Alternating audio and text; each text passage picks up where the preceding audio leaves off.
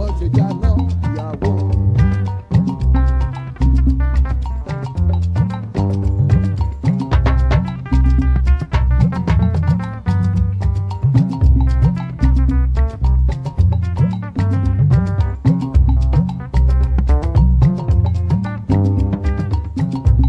Abu bàbá ọkọ, abu màmá ọkọ. Bó bá ń bá kan sọ̀rọ̀, awú bí búrẹ́dì omi. Amọ́kọ lójú táyì, bẹ́ẹ̀ni kọ́kọ́ ò jẹ́ nǹkankan. Bọ́kọ bá ń bá sọ̀rọ̀ ẹ̀dùn lọ́wọ́ àníbọ̀dá ìpanumọ́. Bọ́kọ bá ń bá sọ̀rọ̀ ẹ̀dùn lọ́wọ́ àníbọ̀dá ìpanudé.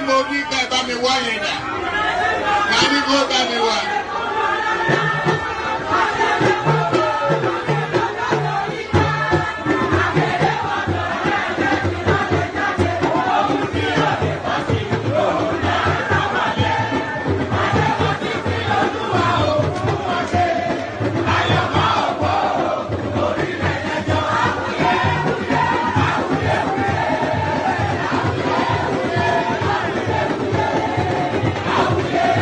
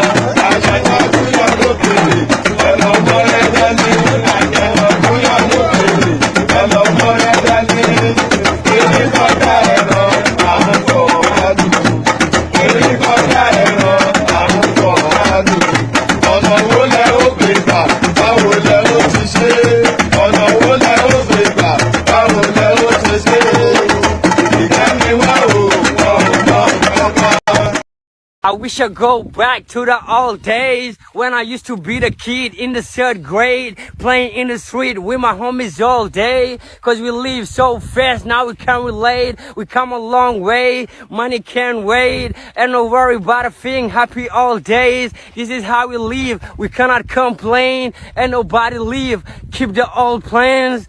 Hey, when I'm better, Mingarti. Mingari Zuda Kari Party. Ko ɗo min mawni ɗo min darti yow goto fone ɓorni bokke e so parti an winam bedda o min garti min gari zuude kadi parti ko ɗo min mawni ɗo min darti yow goto fone ɓorni bokke e so parti ey cugagam ne weeli fof ko souvenir film hanki wona hande hanki jamma mbaale sim min ñalla fije nangue jamma lengi mbaɗa tinde on saha courant ala wura men ko ƴaro finde sifti nammo ala cifti ala inde iɗi nawa wilde iwi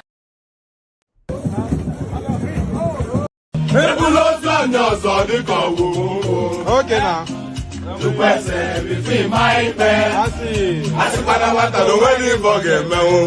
Okay.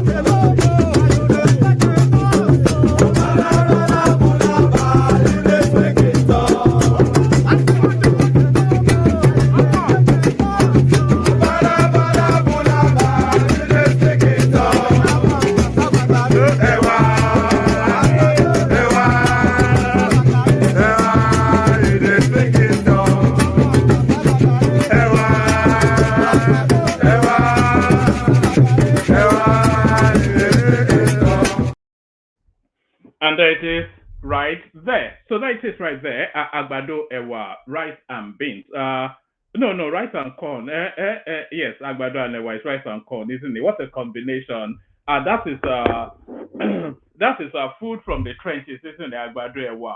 You know. So agbado ewa. Good day to you. Good to be in your company. And how are you? We go again as we always go. There will never be a time that we're not going, so we will always go. So we go we go again as we always go.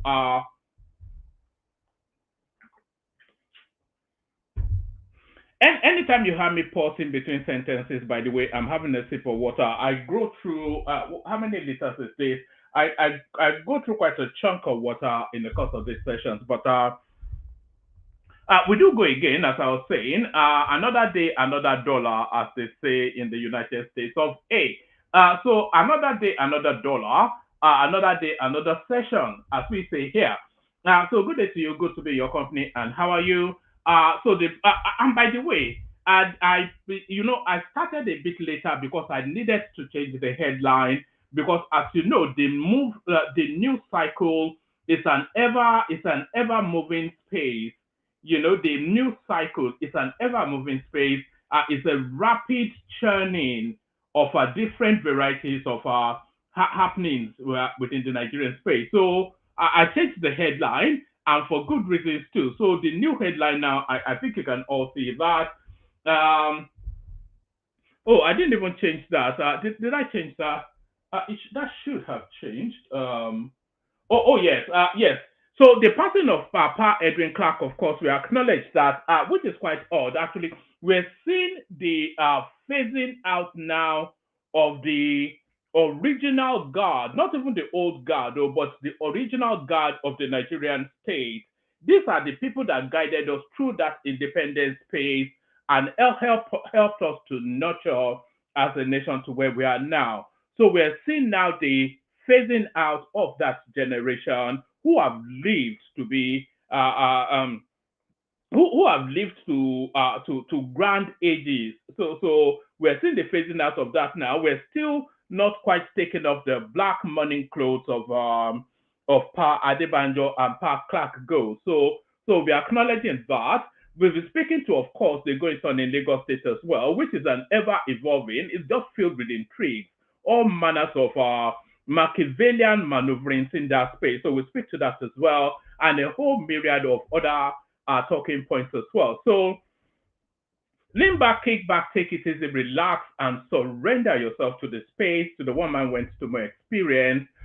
Lean back, kick back, take it easy, throw your hands in the air in gesticulation, I can't even find the word, but throw your hands in the air in surrender, in acceptance that this is how your evening is going to go. So how better can your evening go anyway? Spending it with your favorite or your laughing man, one man went to know. So the session starts. Good to have you here and all that. Protocol remains the same. Click on the like button just as soon as you hear me invite you to do so. You should have done it already, but if you haven't done it already, mark this as the reminder then to do it and swiftly set about doing that. So click on the like button, do that. If you're not already subscribed, please correct that as well. We need numbers going up, and those numbers especially. So like and subscribe.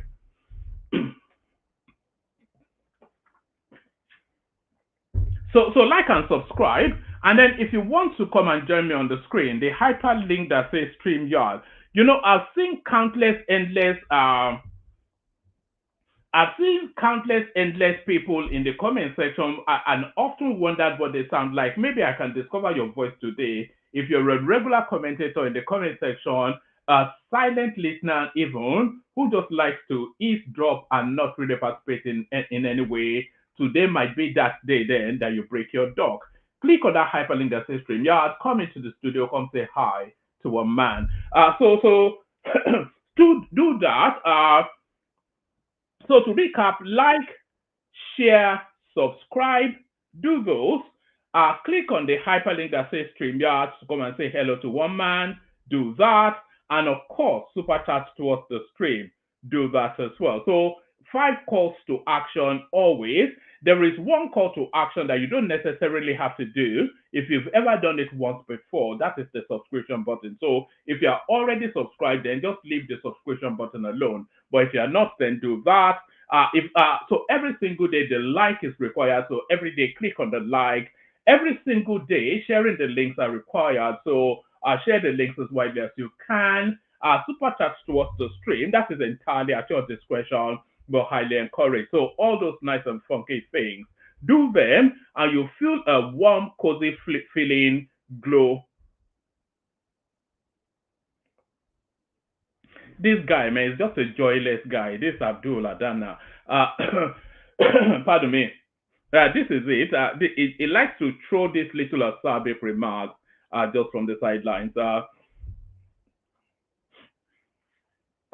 Pardon me. So do all those things. Like, share, subscribe. Click on the hyperlink that says stream. There are super chats to watch the stream.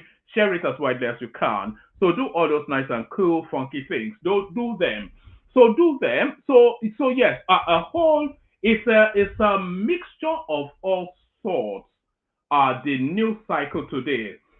Each of those all sorts, they can stand alone as a headline news by themselves, but they've come in various pockets of various varieties from different sectors and different segments of the society. So we'll put them all together and see if we can wrap a conversation around it. So we'll put them all together, see if we can wrap a conversation around it, and we kick it off with this one. Good news. Good news. So good news for the Nigerian state, but much to the chagrin of the naysayers and the politicals. Has Nigeria turned a corner? Investors think so.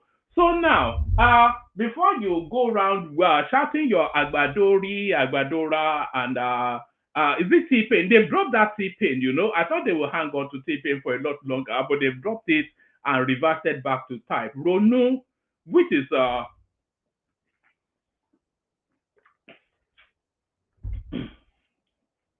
so they've gone back to Rono, which is a coded sort of ethnophobic in a multi-racial climate that would be deemed as racism. The Rono thing that the obedience do, Yoruba Rono. So that is an acerbic sideline of undercurrent of bigotry, which is wrapped in ethnophobia. So that's Rono thing. And I think they know, and I think they intend it as it's been understood.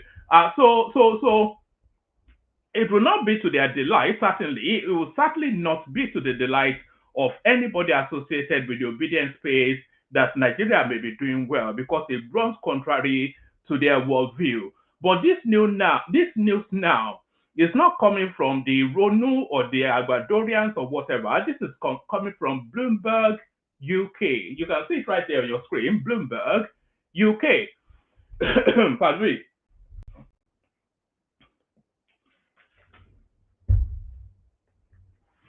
All right. Has Nigeria turned the corner? Investors think so. So what underpins then this now newfound confidence?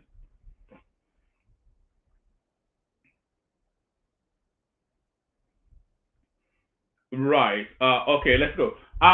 Nigeria's fortune appears to be looking up after nearly 2 years. Nigeria's fortune appears to be looking up after nearly 2 years of painful economic reform that triggered a cost-saving crisis.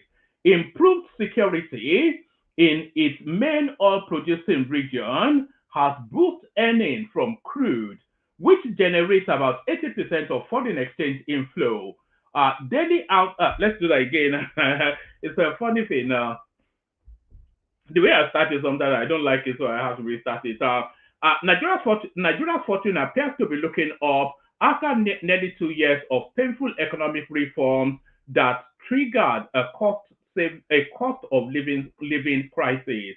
Improved security in its main oil-producing region has boosted earnings from crude, which generates about 80% of foreign exchange inflow. Daily output averaged 1.54 million barrels in January, a 4-year high, exceeding the West African nation's OPEC quota. The pickup in revenue has helped stabilize. And by the way, I heard that the Naira has now broken through the 1,000 to the dollar mark. So it's trading for 900 and something to the dollar now. So people can confirm or debunk that. But I heard that it's now trading for 900 and something to the dollar now. So that trajectory, I'm still insisting that the value to the Naira to the dollar value is 800 thereabouts, 700-800. That's where the true value is.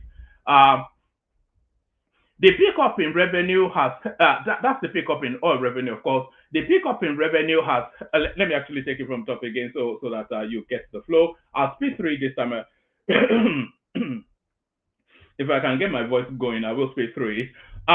Nigeria's fortune appears to be looking up after nearly 2 years of painful economic reforms that triggered a cost of living crisis. Improved security in its main oil-producing region has boosted earnings from crude, which generates about 80% of foreign exchange inflows. Daily output averaged 1.54 million barrels in January, a four-year high, and exceeded the West African nation's OPEC quota. The pickup in revenue has helped stabilize the naira that plunged about 70% against the dollar since June 2023, when the central bank started allowing it to trade more freely. Investors have taken note. The extra yield they demand to hold the country's dollar debt has fallen to a 5-year low. So I'm not quite sure what they mean by extra yield, but I'm sure that will be explained soon enough.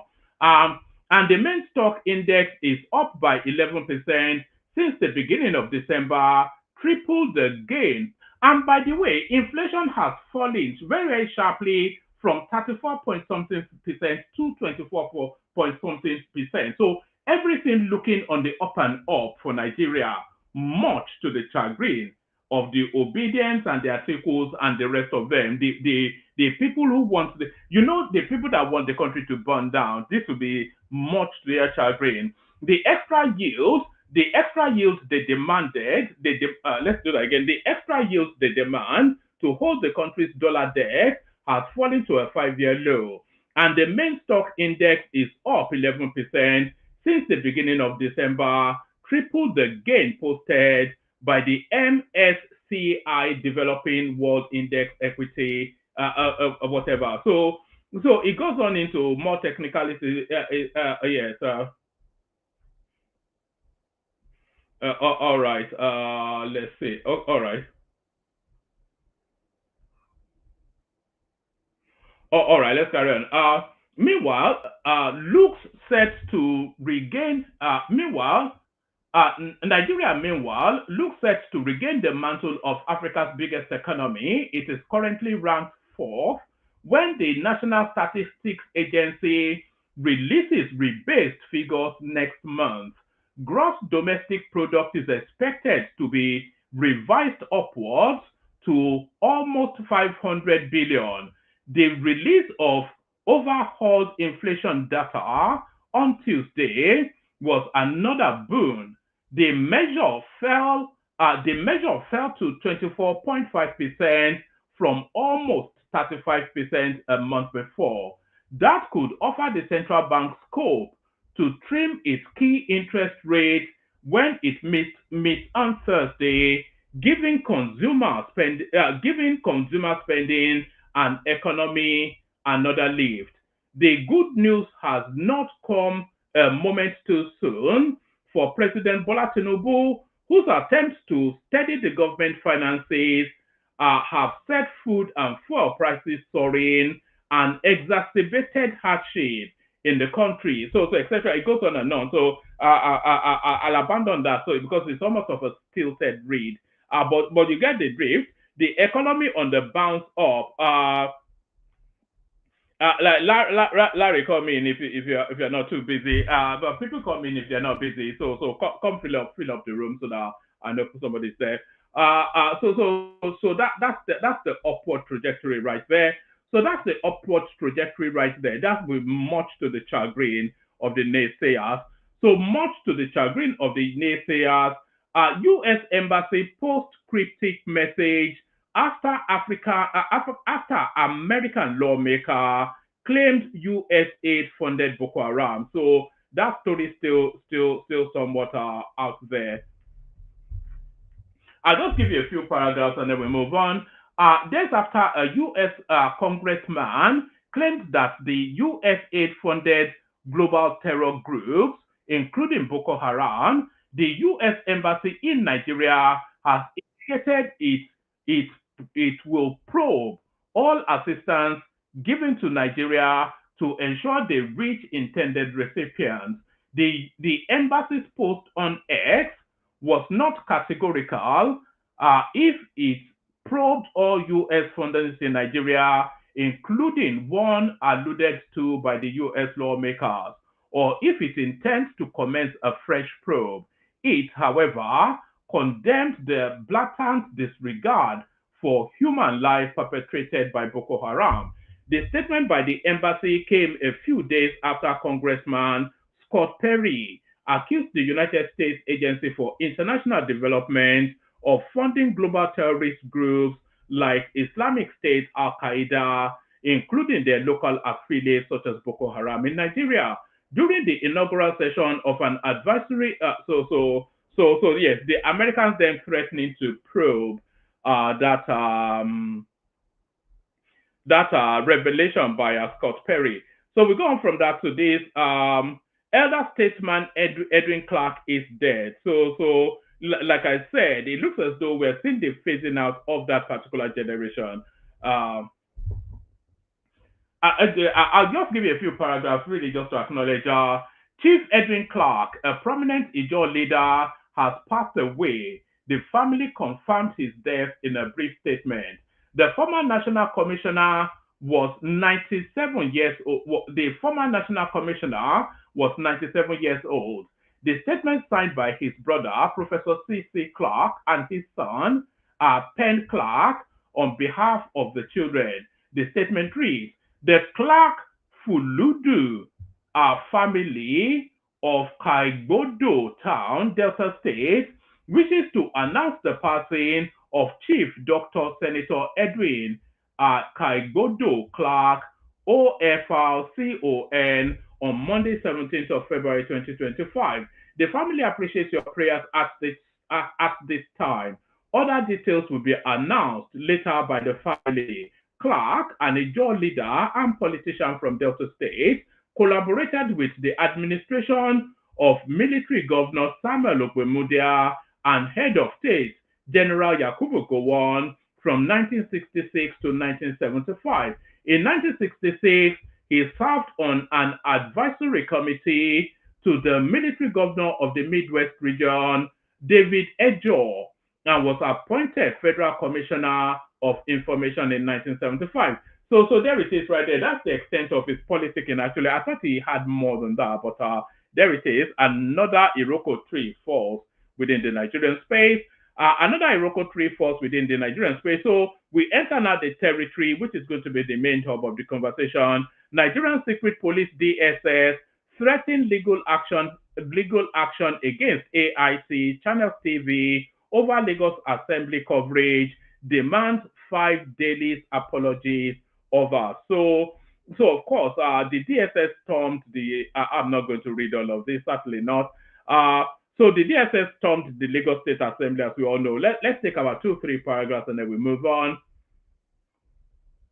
The Department of State Services, DSS, has threatened legal actions against DAR Communications PLC, owners of African Independent Television AIT and Channels Television, for airing news stories alleging that DSS operatives invaded the Lagos State House of Assembly on Monday. In a letter dated February the 17th, 2025, the DSS, also known as the State Security Service, through its lawyer, Chief Ayodeji Adedipe, SAN, demanded a retraction of the story and apologies from both television stations, emphasizing that the reports portrayed the service in a negative light.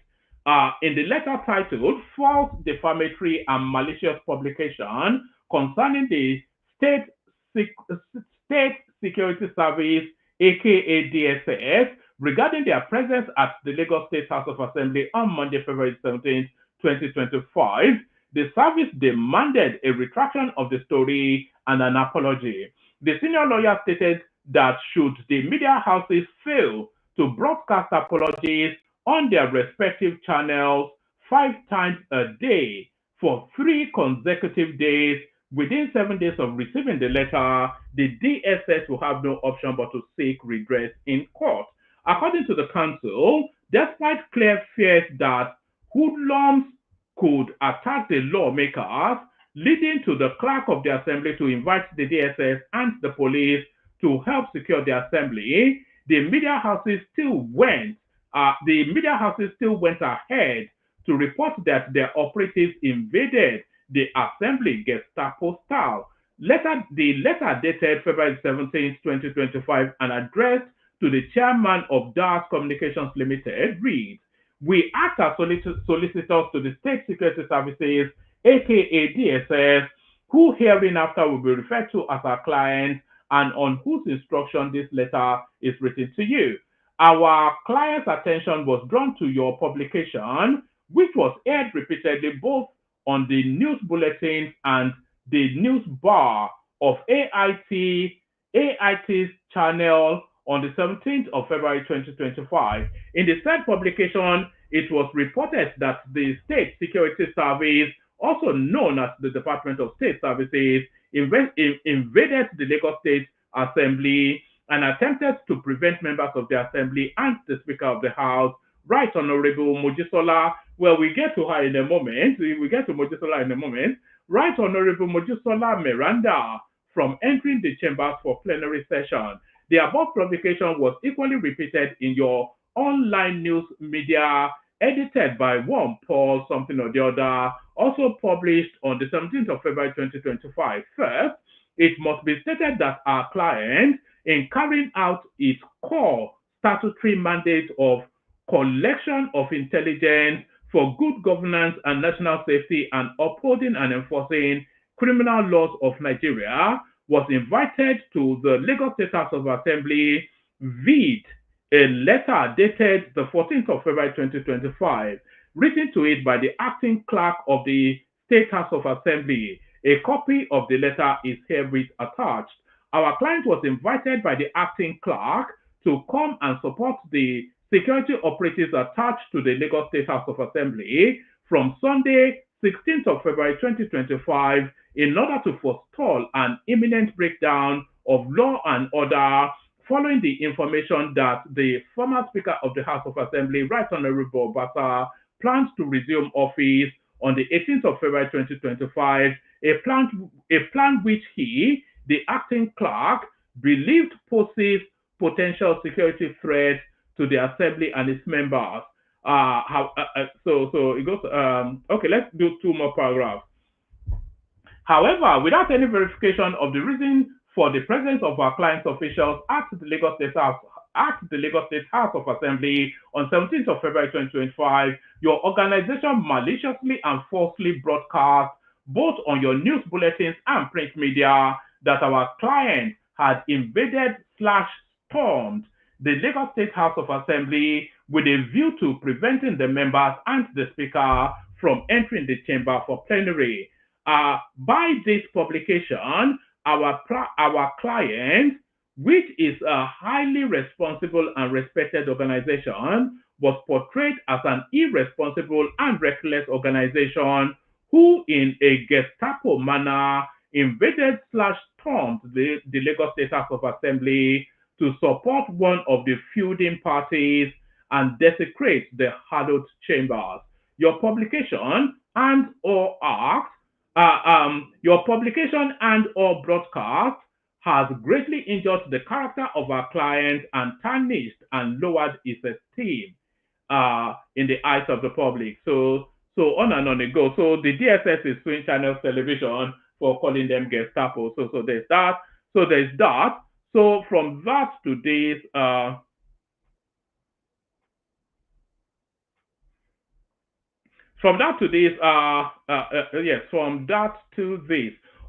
so we're getting close now to the main one now. Obasa versus Merenda. Lagos Assembly breaks silence on allegations linking Remi TINUBU to crisis. So universally, it is believed that Remi TINUBU is actually backing Obasa to return, and she may well get her way, as you will find out shortly.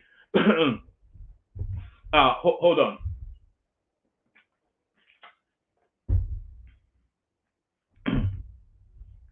Right. On Tuesday, February the 18th, members of the Lagos State House of Assembly have reacted to allegations suggesting that the First Lady, Senator Oluremi Tinubu, is responsible for the ongoing crisis at the Assembly.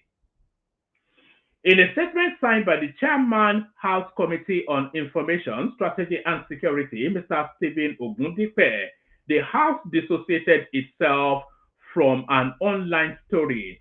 As reported by correspondents, the House noted that all members of the Lagos State House of Assembly do not have any connections to the allegation, thereby describing it as false and baseless. Speaking further, Ogundipe claimed that the report is a pure fabrication and has no basis in truth. The statement reads in part, all members of the assembly hold the First Lady in the highest regard. As a distinguished former First Lady of Lagos State and now First Lady of Nigeria, Senator Oluremi Tinubu has made significant contributions to governance and national development. We firmly state that the First Lady has no role in any internal disagreement within the House. Any attempt to link her to these issues is entirely unfounded. So there is the Lagos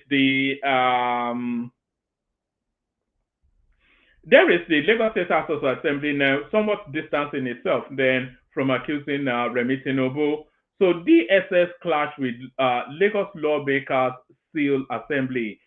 There was ruckus actually when they moved in, so I'm not quite sure why they're claiming they did not storm it. Correspondents recall that on Monday, February the 17th, the Department of State Services, DSS, sealed the offices of Lagos State Assembly Speaker Mojisola Miranda, her deputy, and the clerk. So they did seal that office because we actually saw them. There was a clip circulating, I don't think I downloaded it, of her actually gathering the assembly into a garden, and they were sitting on a garden bench within the parameters, of course, of still that space. They were sitting on garden benches in order to conduct affairs. So they did storm the place and they did seal it off. And of course, they couldn't have done that without instructions from higher up. So the plot thickens. Correspondents recall that on Monday, February the 17th, the Department of State Services, DSS, sealed the offices of Lagos Assembly Speaker Mojisola Miranda, her deputy, and the clerk. Meanwhile, the DSS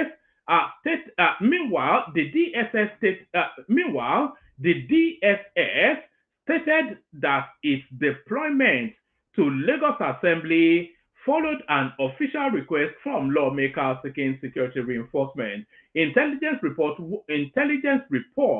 warned of possible disruption linked with an alleged plot to reinstate impeached former Speaker Mudashiru Obasa. However, amidst allegations of an invasion, the DSS emphasized that its presence was to maintain order and prevent security threats at the legislative complex.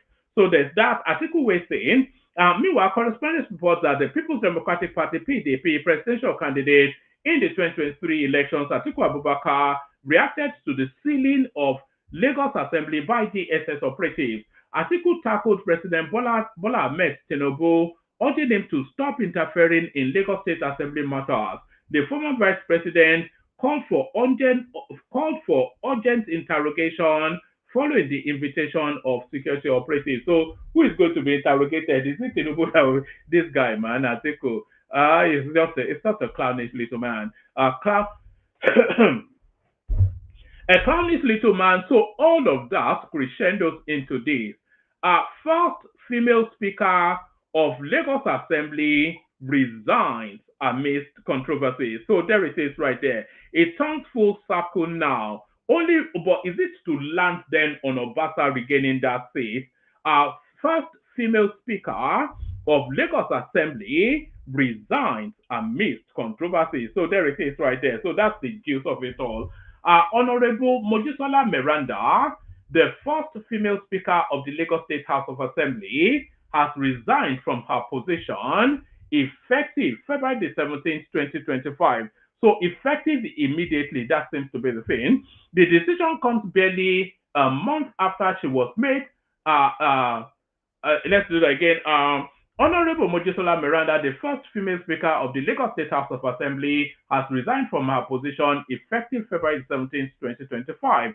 This decision comes barely a month after she made history by becoming the first woman to hold the office on January the 13th, 2025. Miranda's resignation is seen as a selfless sacrifice to protect the institution amidst recent political turmoil threatening the cohesion of the House. In her resignation letter, she expressed gratitude to her colleagues for their support and collaboration during her tenure. What tenure? Barely lasted a month, February the 13th to February, January the 13th to February the 17th. So that's a month, 4 days. So what cooperation or collaboration in just ridiculous now. This is the puppet master hands of TINUBU. There's no equivocation. But which TINUBU, is it Bola or Remy? But certainly this is coming out of Basso Rock. So again from the top, I'll go through it at speed this time. First female speaker of Lagos Assembly resigns amidst controversy. Honorable Mojisola Miranda, the first female speaker of the Lagos State House of Assembly, has resigned from her position effective February 17, 2025. This decision comes barely a month after she made history by becoming the first woman to hold the office on January 13, 2025. Miranda's resignation is seen as a selfless sacrifice to protect the institution amidst the recent political turmoil threatening the cohesion of the House. In her resignation letter, she expressed gratitude to her colleagues for their support and collaboration during her tenure. The resignation comes on the heels of a vote of confidence passed by the Lagos Assembly on Miranda amidst rumors of her possible resignation. The Assembly had also adjourned plenary indefinitely following a motion by the Majority Leader Temitope Adewale. So here is the resignation. You know, this resignation letter has been circulating for a few hours now, but I needed to do some checks before I brought it to you guys. So it's been circulating for a while. Also, here is Miranda now, the full diet of. Says this is coming from Ruben Abati's page, so that's what's giving me the confidence to bring it to you. So if anybody gets the blame, it's Ruben Abati. Dear honorable colleagues, resignation as Right Honorable Speaker of the 10th Assembly. Number one, it is with every sense of responsibility that I hereby give you notice of my decision to resign as the Speaker of the Lagos State House of Assembly with effect from today, the 17th day of February 2025. Number two, I did not arrive at this decision lightly. Indeed, I took into careful consideration all the primary and intervening circumstances that culminated in my election as Speaker on the 13th of January 2025. On the one hand, and the recent political turmoil, which is threatening the cohesion of this honorable house. On the other hand, number three, we are the representatives of the good people of Lagos State, with the mandate to protect our democracy and ensure good governance. I am a good student of political history, and in this regard, I know that this is the point at which, as your leader, I have to make this selfless sacrifice to resign in order to protect this institution. Number four, with your unflinching support, I made history as the first female to become the Speaker of the Lagos State House of Assembly, and I value and cherish the solidarity freely given to me. My esteemed honorable members, I do not leave out the management and staff of this assembly. I am sincerely grateful to each of you for your support and collaboration during my short but very interesting tenure.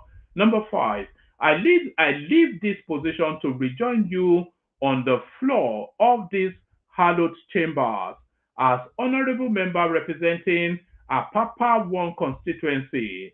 I shall continue to serve my good people of Apapa 1 constituency in particular and our team in Lagos in general. Number 6, thank you for finding me worthy to lead this distinguished and honorable assembly. Dated this day, 17th of February 2025. And there it is right there, short. You can't even say it was impactful. It was just short because what's impactful. But what does this mean, though? Is the wider question. Is this the opening of the door for the return of Obasa? What exactly does this mean? So, in the fullness of, we'll find out. Certainly, before this week runs out, we should find out. I don't think Obasa will return. I think we'll have a new person. I think the space is fed up with Obasa, but I think they've sacrificed this woman as a sort of a penance for Obasa, but then to bring in somebody new. But certainly, I'll be aghast if Obasa came back. So I'll be aghast. And how does this even play into TINUBU for president for governor? By the way, which I'm still holding on to as a storyline. So the plot thickens then. Mojisola Miranda, thank you. It's hello and goodbye, isn't it really? So it's hello and goodbye. As I just saw an interesting headline. I wonder if I should bring it to you actually. Pardon me. Where is this coming out of?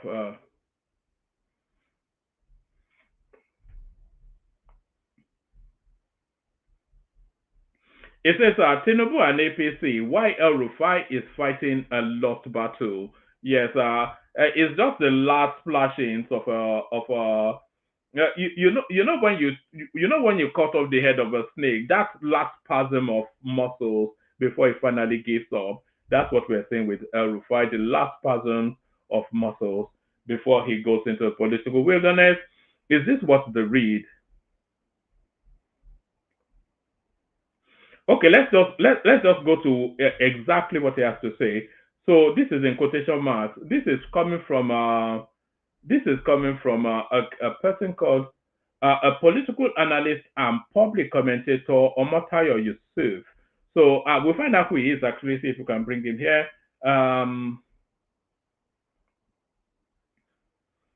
Okay, let's just read what he has to say. We'll read his exact words. So his comment reads.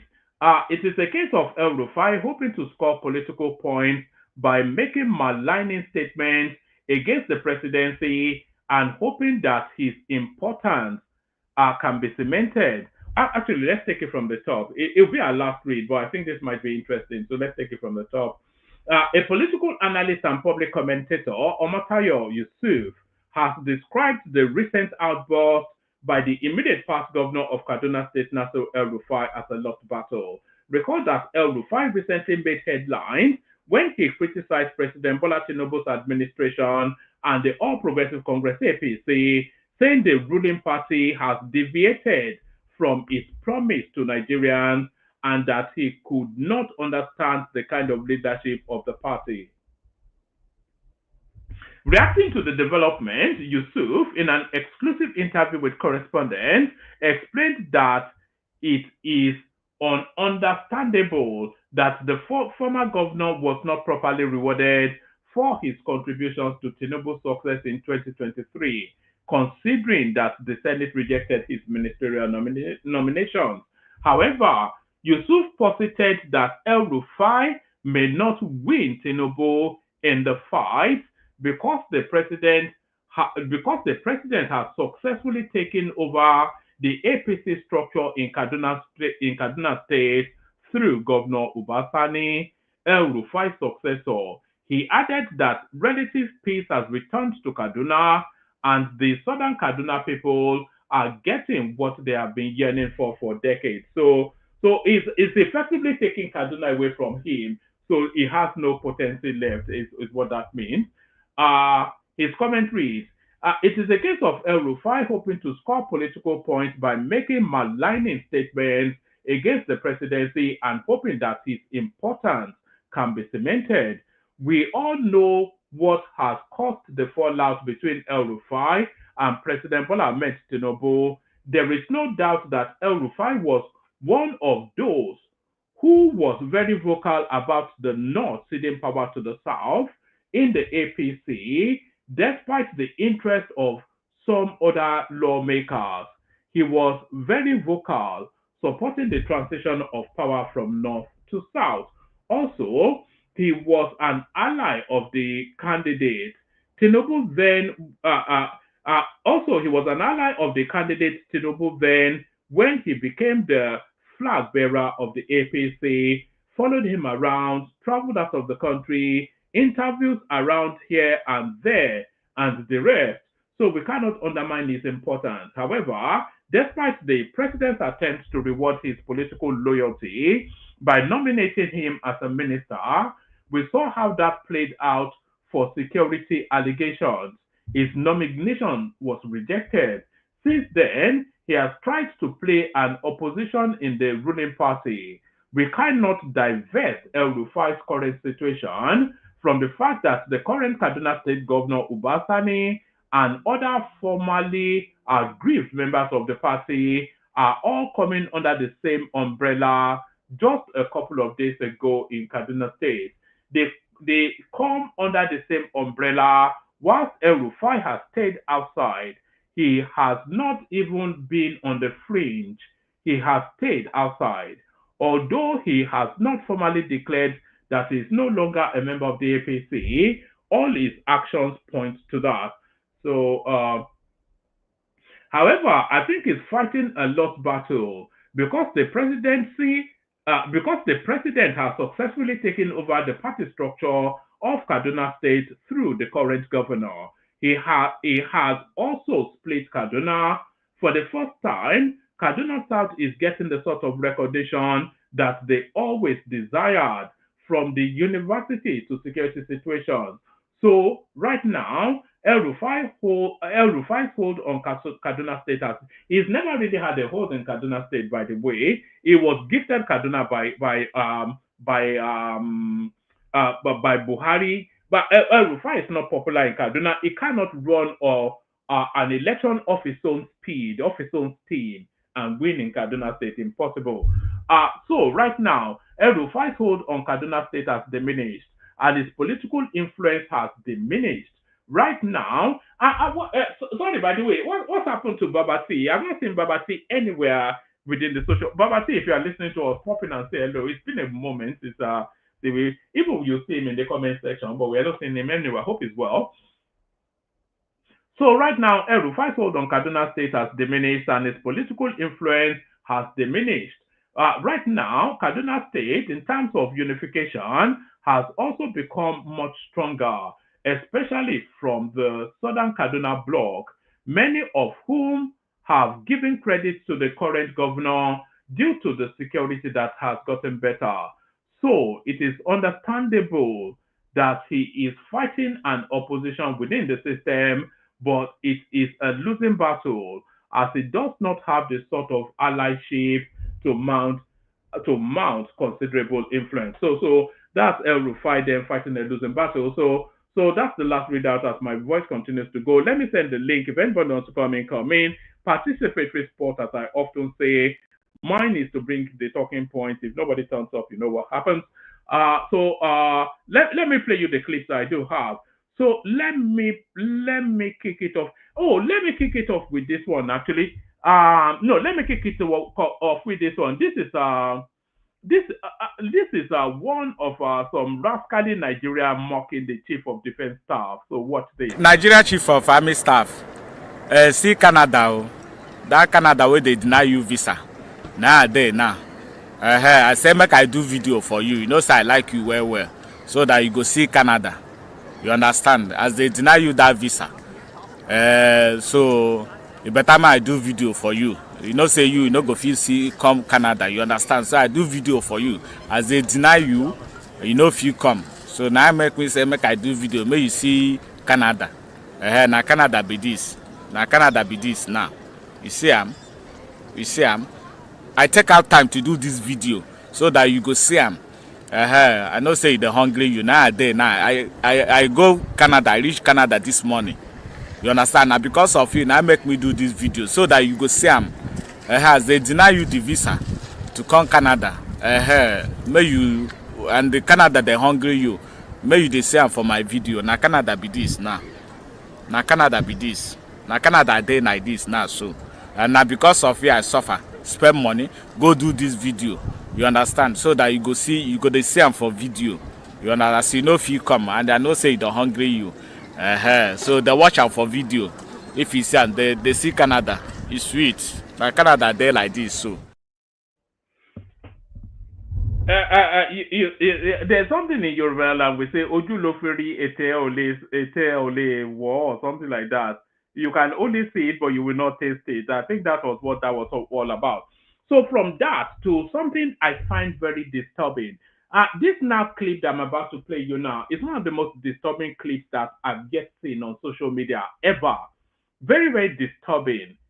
Just watch it. It disturbs me. I wonder if it will disturb you. The path and privacy of personal property was printed in the paper. He gave a poor explanation of the possibility of postponing the preliminary plans to put a new production manager in place.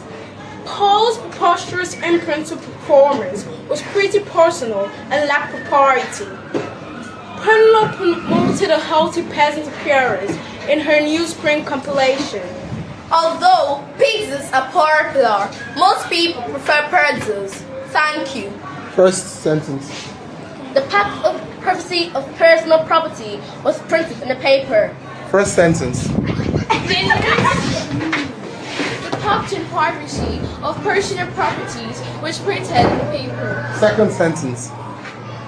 He gave a poor explanation of the possibilities of postponing the You're not making a video. preliminary. See? And there it is right there. That's a school in Nigeria. You know our accent. It's an integral part of who we are. That's a school in Nigeria. I don't even know what's going on there, but it's just too weird, isn't it? But it disturbs me still. Even as I hear it now, it disturbs me still. It disturbs me still. But this certainly now next clip should disturb the Fulani man. Watch this. It looks as though there's an awakening or a reawakening in Hausa land. Watch this. I just want to talk to him, to insult him, to make people to see him like a dog. I don't want to talk to him. I don't want to answer him. I don't want you answer him. Who is it? I'm to him. I leave a platform, answer him. Who is Ampodio to him? Who is Ahmed Bello to him? Who is Sultan of Sokoto? This is rubbish. Evil people. Evil. Sultan of Sokoto is a terrorist. He is a leader of Nasr al-Islam. Listen to me. My brother, just let me talk. Let me talk. Sultan of Sokoto is a leader of Nasr al-Islam working with ISIS. You use religion. Islam is a religion for peace. Islam is a religion for peace. You use Islam to analyze people. Shut up. You take a woman to rape her in the mosque. This is not religion. This is for DNC. Your religion is for DNC. Go hell, little gypsy. Shut up. God destroy Fulani wherever you are. We're gonna kick you. Believe me. What happened to you in Mali? Believe me, I swear to God, we're going to do what happened to you in Mali. What's going to happen to you in Nigeria? Not all Hausa, not Middle Belter, Yoruba land, Ibo land. We're going to kick you out. We're going to kick you. Shut up. Talk to me in English. Talk to me in English. Talk to me in English. I don't want to talk to you. I just want to insult you. I want to tell the people you are not Hausa. You are a Fulani. You scared. You scared to say you are a Fulani. I'm not going to let you to talk. I'm not going to let you to talk. Shut up. Shut up. Whatever you want to say, say it. I take contractor, whether Christian, whether Jewish, whether English, whether Igbo, it doesn't matter. Shut up. I know you like me. You are a Fulani gypsy. I know you are a gypsy. You are a, I'm not going to allow you to talk. I'm not going. I'm recording every single day. I'm recording you. What I'm talking, I'm going to put in Jarma Hausa to know. I took a picture. I'm recording everything happened here. I'm recording. I'm going to put it in Jarma House TV on my platform. Shut up, gypsy. You are gypsy. You call yourself Sergio Hosa. God destroy you. God destroy you. God destroy you. God destroy Fulani, wherever they are. You are gypsy. You are terrorist. You are terrorist. Shut up. Shut up. Shut up. Shut up. Gypsy. You are gypsy. You are gypsy. You are gypsy. You are gypsy. You are gypsy. 7 million houses. You analyze them. Now you come to say you are Hausa people. You are Fulani. Shut up. The Hausas have woken up. That's very good. Alumbe, calm down. Let me marry you. The Hausa people have woken up. Shut up. I'm not gonna calm down. Shut up. I'm not gonna calm down. Shut up. Shut up. I want you to marry this lady. Shut up. Shut up. So far can go. Sariki, I want to talk to you. Okay, man. Samadina, go on, Samadina. Yes, Sariki. I'm happy you're here now. Did your vote count in Nigeria? As a Nigerian, did your vote count? Man, I'm in Bosnia, Herzegovina. His vote count. They even bring most of the Fulanis from Benue and every part of Sahel. They come there. Man, I'm in Bosnia. You are not in Nigeria. Bosnia now. I'm in Bosnia, Herzegovina. So that is there. It is right there. It's undeniable. I've been seeing snippets of this sort of clips coming out on social media here and there, and it's coming out more and more frequency, which is to tell you then that there's a reawakening going on amongst the Hausas. But how far are they willing to go with it? That's the thing. Because to solve the Fulani problem, you will really the key to solving the Fulani problem lies in the hands of the Hausas. We can intellectualize a solution, but they can actualize it physically. So, and it's telling them then that they will get the Malian treatment. If you don't know what happened to the Fulanis in Mali, they tried their wayward ways in Mali and they savaged them almost to a general, I don't want to say the full word, but they savaged, they wiped them out. So and that's what that lady is referencing. So are we seeing a reawakening amongst the Hausas? That's the thing. So I'll play you one more clip and then we play the guide music. We see if anybody turns up for the conversation. This now next clip now. If you carry the mark that is on this clip, it dates you. So this young man now is about to expose you. You that you like to pretend like you're down with the kids. This young man now is about to expose you. If you carry the mark that is on this clip that I'm about to play you now, if you carry the mark that is on this clip, it dates you. Watch this. Wait, ask your parents. Any parents wey I don't see for this life, all of them, they have this mark on their body. What does it mean? Like older parents, people that are like maybe 50 years and above, all of them have this mark. How did you guys get it? Some of them is on their shoulder, some now for their hand, some now for other part of their, but they get this exact, now so the mark be. I cannot be the only one that has seen this shit. I beg, if you don't see, help me out. Help me out, find out waiting be this mark. Let me know in the comment section. So those who don't know, I don't have it, but I recognize it as an immunization mark. But if you carry it, what was it even for? So if you carry that, then that dates you right there. So we play the Care Guide music and then we'll see what happens after that. First, the Care Guide. Where are they? The Care Guide. Water, only water, only water, where they see ma. Water, only water, where they see ma.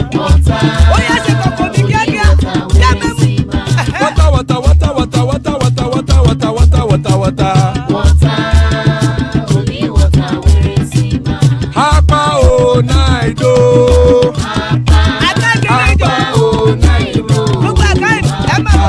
Hapa you don't come o.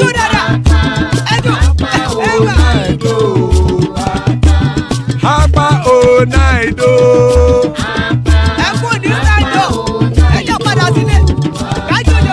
Oro keke elemuye o. Ide shodi ya kekere elemure o. Obi master kekere elemure o. Chifu Failati kekere elemure o. Eruku lele elemude. Eruku lele egbe elemudode ojare o.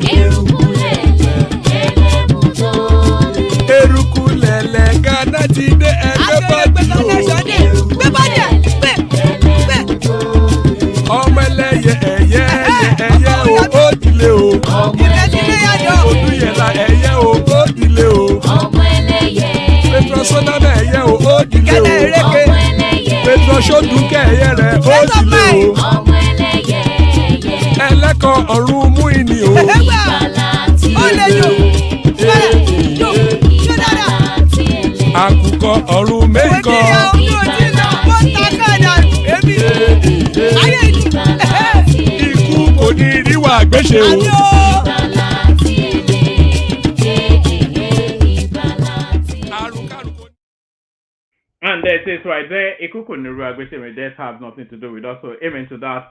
Joining us, Tony Africa. There's Tony right there, the mighty man. Baba joins us. That's Baba right there to give some background information to some of the talking points. And Larry, of course, a fan favorite and a favorite of mine. Plenty of spaces still. Anybody that wants to hop on. Let's kick it off with Tony. We go Tony, Baba to Larry. So Tony, you're first. Yeah, thank you very much. Good evening, everybody. Hello, sir. Salam alaikum. Yeah, alaikum salam. Yeah. I'm surprised you know that. Don't be say you hate all these people. No, that's where I make most of my money from. The Syrians. The Syrians now. The Syrians.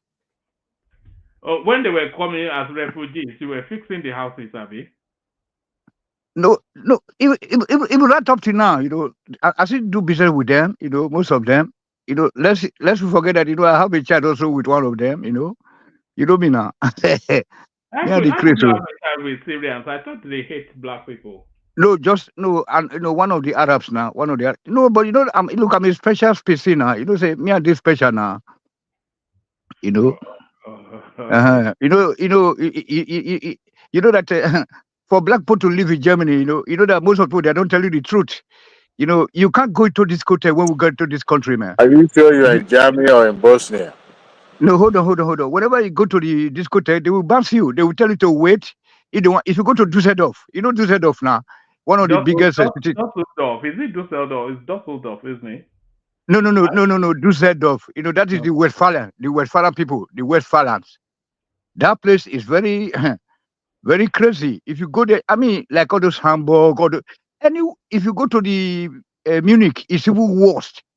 Do you know that many black people that came into Germany from Italy, they cannot get apartments, in the southern part of Germany. They have to rush to the north or to the east to get an apartment because they don't want to have black people as neighbors. That's why we have been clamoring for, at least little bit workable Nigeria that can guarantee at least 2 square meals a day, sir, or electricity. It's very bad. That most of the, black people, they are so selfish in nature that only what they're after is yesterday and today. They don't plan ahead. So when they, as long as they can get some money to eat, or they get free money from the social system, they say, oh, the country is very good. They are not telling you the situation on ground. It takes people like me, to be telling people the fact, you know what I'm saying, without a second guessing, I'm a nice guy. So no place like home, no place like home. It's very bad. It's bad to be living outside where you was born, where you was born to dwell in. No matter what, sir, no place like home, At least, if some black people that don't even have family, at least you are missing your bushes. Those are nice environments. All those environments, your weather, your everything, the village, etc., etc. I used to say this all the time. But anyway, that's what I mean, sir. But to be in a foreign country where people they just pretend. Sometimes when you are just your neighborhood, sir, one man, you may just wake up and then you get out of your compound, the next house, your neighbor, you just say good morning, or you say what's up. Not like England. I know I've been to England and then I live in some part of all those places in Ireland. They always say hello. Here they don't greet you. They see black person. You don't see black people walking in the supermarkets in Germany. You can't find black people walking in the supermarkets. Maybe they will put them at the parking, where they are cleaning the carton, whatever. Oh, but Or those there's a black eBay. man on television now. I remember there was a lot of Back in the days, back in that publicity Gambia about guy, it. that Gambia guy, yeah, that Gambia guy. Only I that used one. to read the news, yes. Back days, yeah, I remember this morning show, They took him out. The people don't, But like this. you have a prestigious job now. You work as an engineer in Germany. Yeah, that is why, because if you can, because they always ask you, where did you, my colleagues, all those German, they say, where did you go to school? You tell them Nigeria. They say, so. And I said, the German guys also, they like you when you are intelligent. They call me intelligent. They call me star discotheque. They say, oh, Tony, please try to make use of this your talent. Well, why do they like you then? Now you look at this guy. Yeah, No, because I can dance, I can do many things, and then they will say, Tony, please use this your talent. You know that I can also cry jokes now. Stuff like that. You also you already know me. A little bit now. Probably you went into my profile already. You see where I'm almost half naked in African attire, like you know what I'm saying, like with all those kind of white chalks around me, like a voodoo man. All this kind of, so I do some theater something. Only this time around, do since Corona time, I have to reduce my work, my helpers' strength, my team. I just have to just take them out. Then I'm just doing all the services right now, almost alone. Although sometimes I just have some people on just like that daily basis. I say, come on, do something like that, and then they go. So and then because instead of making too much money, and then you are not getting any, enough money at the end of the month. So I try to whatever whatever I can do alone. Then because at the end of the day, if you send people to go and perform something, you still need to go there to see stuff like that. So it's not that easy. So but German, they respect you when you get brain. They respect you. That's it, woman. All right, brilliant. I was going to make a joke then, but maybe not. No, please, no. I was going to no. It's part of the show now. I was going to ask you, why do they respect you then? Yeah, because of the because of my intelligence. You know what I'm saying? Because right. there's so many things that that. No, hold on. I can manipulate some components. You see, that would there are so many things that I can do, one man. That's why it's very people that we cannot go and inculcate all these ideas, in the younger ones at home. Do that at teenager right now. It looks as though the window of opportunity may well be opening. From what we're hearing from the international space, the Nigerian situation has taken a turn for the better. So now, of course, the insecurity is heavily being tackled and it's been reduced quite significantly. So there's that, but the economy itself is bouncing back. So what are you making then of this headline from Bloomberg telling us that Nigeria has taken a turn for the better and the investors are coming? Yeah, okay. The angle that I would like to take it from is from the interview I listened to yesterday from our guru, you know what I'm saying? Bolaji Akiyemi. I love that name too much, you know what I'm saying? I saw that interview as well. Somebody sent it to me, actually. He was saying that, anyway, carry on. Rufai was just messing up the whole situation. No, Rufai is an idiot. It's an idiot. The first time. Sorry, Tony. I'll say this and I'll be quiet for you. If they are going to be doing serious one-on-one interviews, they shouldn't be sending Rufai. Rufai is there for Digbolugi journalism, just to interrupt audience and guests and upset them and they can't be sending Rufai to be interviewing somebody intelligent now. But carry on. It's a missed opportunity. They should have sent Ruben or one of those girls. Yeah, this girl, this Edo Yoruba girl there, this Ayo was there to rescue the situation. At least, because Rufai was just trying to disrespect our Oga. You know what I'm saying? I don't know where Rufai went to school, because I'll be hearing about Bolaji Akimi right from the time of my primary school. You know what I'm saying? Right on to through high school to tertiary institution. Bolaji Akimi. You know what I'm saying? I mean, that is, Rufai was asking him for a proof of what he was saying. That what are the facts? What are the? I mean, this guy. I was just no. I said anything that Rufai supports now, I'm totally against it. I will. I mean, I don't know why that guy should be there. At all. There was another gentleman that I don't even know his name. Will try to also keep the peace. Like, I mean, I couldn't believe my eye. So and then I had a very bad evening. Because Bolaji Akiyemi. So what I mean, we should be happy. We should be glad that he's there. After the exit of our leader, Adebanjo. You know what I'm saying? Because we still have Bolaji Akiyemi to direct our place. Yeah, but what did you glean from the interview, though? Did you get anything out of it? Oh yes. The guy makes a lot of exposition. I mean, it's they said a word is enough for the wise, Abi. So even there are some videos that I will send to you tomorrow about how mothers do communicate with us. You know what I'm saying? Like your mother now, you can go to your auntie's place, and then if they are giving you food, you will not just eat that food. You must look at your mother's eye. Now you have to consult the oracle before you can say yes. So I'm hungry. I mean, stop. So do you know where I'm going to? Like your mother. Maybe you go to somewhere and you're feeling hungry, and your mother decides not to go home yet, but you are really extremely hungry. It doesn't mean that you have to eat somebody's food from a stranger. Your mother will tell you, you can't eat, but you know me say, may you eat. You will not eat. Your mother can communicate with you, just body language alone, only looking at you. You know what I'm saying? Whether stuff like that. But this Rufai, I don't know, he has no respect for nobody.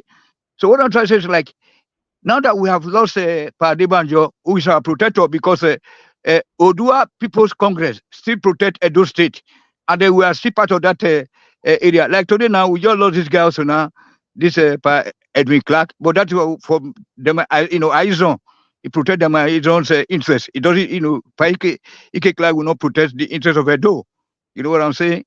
So they don't protect the interest of Edo because these are the Akintola, Azikuwe's fashion. Because I heard people was talking about how Ike Clark said that Agoro did not share the assets of the old Western region with Midwest, but at least we have Palm House in Benin, which is 12 floors, and then we have Cocoa House in Ibadan, which is 24 floors.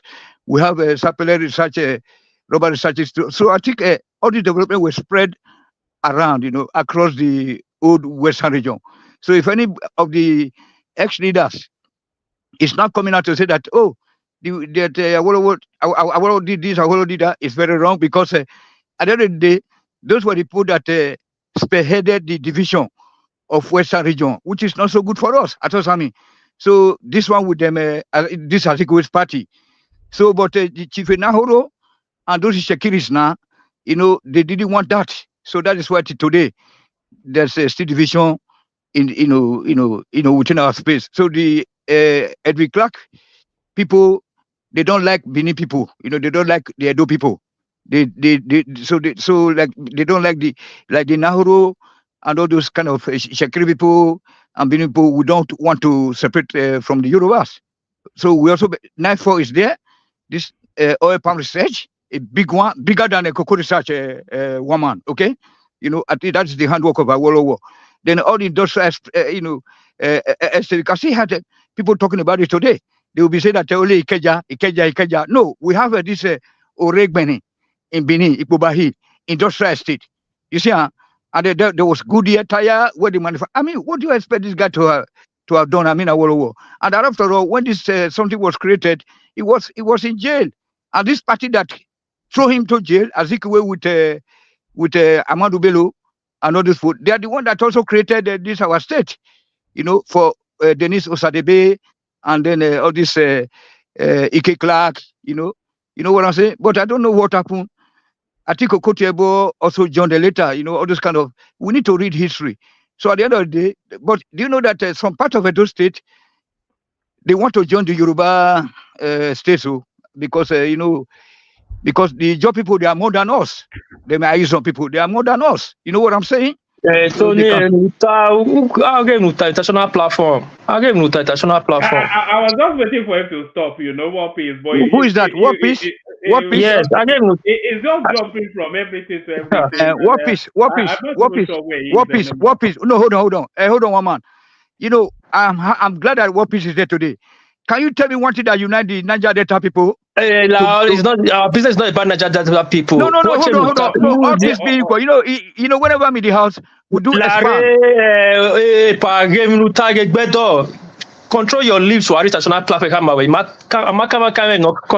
You careful what you say international platform. You're international platform.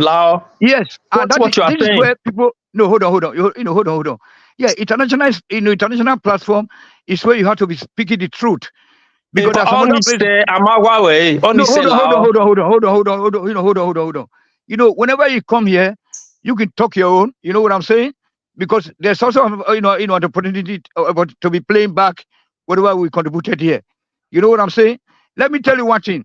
We're having a problem in the Niger Delta region. When they call us South people, can you point to me one thing that unites us? Have you had any? Your discussion is out of point. It's different. No. Hold on. Do you see last time there was killings? No, it's different. I don't look to the topic. Can you pause this guy? Well, let him talk now. At least. What are you talking about? Who is that? I'm saying what he says is out of the topic. What is the business with Niger Delta? What kind of problem is it causing? Something is leading to the next. Oh, if I'm talking about your bad for yourself, will you allow me talk? What he's talking about has no meaning. Yeah. You hold on. Let me talk. You cannot control his mouth. Oh my God. Can I speak? This is not your platform, my friend. I used to come to your platform to about my platform. You're speaking about what is bigger than you. Can you just keep cool? Now you get out. I'm not your houseboy. Hold on. I'm not telling you your houseboy. I'm just telling you, caution you what you're saying. You are causing in Benin right now. Hold on. Leave Benin alone. One piece. Do you see what you guys are doing right now? Alone. What's your business about Benin international platform? No. Hold on. Can you point one thing that unite that like Ogun people now? If anything is happening in Lagos, you can see. Hold on. What are you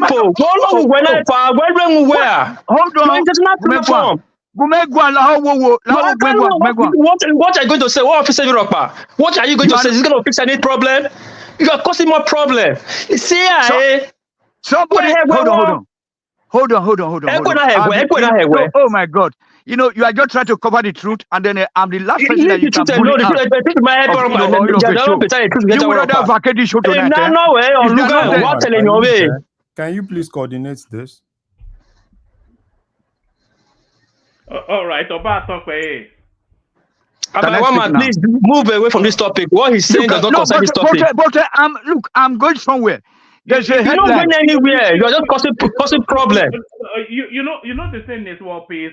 I've surrendered to the fact that Tony has his own little niche, and he has a very potent little following that delight in just hearing it. He could be saying whatever it is that they just love the guy. So let him do his whatever it is. Then we move on.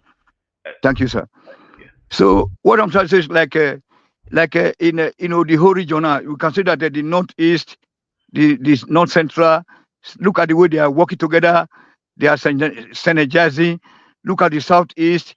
If anything happens in Ebonyi State, people from another state, they will move in there, try to settle, to iron the issues out. Look at our own case. If you go to this so-called South-South, there are a lot of divisions. You know what I'm saying? There's no synergy. We never work together. We don't see each other as one. You know what I'm saying? Like the other day, I was having some conversation with some guys who are very close to us. Our own tribe people from Urobo.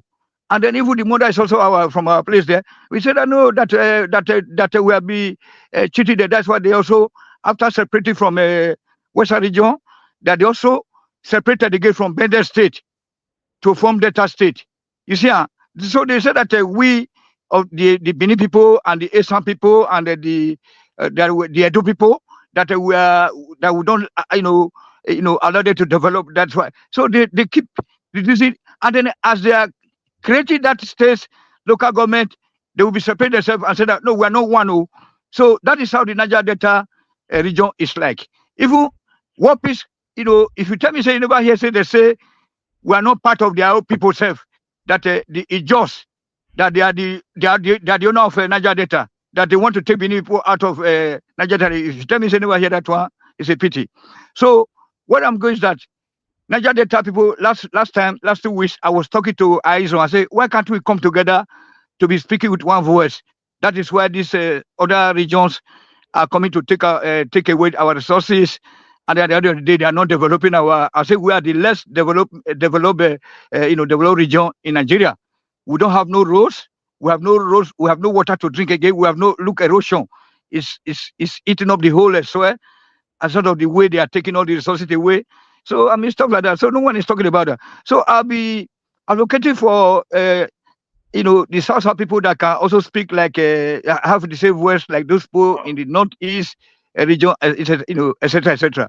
So please, woman, just help me so that directly we get to today's topic. All right, I'll take it to one more, and then we'll move it on to Baba. Yes. Do you want to speak on the goings on in Lagos State, or the economy rebounding, the naira stabilizing? Yeah, Or the Hausas fighting the Fulanis. No, that's outside one. Say me and don't live for now. I'm a professor here, so back in the days I was able to give you guys the guideline to go, and you guys are now doing that line for me, so I don't have to be debating about that. Not South dialogue. I've already delivered my speeches here. Ever since I joined your platform, so not only here, everywhere. So as long as you guys are now fighting the war for me, I'm happy for that. So let us go to the economy. There's nothing like so this Obasa something, whatever. The other day I told you also that the country, we are going nowhere. You know what I'm saying? Because the system is not there. We need a governmental, established ones for that matter. To take care. You can see what is happening. Lagos yesterday, Lagos State has whatever. Look at what is happening in Edo State right now. Very bad. When you look at those kind of, then you see that even what is the essence of having an election? If we want to be telling ourselves the truth here, why can't we just say now, okay, let people just go to the court and be fighting it out? I never see a country where holding an election, you have to use your money to buy primary, to buy your way into competing or contesting an election.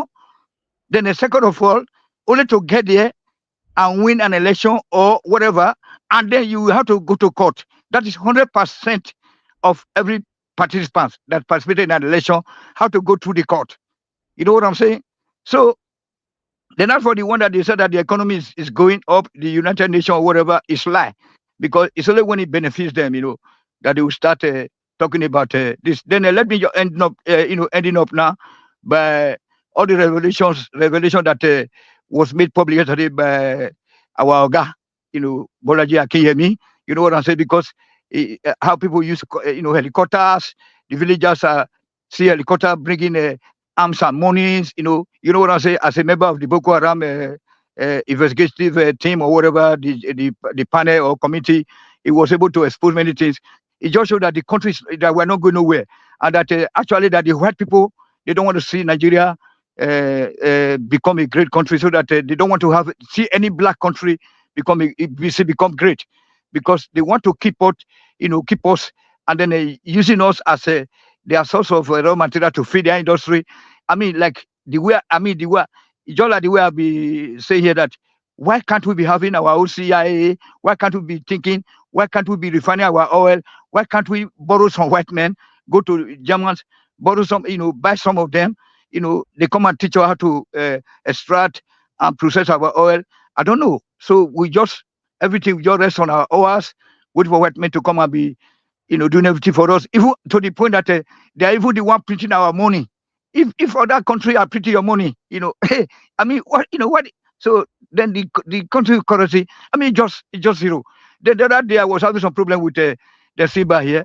I was wondering. Let me join. Thank you, sir. I want to know what the Arabs and other countries are doing better than us, that is making their country to be more than us, even though we have more qualified human beings, manpower, more high institutions, more Nigerian engineers, more doctors. Why is it that only the black countries that are so backward? We need to go back home and then fix our country. then let us not wait for the white people to do our things for us, because we can do it in, under their supervisions abroad. Let us go replicate whatever we have learned abroad. Thank you very much, Wama.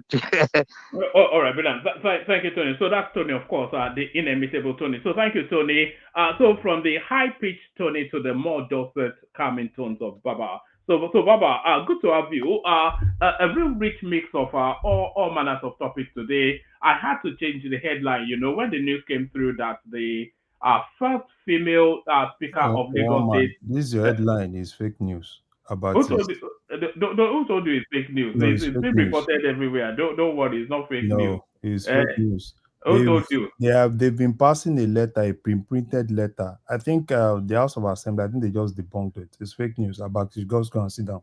Yeah, all right. It's not fake news, so it's everywhere. So if it's been reported by somebody as esteemed that Did you see it reported in any of the main dailies? It's breaking news now. It'll be all over. Breaking. Hopefully you come back tomorrow when it's all over everywhere. Okay, we shall see. It was Shewon Kimbaloye that started it even before the whole thing happened. He tweeted it. And a lot of people attacked him. I don't know what's wrong with all these journalists. Probably is what they want. Larry, no worries, Larry. No worries. All right, Baba, floor is yours. I don't accept that it is fake news. Sadly, not when it's coming from a party. It has to be genuine. It's a reputation that's putting it out there. Well, good evening, woman. How Good are evening you today? to you. It's I'm been a good. while.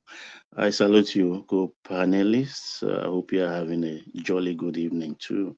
Sorry, Baba, for taking your lot of time for keeping you waiting. Good evening, sir. No, I enjoy it. It's about the good, thank you, the sir. bad, and the ugly. I Baba. take it in my stride. And folks in the comment section, you're welcome. One man asked for BT, and I'm going to ask for Oga. I saw, are you around early? Yeah, I think if you're in touch with Oga, tell him we all miss him. Okay. And our esteemed watchers, viewers. Baba, I really do think it's our timing, that Kenya cannot make it, everybody cannot make it, but carry on. Yeah. I salute you, folks who are watching and viewing. Not the eavesdropper. I still have my standing quarrel with the eavesdropper. Please click the like button. It's very important. It's a bad habit to eavesdrop. So click the like button and we'll be jolly good riding on where we disagree, agree, and disagree without being disagreeable here. No mind the buzz. Yes, one man. Let me start first by paying tribute to Pa Edwin Clark. I'm shocked you said he has not done anything. He's done a lot. So pardon me, let me just tell you. He was there at the beginning. He never flip-flop. And he never went against his people. He was the one who first coined the word Ijo Nation. Ijo Nation. He was the one who first coined it, and rightfully so. Because if you look at the expanse of the Ijo people, Ondo, Edo, Delta, Bayelsa, Rivers State, and if we have to, by extension, maybe either Cross River or Akwa Ibom, that would be being overexpansive. But you can see these are people, actually. So they could easily be 1/10 of Nigeria, and they are blessed in their own way. And with people like Edwin Clark, they've got something out of the country, but not even half of what they deserve or what is rightfully theirs. He was at a very young age, apart from coming from a well-heeled family in Kiagbodo, to this Delta states. And he's amongst his siblings the notable Professor Jasper Pepe Clark. I think he wrote the poem, the everlasting poem, evergreen poem, Ibadan. And also I think he wrote Abiku, different from Wole Soyinka's version. Please fact check me on that. So he was the Commissioner of Education in the Midwestern region. He was a Commissioner for Education, and he established the Midwest Institute of Technology, which today is University of Benin. He did that.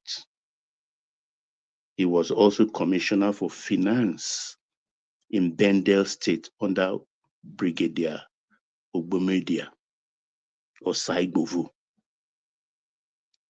And he became also the Federal Commissioner for Information under Yakubu Gowon. And of course, he's the proprietor of Edwin Clark University in Kiagbodo. So he died 4 days apace with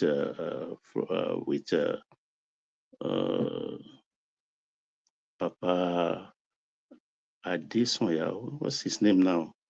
Can't remember now.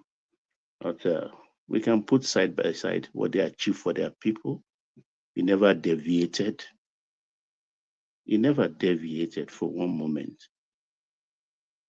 The Pandef thing, the Umpadek thing, the derivation started from 3% to 7% and today's 13%. He was there. In Ibori's time when they were fighting, what was their catch call then?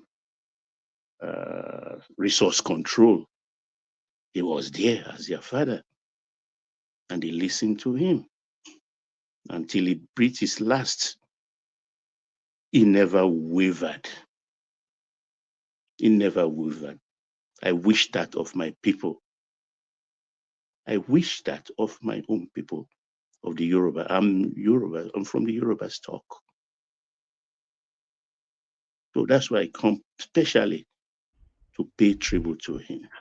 Baba, if we contrast him with Pa Adebanjo, a life lived equally impactfully but differently, because he stood with his people from start to finish.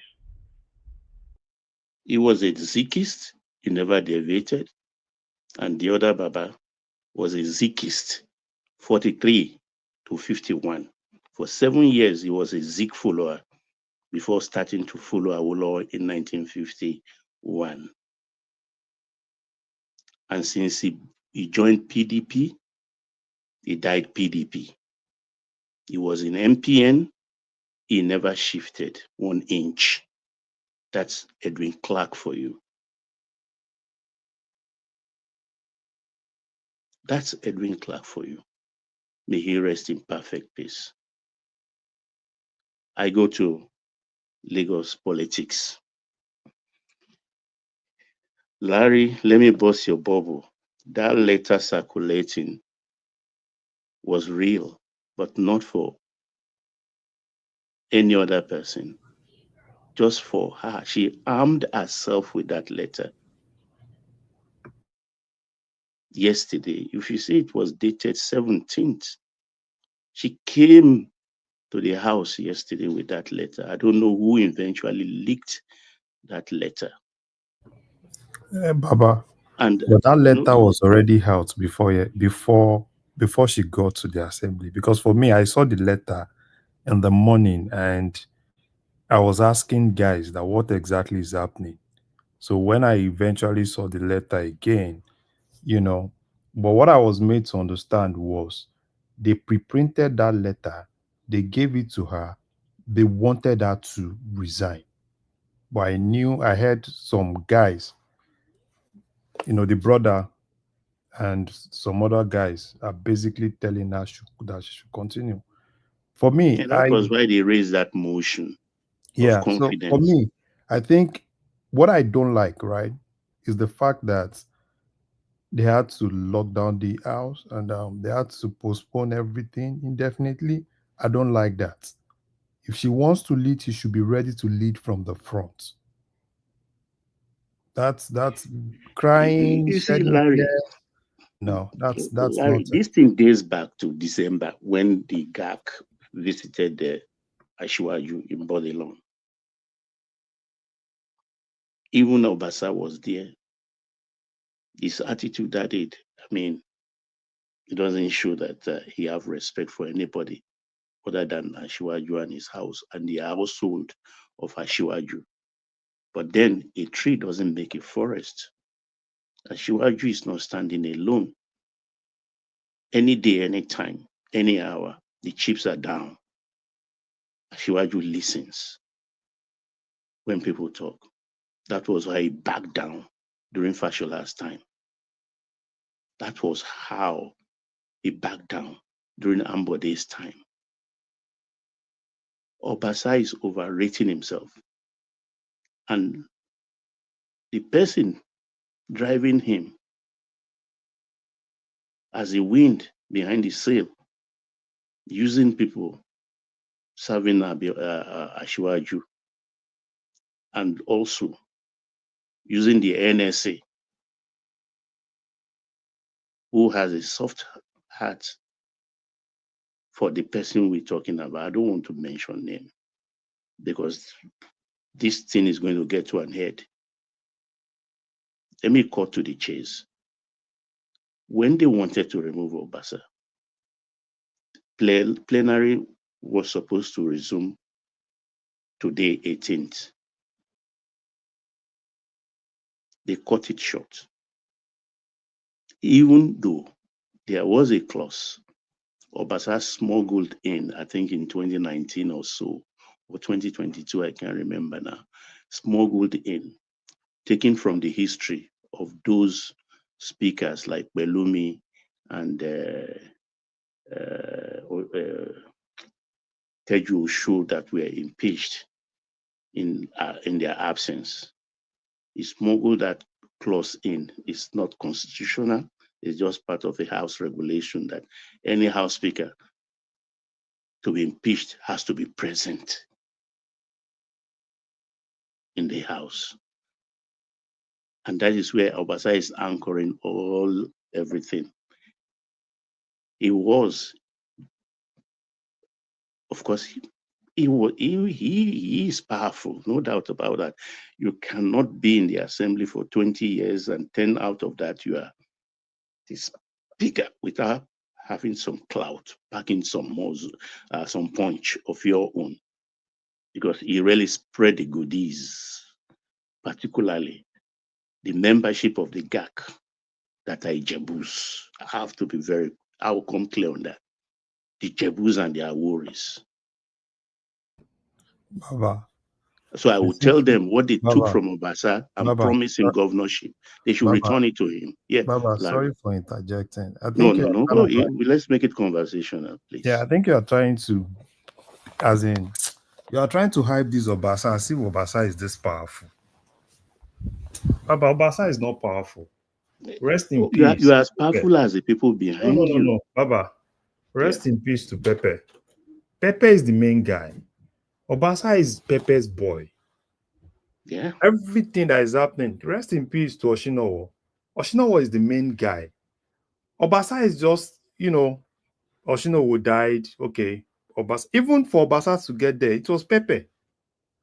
So I think Obasa is just overrunning his boundary and he thinks he's just too powerful now.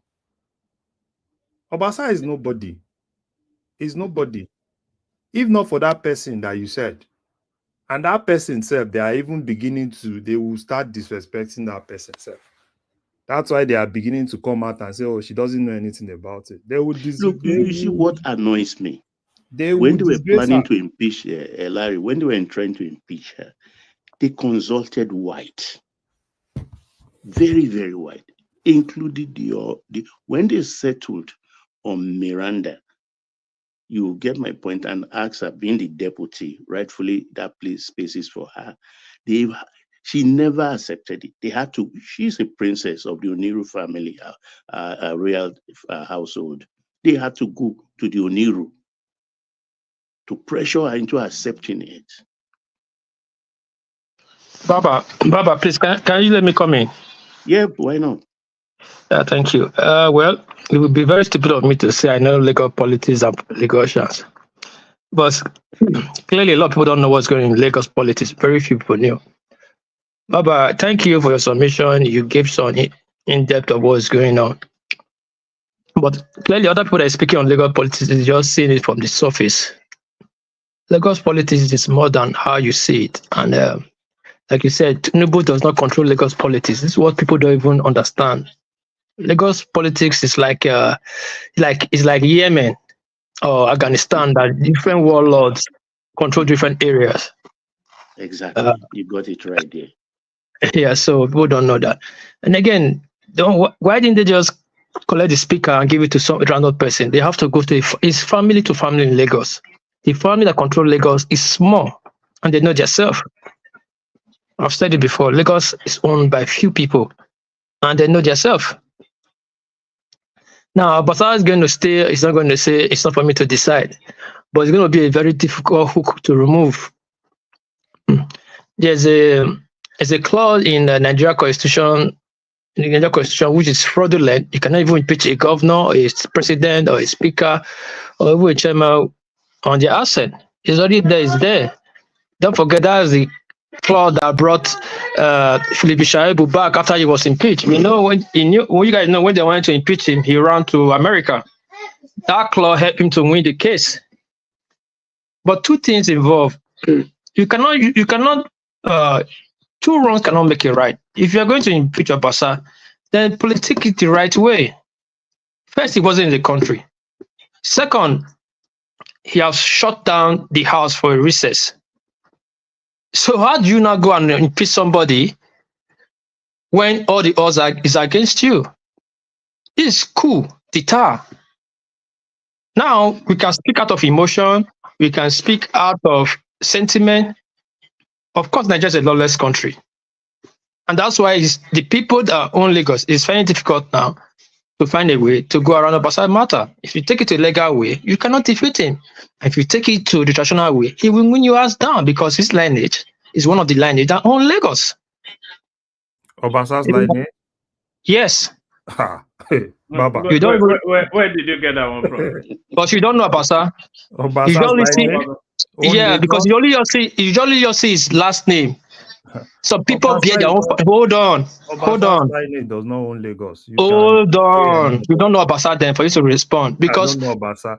You don't know him because you just know him to his last name. Let me give you one step. Hold on now. Let me land. Don't stop on my tongue. From Ogun State. He's from Abeokuta. No, it's not Ogun. It's not from Ogun State. Calm down. Wait. Let him finish. So we are here to learn and listen. We don't talk about people's tongue. Some people in this life we are in, mostly in Africa, some people end up answering their father's name, leaving their great grandfather's name because it's answering Obasa.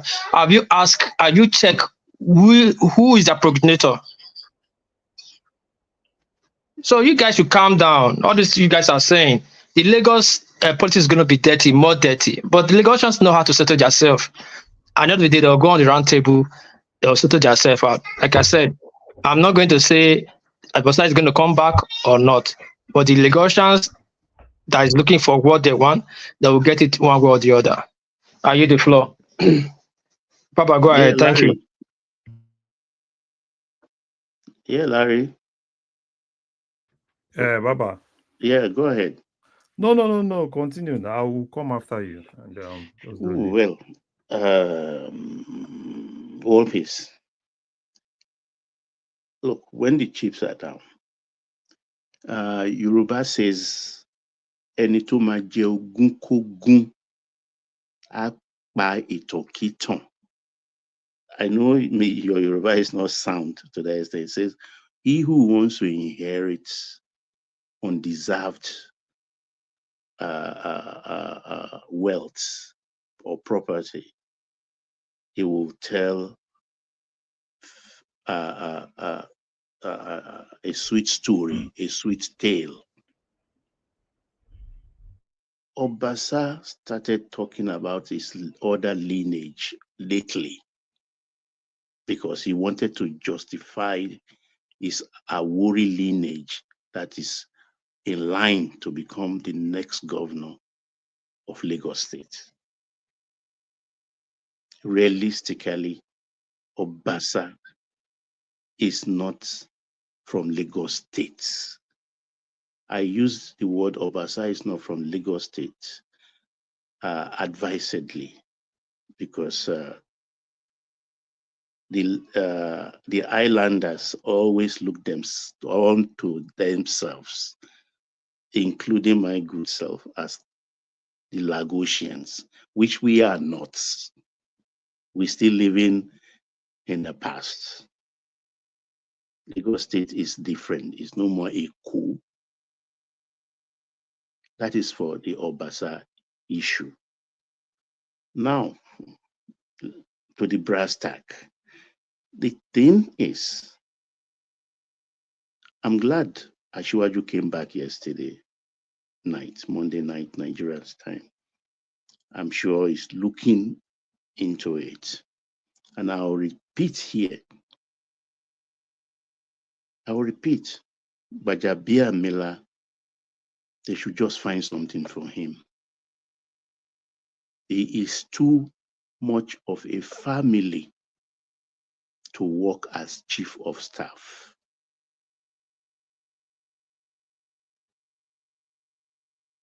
Anybody can read between the lines.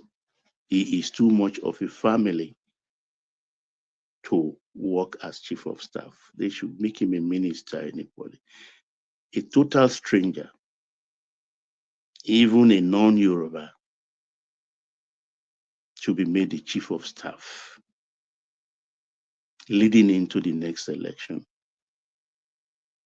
to make the passage of Asiwaju easy for a second term.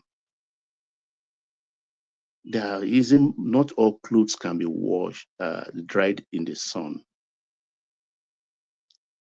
This lady, you can see she was overwhelmed yesterday because she had that letter. I don't know who leaked it. And when the motion was passed, she was even fearful. All she wanted, she doesn't want to be disgraced.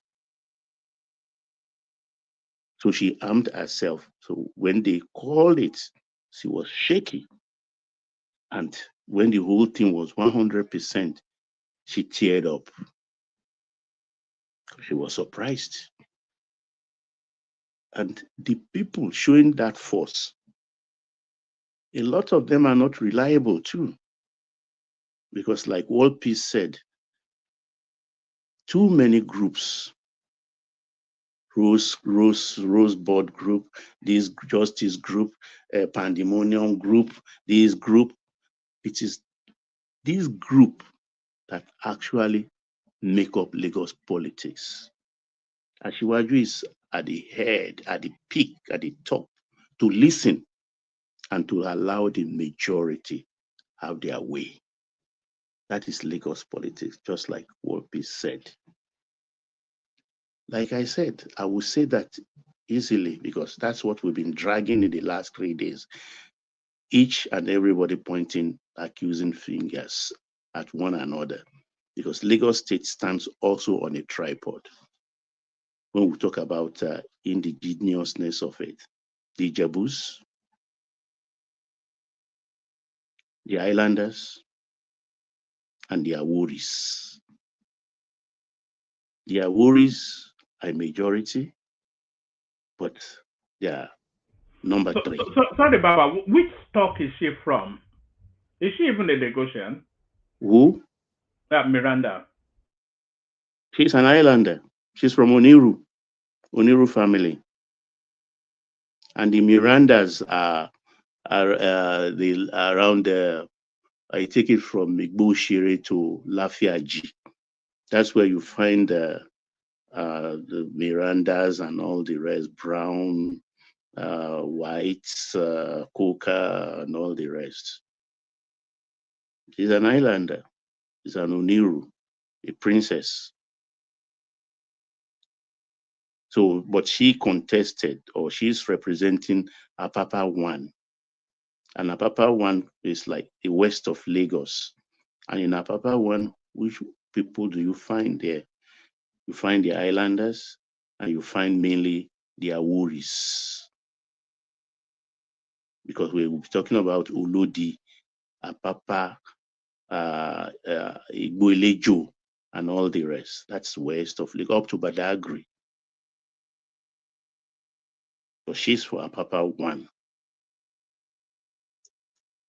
Obasa is east of Lagos. I mean, south of Lagos, yes, so east. And then we have central, the three No, Baba, I think senatorial. Obasa is west. Obasa is west. Yes. Okay, Agege then is, Papa is east, right? Agege is west. Agege is west, okay. And Obasa has, out of the millions of votes, let's use the Goba vote of about 500,000 Sanwo-Olu got. Obasa's constituency only brought in about 30,000. And I asked, is it because of 30,000 we want to tumble everything? We may be in 2025, but the next election is just around the corner. We can see the brake lights. We can see the brake lights.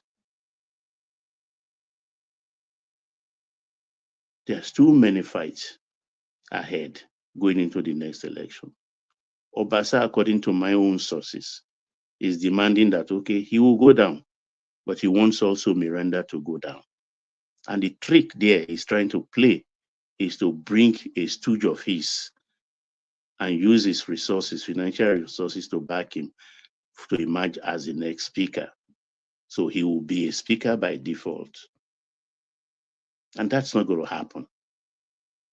That's not going to happen because speakership is not his birthright. He has failed, like Belumi failed, like Tejosho failed, like other people are kicked out. But if they know they so love him so much, let him chill. Give him a senatorial position to contest the next election. They can remove Akin Fulure. They have the way to do it. But is it robust enough to even be a senator? It doesn't strike me as anybody, especially anything, you know? No, that's why I use the word. I say, if they are so keen to compensate him for whatever reason, those who take money from him, if they cannot return it or they've chopped all the money. But it's not about position. He has no position to dispense other than hard cash. I'm very angry. The last 3 days I've been stewing. I've been stewing in my own juice. I've been very, very angry with these people in GAC. And I repeat, it's the Jebu clique in the GAC. And their worries are joining them. I don't know what them promise them. And of course, their head who thinks, I think Ashwaju will be taking care of that. Because I know every Yoruba man at the end of the day, when things like that happen, it's like, Makubami. Now, Ashwaju will tell that person, Makubami. Let the people do their thing. Osa is not your brother. If you have soft spot for him, maybe sponsoring your programs. All we want is peace. Because I will not live to see a non-Yoruba rule, or who has not apprenticed. I take that back. Is it your fear that all this kerfuffle is opening the door for somebody like Rose Vivo? It not go happen. Affliction not go happen twice. It not go happen. Let me use street lingo. It not go happen. Lagos State Governor's house can only happen to those that have apprenticed. Is Yoruba's one boy system. Lagos State governorship is Yoruba's one boy system. If you know you are desirous to rule, go line up, serve your apprenticeship, show your hands and your interest. And if you are ripe enough, they will choose you. That is the system we know. In this Fourth Republic, that is the system we understand. It is the system we want because it is the system that is working for us. We don't want destabilization in Lagos. I yield, Larry, please. Come in. All right, brilliant. All right, brilliant. Larry, you're up next. So floor is yours. I suspect you want to continue the Lagos State narrative. Yeah. Let me just, when Baba was saying, oh, Obasa is this powerful, because a lot of us that knew Obasa and knew how Obasa started, we knew when Obasa actually had this power. Obasa was not close to Ashiwaju from the outset. Peperito was the main guy in the House of Assembly. And for Obasa to be speaker, Peperito was actually the main guy. After Ashiwaju, it was Peperito. And Obasa himself said it. I had to go bring this. This was in 2020 when Obasa himself said it. But I think the problem is he became close to Ashiwaju and the family, became close to the wife, and he felt that he has that power. And he's done a lot of things, even the GAC, except one or two, he doesn't respect anybody. He feels he has the power. And if you ask me all those things, I think the only person that I think is silent, which I think he's not supposed to be silent, and I understand why he's silent, is the governor. I know he intentionally decided to remain silent, but he's doing his under-G work. Everything about Miranda, Sanwo-Olu is behind. And they know it. So, but for me, I think, and Ashiwaju himself should just let go. They've told him behind, he should let go. And I know he's not, if you look at Ashiwaju, he's not really, he doesn't really care. But it's just the family. And I don't know why they're doing this. Because everybody you see in House of Assembly in Lagos are either children of the GAC guys or probably children of somebody. And when you see that your kids are saying this is where they want to go, so the leaders, they also have to just let them go. This is where they want to go. And they can't even force it. They can't force it. As far as Obasa is concerned, Obasa is not even the picture. What they are trying to push is basically, let's probably someone else from Lagos West. Lagos, all the members from Lagos West basically told them that no, they don't want it, which is good. So as far as I'm concerned, they should just let it be. Miranda, what I don't like about Miranda is because when it's tough, that's when you need to stand up. Adjourning the house indefinitely, to me, is wrong. It is supposed to be available. It is supposed to be available. Whatsoever they want to do, she's supposed to be there. Because when you are with your people and they tell you that they support you, that is when you need to lead. But immediately there is a gap. Now, the people that even support you, they start doubting you.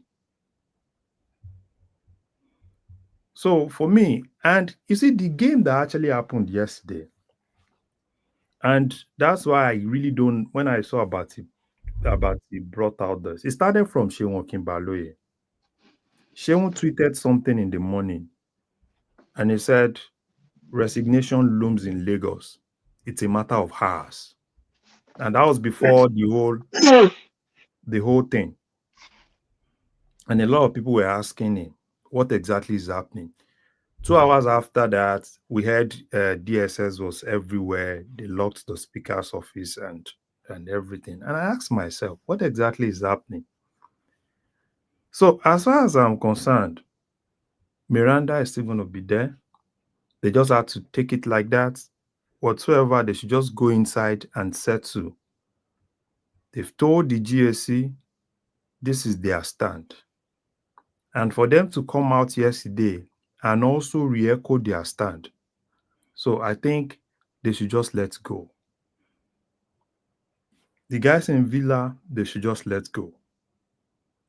Because if they don't let go, the problem is they can't force their way. Because the moment they want to force their way, the house is already, there is a crack in the house. Who brought in the DSS, do you think? No. It was Madam. Now, Madam. Larry, you are too loud. Madam for top. Baba, did I say the Madam? Madam, anybody can be Madam now.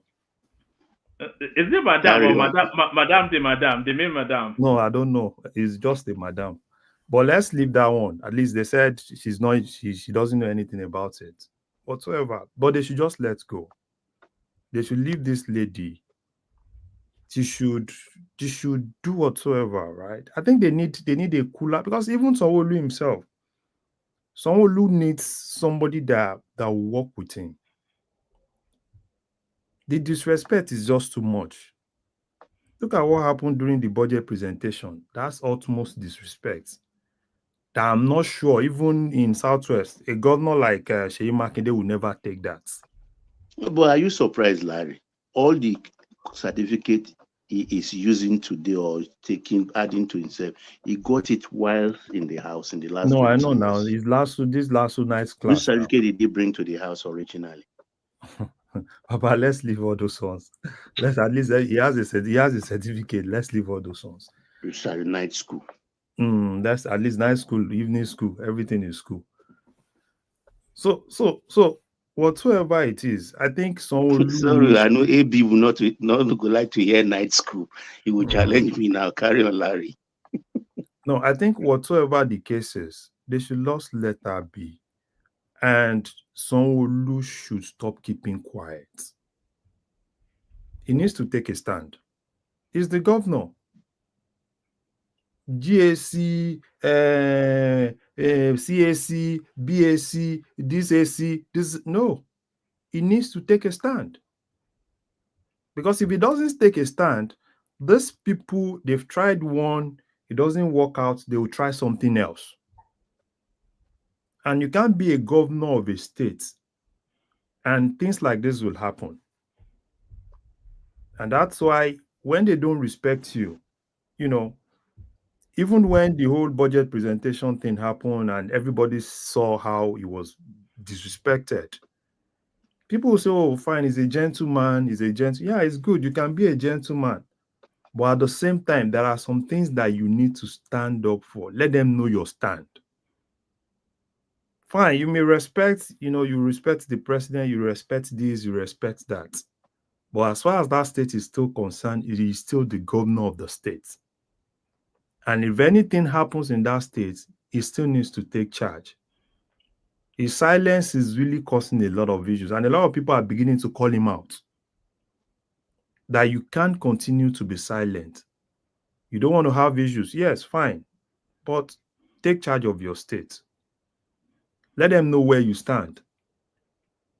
Don't leave it more like, whatsoever. No, that is not the problem. We know, fine, he's doing his underg thing, but he needs to come out now. Immediately, someone who comes out and take a stand, every other person will go back and sit down. GAC, DSAC, WAC, and everything. Immediately, Sanwo-Olu take a stand, right? Because everything DSS did yesterday was outrightly wrong. It was outrightly wrong. And they came back, they said they told them to reinforce security and everything. Number one, you are not even supposed to take your rifle into the chambers. It doesn't work it's even in National Assembly, you don't even, no rifle enters the chamber. You're supposed to drop your rifle. If you take a rifle into National Assembly, you drop your rifle. If you have a pistol with you, you drop it with the security at the door and they check it in. So for everything that actually happened yesterday, they were pushing the SSS guys. The SSS guys were pushing them back. They were shouting. They were doing this. They were doing that. That's wrong. That's wrong. Sometimes people can be gentle. Someone who is gentle, but that gentility sometimes it can work against him. But now they know he doesn't have anything to lose. He's on second term. He's not even they have more things to lose. So that's, as far as I'm concerned, Miranda is still there. I hope she's able to hone up and be a leader and face, because more will still come. That's not what happened yesterday is not really the end. More will still come. They'll still do more things because they feel that the governor is silent and they can do more things. Are we not really seeing the end of Obasa, really? Because Baba was suggesting that they should soft land him with the senatorial seat, but I cannot see him. It doesn't fit into the Senate. He doesn't have the profile. There are more idiots in the Senate, too. Let me borrow RMO. Baba, you know Lagos Zone now. You know Lagos Zone. No. There was Adefulure Dienko. I see even talk. Yeah, but it was Baba that kept Adefulure there now. Baba kept him there. Make it keep on there now. So I think Obasa, what if you ask me what will happen to Obasa? Obasa should just take it easy, do like the other people did. Right? Just take it easy. Do what they did. Because but what is his political next step? It cannot go to the Senate. It's not a national figure. It doesn't have the profile. And there's nothing there for it. It can't be a commissioner and I haven't been the speaker. So the only thing left is either the governor of Lagos State or he just fades into a private life. No, he would. What will happen? He will try to contest. He will try to contest, and at the end of the day, he will go back home, and sit. And I can't really see him sitting as an ordinary member of that assembly now. Haven't been the leader for 10 years. So he will have to give up his seat in that, No, you can. I don't know. It depends, right? It depends. He can decide to at least not show up or show up, and because I don't even know. But and the other 3 people that are with him, I'm trying to identify those other 3 people because he still has 3 people by his side. And I think they were together now in Georgia when he was impeached. Those 3 were with him. Was this guy there? This Surulere guy? The one that took over from Bajavia. No, was this the guy, actor. Elliot. Is Elliot part of his team? I don't know. Desmond, because because Desmond is missing in action, and I have this feeling that Desmond is on that side. But whatsoever, right? 36 to 4. I don't know how they want to do it. I don't know how they want to do. They just have to accept that that's just what it is. Just have to accept, because even if they force him, if they force him back, right? So force him on who? Do they want to do reverse thing 4 to 27, or what do they want to do? So they should just let it be. It should just let go. And he's done the right thing. He's gone to court. Yeah. The assembly also, they will challenge it in court, and let's see how it goes. But for me, him coming back, I don't see him coming back. He should just accept and take it like that. That's what I just think on that. If you have any other thing for me, woman. Yeah, I still have a few things, but let me move it around, and then we'll loop it around. I think Warp is dropped. Let's go to Prince. Let's see what Prince wants to talk about. So Prince, the conversation wraps around Lagos State, but I'm not sure if you're especially interested in that. But we're also talking about the economy bouncing back, and just in time for the elections, which always was the strategy. We're talking about that, and then the Hausas, they are raising up in defiance of the Fulani hegemony. Edwin Clark passes away. So a whole raft of that. The American, yes. So those or whatever else you are interested in, Prince. Can you hear me, woman? Yeah, we can. Good to have you. Yeah, you too. Hello, everyone. Like, share, and subscribe, and love the show. Lagos politics.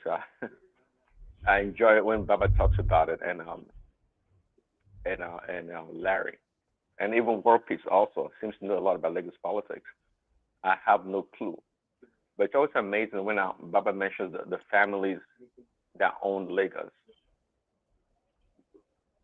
I think it's well, if Baba's still there, what other families No, that it's what came? piece that used the word, not me. But I alluded to the fact that it's like some the groupings, the like Rose Club, Justice Forum, and things like that. I alluded to that. And if that is family, fine. Now, I was just trying to get your I guess your opinion about families, maybe not indigenous to Lagos, that are popular, at least been there for a long time in the Lagos affairs. Apart from I'm surprised that the Gomezis are not on that list. They used to own Lagos once upon a time. No, they are in this. They are in the Doherty group. You understand? That is the South Americans / the Irish part. Excuse me. You know, it's a funny dynamics there. We have the Irish too. We have the English. We have the Brazilian, and we have General West Indian.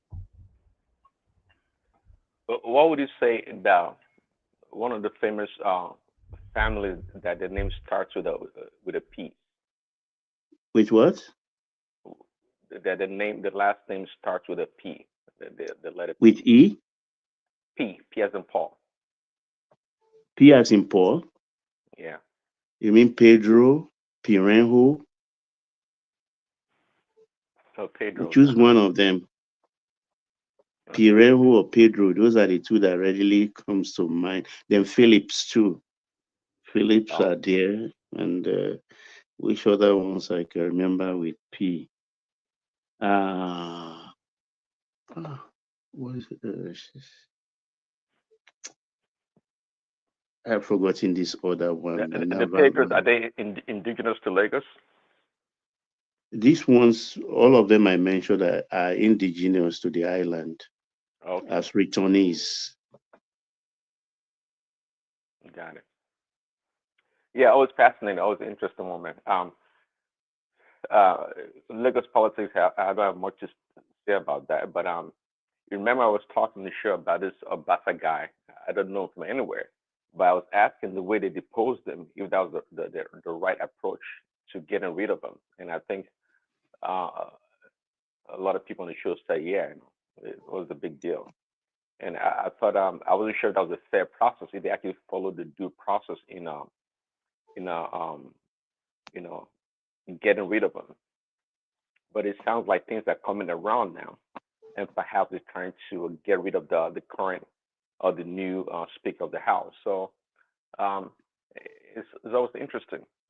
Even when you don't like someone, it's always good to follow the law, regardless. To make sure you're fair. You can't be blaming somebody for being unfair, and there comes you doing exactly the same thing or even worse, and you want to take the moral higher ground. I don't think it works that way. But to Obasa, are they trying to reinstall him, or what is the deal, and try to depose this new lady and get rid of her? Is that the deal? No, I don't think they want to reinstall him, but I think he wants to take a head with him, and he wants to take her head. He wants he doesn't want to go down alone, and I think he wants to take the lady with him. Oh, I see. Anyways, okay, cool. You mentioned something about the Awusas that trying to do what to the Fulanis? No, they are reawakening and they want to seize charge of their land back. We're getting little snippets of it coming out of that space. So you hear them. You can just hold on. Actually, I've got a clip that explains it. Let me just play it. It's about just a couple of minutes. I just want the part of him to insult him, to make people to see him like a dog. I don't want to talk to him. I don't want to answer him. Yes, I don't. You answer him. Who is it? I'm to him. I leave platform. Answer him. Who is Ampodio to him? Who is Ahmed Bello to him? Who is Sultan of Sokoto? This is rubbish.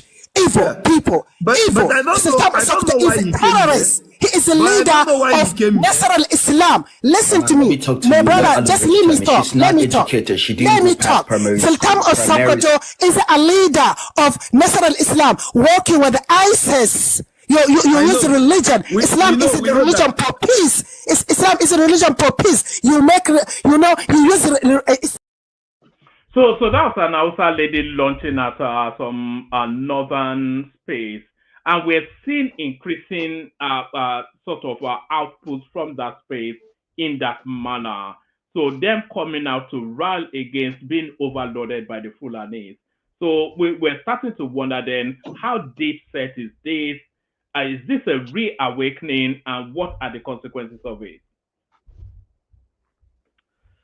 You know, this guy, Adinka grandson, he used to talk about how the Hausa should be awakened in trying to, maybe to displace the Fulani people in their space, if you want to put a wedge in the northern part of Nigeria, that would be the most, I guess, efficient, forceful way to do it. But of course, the Hausa people are more, they're larger in number than the Fulanis, and but if you want to play it in a real politics, would be to embolden and strengthen the Hausa people. And there's nothing better than internal fighting. I mean, as they say, the devil cannot destroy you from the outside. It's you from the inside. It can destroy yourself more readily than the devil can. If you can put a wedge between them up in the north, that'd be the most efficient way to break that hegemony they talk about in the north, quite frankly. That's interesting. What else, one man? Let me touch on one more topic and leave this. All right. We were also talking about Sorry, woman. Please, Daddy. Good evening, sir. Please, can you allow me 15 seconds to interject you? Go ahead. Yeah, go ahead, Tom. Thank you very much, sir. So, look, that video when Oga Woman they show, all this one are fake. They try to fool us. You cannot separate Hausa from Fulani. They are all the same family. Okay, you cannot separate them. You go to Niger, you go to Chad. These Hausa Fulani, they are the same people. They want to use that to deceive us. Okay, so I just want us to be aware of that. Okay, that's why we are born. Men like me are born. We did see things, from a extraordinary angle. Angles. Okay, because they'll just come there and start to fight each other and lie. You cannot separate them. It's just like you want to go separate somebody from Agwewuyi, from Chagamu. They are separate people now. Why can you not separate them? You cannot separate them, woman. Please, sir. These people that speak their language, they adopted this language, and then in actual fact, I'll be saying it. Fulani people from Gambia, from Sierra Leone, from other places. If you see them, woman, they are quite different people. Then you'll be wondering why. Is it that in Nigeria, only in Nigeria, that these Fulani people be seen as different? Because these people, so do you know they have some Fulani friends from Gambia and they're from every country.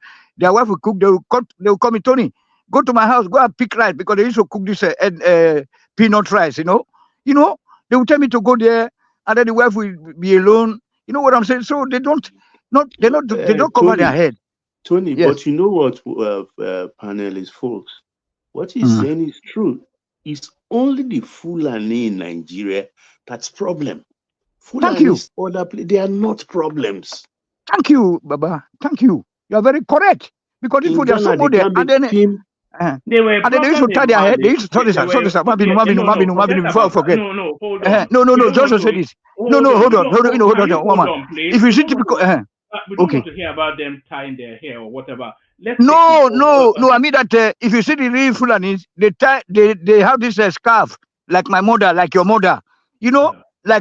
Like a do Yoruba woman. No. Let's stay where the topic is. Baba, you were saying they were a problem in Mali and they were ravaged there. So they tried to be a problem in Ghana, and they were savage there. Exactly. Where You are your making a point. It's not that Nigeria served into their hands. That's just No, you may add Central Africa to it. Central Africa. Guy, please, don't do that. Don't. Yeah, I've lost my thought. Baba. Sorry about that. Yeah, sorry, I will remind you. I will remind you. You know, you said that in Baba, Mali, another place. Just let Baba speak now. Just bring it down. The thing is, how come? Because I've been asking myself that question: that why did we give them so much leeway in Nigeria? We can maybe say it's the British, but then when they left, can't we that was it, though. That was it. When the Nigeria was sapped into their hands, and they were equipped enough to know how to stranglehold it. The one thing these people have always understood is that whoever controls the guns controls the space, and they've never, since the British left, never ever let go of the guns. You know, and that has always been their whip hand over the Nigerian state. The thing I see there is Sardauna of Sokoto and Sir Ahmadu Bello. I think because those I've seen in other West Africa, Senegal, Mali, and all the rest, because they were not given chance in those countries. Almost all of them coalesced into Nigeria. And that is why you find most of them, they have this tie to northern Nigeria. And they are in parliaments too in other countries. But they don't give, I don't know how to articulate that point, but it's just only in Nigeria. You find them having foothold, strong foothold.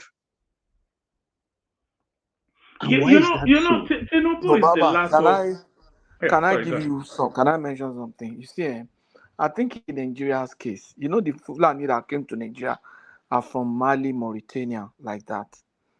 In Nigerian case, they came with religion. I don't know how they got into Mauritania to Mali, because they're originally from Mauritania and then some of them from North Africa. I don't know how they got into Mali, but the way they got to Nigeria was through religion, and that became a channel, because it was not just the Sadana. If Sadana was their leader and he empowered them, why aren't the Jebu the one controlling the Yorubas? Because of Awolowo. Awolowo empowered the Jebu people too, but also empowered the rest of Nigeria. So I think it was because of the religion that they came with. And look at them. It was a major discussion yesterday. Why is it that the Sultan of Sokoto is the president of the Supreme Islamic Council of Nigeria? Whether in the south, whether in the north, everywhere, that Sultan is the one that is the head. And now that they have Sharia issue in the southwest, he's putting his mouth.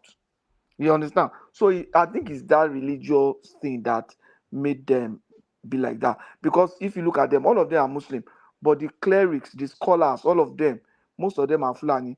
Look at somebody like Dati Baba Ahmed. His father is from Mauritania, but he came to Nigeria as an Islamic scholar. And today, Dati was almost becoming the vice president of Nigeria in 2023. And he is the first generation. Yeah. So Dati was almost becoming president of Nigeria. So it is like that. Religion, different things. And they come here, they can marry. Once they come here and marry, our children will become like that. So that's the point. Religion is the major problem in Nigeria. But we are afraid to talk about it. I think, Patuski, if I have to buy into your point, I think that means is the Southwest that gave them impetus and gave them more numbers because of religion. Because in other West African countries, for instance, let's use Ghana, for instance. The southern part of Ghana, they don't recognize Islam, despite that they have the numbers. Because until Rawlings left as a civilian president, I think in 2002 or so, I'm not too sure now, they don't even have Muslim holidays. On Eid al-Fitr and Eid al-Kabir, if you're a Muslim, you just don't go to work. And they recognize that, but to be on in their calendar, no. No. So they are restricted to their own areas like Nima and Songo and all the rest. And so also you find in Senegal and in other West African countries. Only in Nigeria. At times I get confused. How did they become so powerful? So Baba, if we are talking about like religion, Nigeria, that now, means in Southwest Nigeria, we have implemented Muhammad's birthday. impetus. In Nigeria, we have Muhammad's birthday. That's holiday. Yeah. Because of Maulud we don't used to Nabil. have Muhammad's birthday before as holiday. But now I think Muhammad's birthday has become around. I'm not too sure, but I think so. It looks like. So religion is the major. Is that to counterweight Christmas? Is that what that is? Very possible. Nigeria never sabi. Whether the issue Christmas or this, they should cancel it as far as I'm concerned. The problem is, I think we are just afraid of these people because we are afraid of the violence, but they are killing us in bits rather than maybe we should Baba, just have it out with them once and for all. Baba, I saw it happen here on this platform. Should I remind you? There was one day we were discussing. That was like last year or early last year or something. So we were discussing, and no, late 2023. We were discussing, and somebody now mentioned them. Immediately, Baba just took control of everything and said, "No, don't go there. You don't have enough information about that place." It's because all of us naturally, because of the violence and everything, we just don't want the wahala. We just want it to be. But now this is 21st century, and we have internet. People should stand up and present the truth. You understand? Present the truth to people, and I'm happy that technology is helping. If we don't take these people on, they will just overrun us because there's no sign. There's Look no at what sign is that happening they're ever going to stop. Look at what is happening in Europe. Look at what's happening in Europe. One man. Yes. If you know the division that is currently in the north, I think TINUBU is playing very dirty game with them. And they know it. It's very dirty. It's very dirty. I think TINUBU is our last hope. No, is the game TINUBU is playing with them in the north is very, very dirty. And they know it. They know it. But I think their mistake is they played their card too early. God bless you. That's what I wanted to say. They were too early in playing their cards. They were just too early. They played the card and... Which card was that? All this one now. Oh, you mean... Yeah. So and TINUBU is the more they are doing what they are doing and is going deep and deep and deep and deep. Like Kaduna is now so divided. The same thing is happening in Plateau. The same thing is happening in Benue. The same thing is happening in Taraba. And I think you went to the weak points there. Those are the weak points. Yes, prior to this time, right? Mm-hmm. The minorities in the north, they use them to add numbers. And now it's now beginning to give those minorities voice. And the moment you start giving the minority in the north voice, then there is a problem. And that's the game is playing that game. It's playing that game. And even the person I pity most is El-Rufai. El-Rufai is not smart. He's not smart at all. The same thing that is happening to El-Rufai now happened to TINUBU during Buhari's first term. The same thing. During Buhari's, a lot of people even thought TINUBU was not going to support Buhari for second term. I thought so too. because they did everything. He was embarrassed. He was a lot of things. But he kept silent. And he stood in Lagos. He didn't even go to Abuja. Even the boys that were not supposed to even rubbish him, tried to rubbish him, from Bukola to Amechi, to even people that were his bestie, Lai Mohammed and all of them. They did all sorts of things, shifting loyalty, rubbishing him and everything. Exactly. So, and it's not even different from what is happening to El-Rufai now. And, during that second term, when Buhari came back and said, oh, Tinubu was going to be co-chairman for Buhari for his campaign, a lot of people were like, wow. Because people were like, oh, will Tinubu still support Buhari? Because he knew where he was going. He knew where he was going to. So, and the same thing is happening to El-Rufai now, right? He's showing a lot of this and that. And the more he's doing that, the more they are going to spaces that, they are going to spaces that El-Rufai wouldn't even like in Kaduna. Southern Kaduna now, if you go to any Southern Kaduna now, every day are like, no, this is the time they're having their voice. And if you look at North, we always talk about North. It's not like North is, because the major key places in the North is eating it. There's division in Kaduna, there's division in Kano, and there are other minorities in the North, other minority states. You are beginning to see them. And now, they are also now beginning to speak up, because prior to this time, also they hardly speak up. It's been the Fulani, and now they are beginning to speak up. So I the think the minority... El-Rufai one, Larry, is finished, and he knows it. No, because if to the extent that his son, the House of Rep member, referred to the president as Escobar. I was shaking my head. Boy has no home training. Was this not the one insulting Madam? TINUBU will never do that. No, that boy is drugs. He takes too much drugs. El-Rufai does not have good children now. He himself is mannerless anyway. No. All his children are like that. That other boy is drugs. He takes too much drugs. El-Rufai, even when El-Rufai was in Abuja, people in Abuja knows his children now. Very, very, very, very. I expected him to come out and hush that boy up. Even that, he lost one boy in Abuja that time when with this their stupid carriage that they do. Yeah. He lost a girl in London as well. That guy. So all his children are like that. That boy, they will deal with that boy. And you know that that boy, it was this present governor. It was legislative aid to this present governor.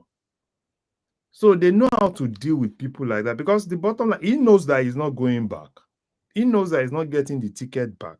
And that is finished too. So he knows that, right? So, at a point, he insulted the governor at a point. Now he's not beginning to beg and. So I pity El-Rufai. I pity him. Because take it or leave it, he did his own part, which I think he was supposed to just keep quiet, keep working for them. Your own will come.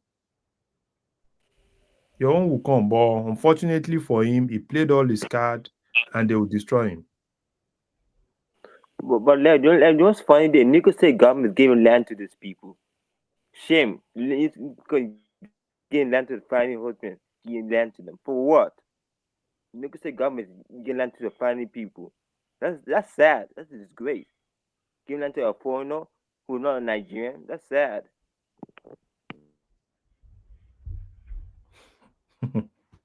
All right. I'm not sure who told you they are not Nigerians, but back to you, Prince. Prince, do you want to speak a little bit of MAGA before we go on to I know that's the only thing that excites you, MAGA. No, today is Prince Daddy. It's not Prince Trump Prince. Is it Prince Daddy today? Well, It's Prince Daddy today. Oh, it's back to normal. Thank God for that. You know. That's the are hat we he's putting on. abandoning Trump? Or No, he's putting on that hat today. Tomorrow hat could be that of a Trump Daddy. You know what I was actually watching? I was watching earlier on, and it's quite surreal actually. An interview between Elon Musk and Kanye West. It was the most bizarre thing. I'll send you the link maybe later. It's one of the most bizarre things I've ever seen. They're just talking nonsense, you know. They were trying to outweird each other. Imagine Kanye West and Elon Musk.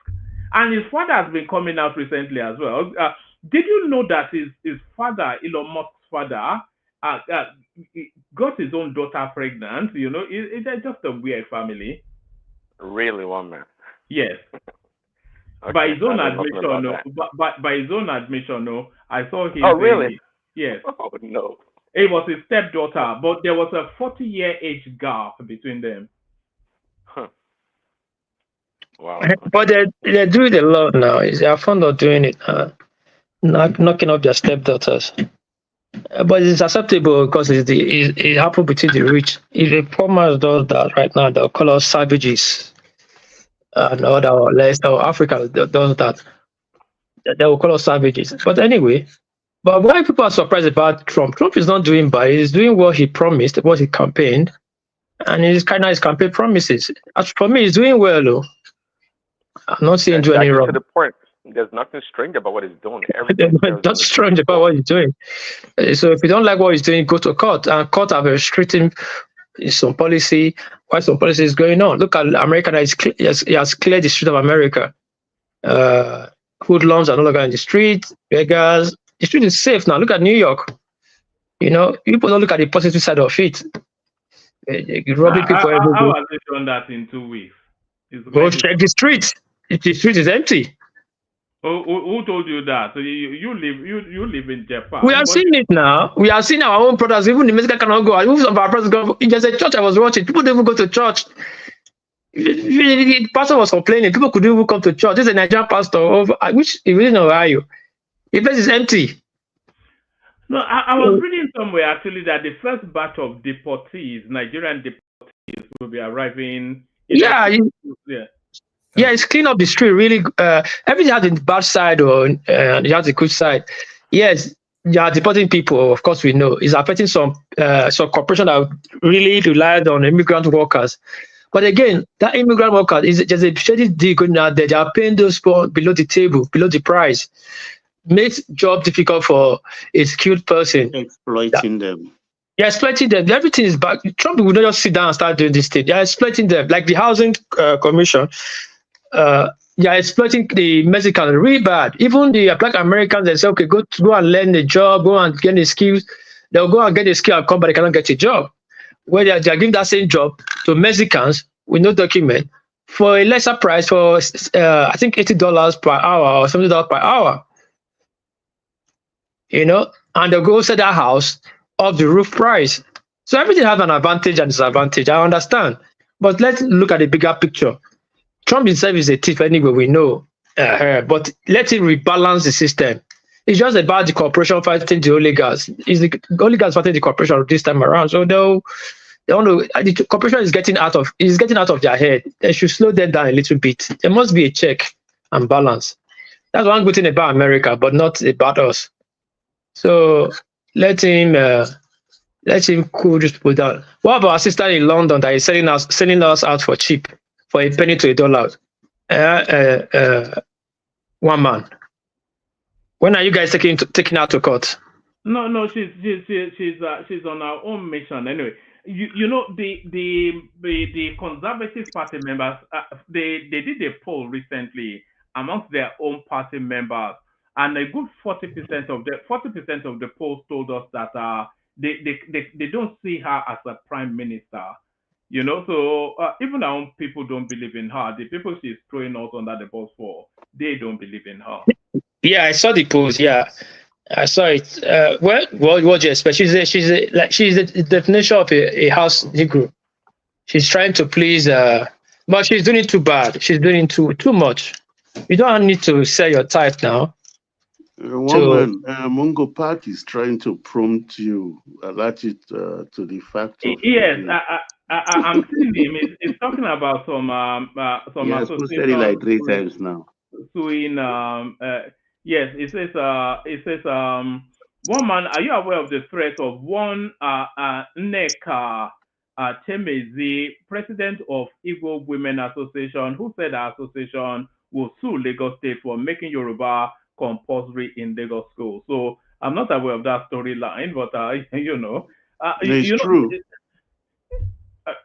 Well, I'm not sure. On what basis would that what would be her pecuniary That's locus why it's standi as laughable. they say in law? You know, what are locals?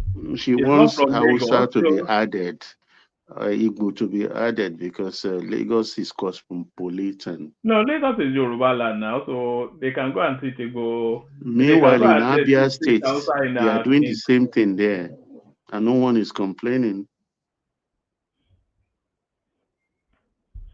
So you carry on, know, what please, please. you know, I don't see Lagos being Yoruba land for too much longer. Who told you know? so? No, Forever and ever. because one, people are trooping in en masse into Lagos. You know, people that can't japa abroad, they japa to Lagos, and very soon the indigenous, the Yorubas will be a minority in Lagos soon.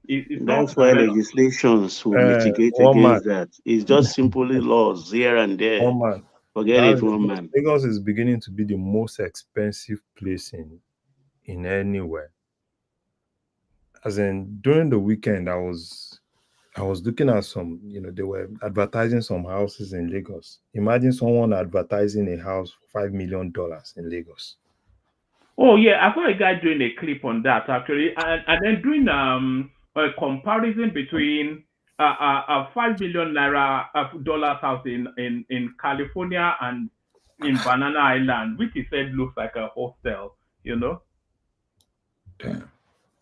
Well, it's good. It's good. Lagos is overhyped, and that overhypedness is going to be their doom. The case not taken. But we're making the necessary adjustment. Take the Lagos Red Line, for instance, at 1,500. I'm not talking about that. No, that $5 million house, you will stay in the market. Let me finish this point. From Alagbado to Oyingbo, no passengers. Now they've reduced it by 1/3. So it's now 1,000.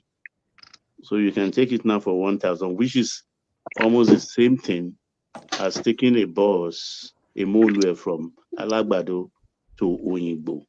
But then in the train, you have the luxury of orderliness and also air conditioner. Wait, Baba, whoever told them before to be overcharging on the train, they should flog that person. No, leave the train for a moment. You know, this narrative of Lagos being overhyped. I don't think Lagos is being overhyped. I think Lagos is leveraging up in terms of in terms of the class of sort of society it is. You are talking about the rail system, Baba. We're talking about the road infrastructure.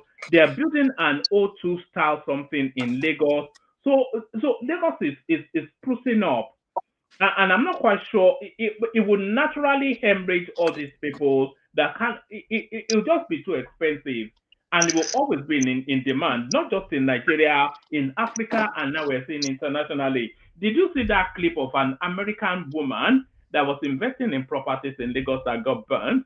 You know, so the class of people in Lagos State now will naturally hemorrhage the class of people that should not be there. One man, do you know the danger of what you're just saying?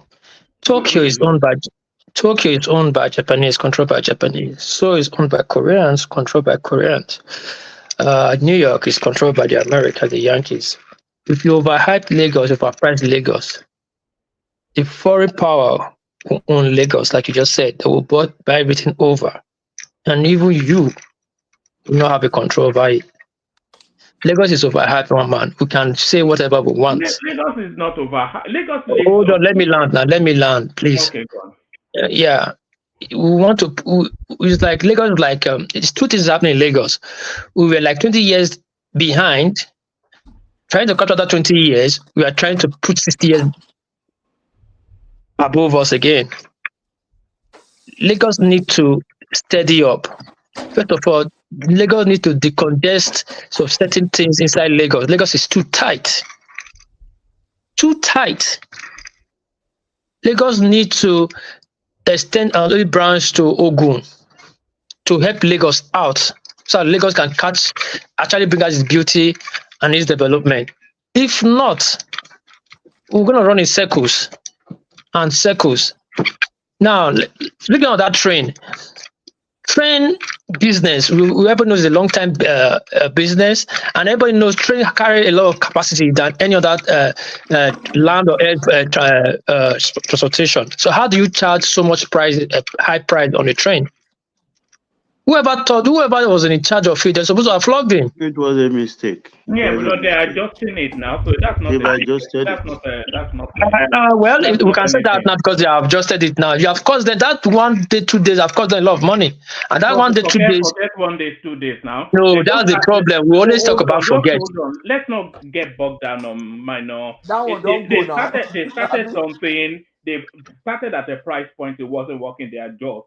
That's how business runs. I agree. I'm not saying no, but it's easy for us to take. But let's not get tied down. I'm not emphasizing on it. They are still better than states without train. At least they have something to hide. They're a million miles ahead of every single state in Nigeria. No.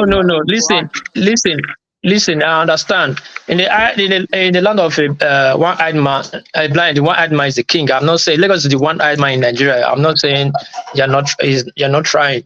But if we want to something right, let's do it right in the right way. We should remove politics and overhype society things that is not there yet because we just want to be among the leagues of the big boys. Yes, people understand Lagos has a potential. In the next 50 years, Lagos is the melting point. Yes, there are a lot of investment interest in Lagos, not just with Nigerian foreigners, other UNESCO and others that have their long-time investment there. Where do you want them to relocate to? So Lagos will always be bubbling town. But what need to happen in Lagos is for them to decongest Lagos. First thing first. Yeah, but that's what is being said. I don't think Lagos will naturally decongest when it's not within the affordability of everybody that wants to live there. That's okay. You are not even talking of what is important there. Old Lagos is not well planned. Fine, all those old places. But if you look at New Lagos now, look at what is happening to Aja. All those are supposed to be New Lagos. The drainages are not okay. They are just busy erecting structures and thank you. No drainage, no nothing. My friend invested over 100 and something million in his house in Aja. The boy is renting a house somewhere now. The last time I called there, he said, "I'm not living there again." Or that his brother. Patoski, sorry. My cousin, not my friend, my cousin. If you know how much he did a lot of strong foundation in his house in Aja, strong foundation. Yes. If it rain, water emits from the ground almost to his bed level. Yes. Not only his house, so that area. It is 300 square miles. Lagos need to decongest. No, this is the plan actually. The development took place on the blind side of the government, the Lagos state government.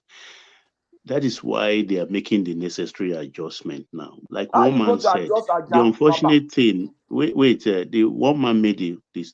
The development so far is all about for the rich and upper middle class. And if that is what is taking place, rightfully so, most of the working class people will have to maybe shift to cheap housing places like in Ogun State. If Ogun State connects with the Alagbado Red Line and extend it into Papalanto and Co and things like that, the Yewa side of Ogun State, people can shift there. I'm glad one piece I went to school in Singapore. In Singapore, for instance, the working class are like the Malays and the Indians. They cannot pay the rent in Singapore. So they go straight to the south of Malaysia, which is Johor Bahru area, and rent houses. So you see a lot of them on Fridays trekking, going through buses, heavy traffic in that. It's like people going to Kutoni through Badagry, heavy traffic. They go for their weekend, and Monday they come back again. That is how the vision I think I have for Lagos. But the purple line also is that's going to be expensive, and it's going to be many, many years in the making. That's from the Ekbesa axis coming to Lekki to join the blue line. That is going to be electric. And with that, I don't think that will come on soon because of the airport project, which they want to accelerate. How are we going to drain Lagos? That's the question. They are talking of Ekpe. Now people are already buying land there, buying land, building. How are we going to drain Lagos? And that's what I mean. I said, look, somebody said he has planned Lagos. if Lagos does Ogun not look State like a place government, that is planned. Patoski.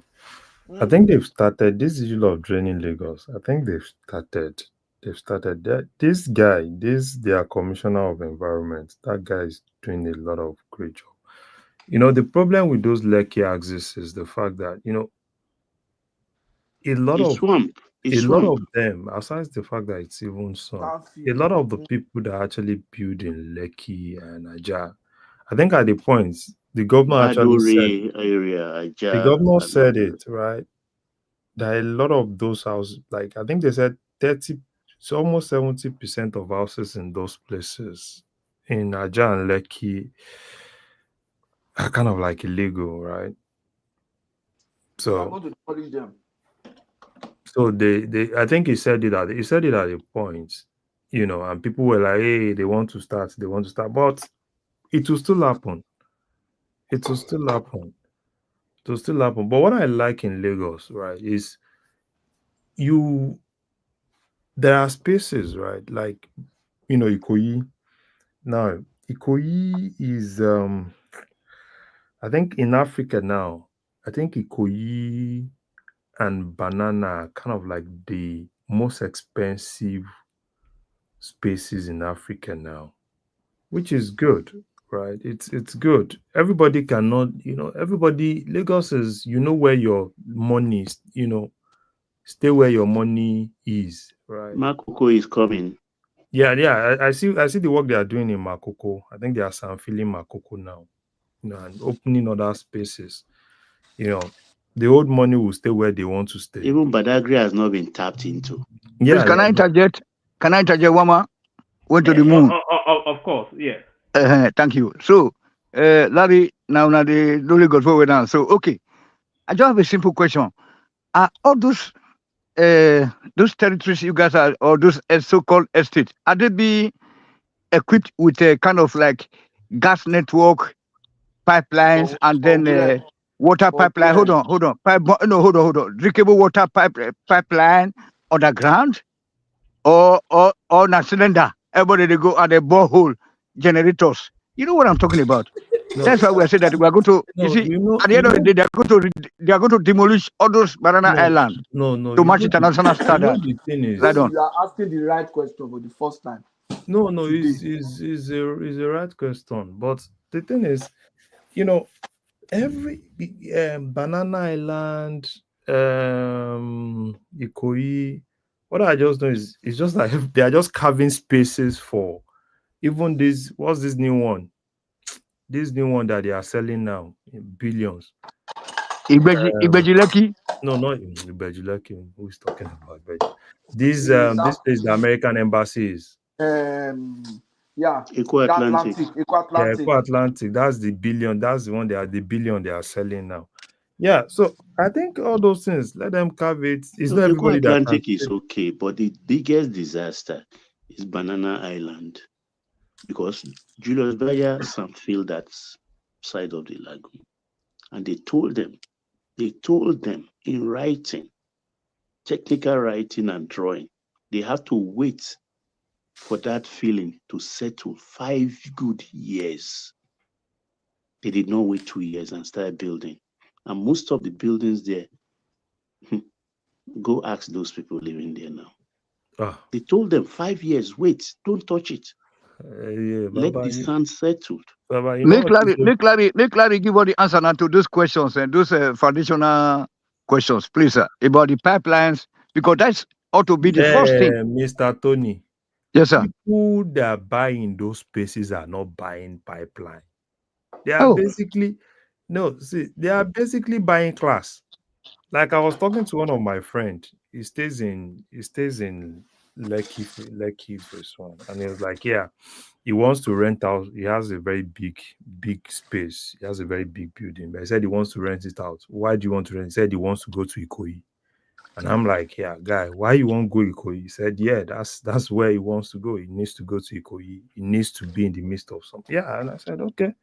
So I think most of those guys that you see in those spaces, it's not really, it's not really those amenities, because most amenities in Lagos, you provide your own amenities. It's not like, yeah, the government is very bad. That is where we ought to have started from, So they provide, you basically provide, you provide you provide most of the estates. Yeah. So maybe the next time, hold on, let me, before I forget, so maybe the next time, any new territory that is being planned for future sales or whatever, they should lay down those pipelines, even though there are no. I think hold on. They should lay down the pipelines and water pipelines so that you can tap from the major road into your compound or into the lane. I mean, because I don't know if you guys will go to Benin, you see the plan, that they will have. The problem is, it's not like, even if they do it, people will still want to. Nigeria is wired in such a way that people want to provide their own things. But no, that's where the government have to come into play. So before you allocate any portion, hold on, to be an estate or whatever, they should lay down those pipelines. I'm telling you guys because I know that you guys know more people than myself here. So you talk to them, talk to the people in government, and I know that you guys are speaking for TINUBU here, especially you, Larry. So you have to, Which one is speaking for TINUBU? Am I TINUBU? Yeah, I know. Then this guy's there. This man when they she an English woman. This is our brother when they speak like woman. Remy. You can't continue to drip borehole. The problem. See. Yeah, all those borehole is a catastrophe. In future, earthquake. They are prone to earthquake in future. Even if government say, oh yeah, everybody has to use probably there's a public water, everybody has to key into it and all those things, people will still not use it. Because I think Nigeria is kind of like wired in such a way that you want to create your own thing. Like most of the estates in Lagos are basically off grid now, right? Most of the estates in Lagos are off grid. So most of the things, like if you buy a house in Lagos, what they will first ask you is, they'll first tell you, have you asked of the running expenses? There are houses in Lagos that you buy the house, averagely you are paying like 1 million, 1.5 million, for the estate association. You are there, you are not there, you have to pay. So, but as far as me I'm concerned, I beg, if person get money, now just survivor, just to survive. It's almost too late. You can. Right? Larry, it's almost too late to have those infrastructures now. How do you network Lagos with the pipe-borne water? Can you imagine the expense? No, but the new places, the new places. I was recently. No. The new spaces. They just started working on Aja, Lekki. When did Aja start? No. That they could have done the new spaces, like I don't know of some other spaces, but at least Banana Island is well structured. I know Eco Atlantic is well structured. Everything is well, and there are new spaces that people are beginning to open up that are well structured, very, very, very well structured. It might be expensive, but there are a lot of spaces that are well structured in terms of modern architecture, well structured, better than what you see somewhere else. So I think but the basic thing is it's your money, right? How big your money is will determine what you get in Lagos. So and then so hold on. Then you need also a very larger pipe, for waste disposal, like a toilet, public. Let us be using not using English. Toilet, all those kind of soak away. So you mean that you are using soak away in each compound now? I mean, look, we are just going backward in that country, Tony, in they that will pay continent. for it in the future. Don't worry. All that the Yes. indiscriminate use of borehole, Baba, Thank they'll you. pay for it without their I want to sanction. ask you something. Thank How you, did sir. Yeah, Eleganza get that? earthquake, and all How those did kind of stuff. One voice. How did Yeah. Eleganza get that big land to build that mansion in Lagos? How did he get that thing? Say again. Eleganza, how did he get that land? No, he got it.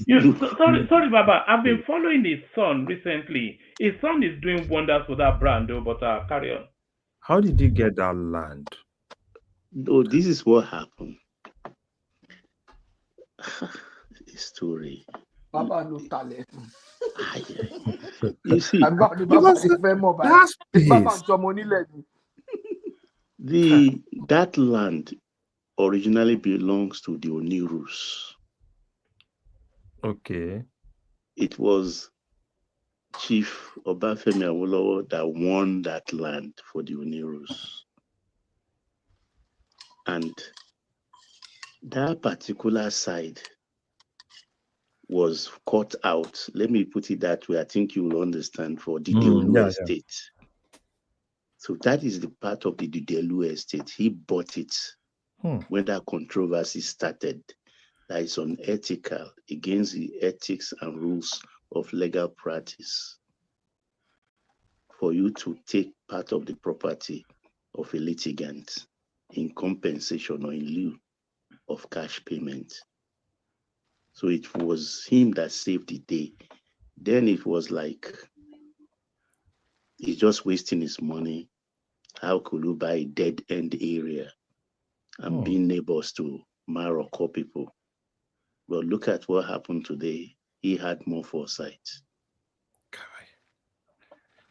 That's what happened there. No, I was looking at that space and I'm like, this is too big. I'm not even sure anybody can have that in Lagos now. No, he can. I'm not sure. Now, people were not wise Where is then. it again? Is it somewhere in Ikoyo? Where is it? It's before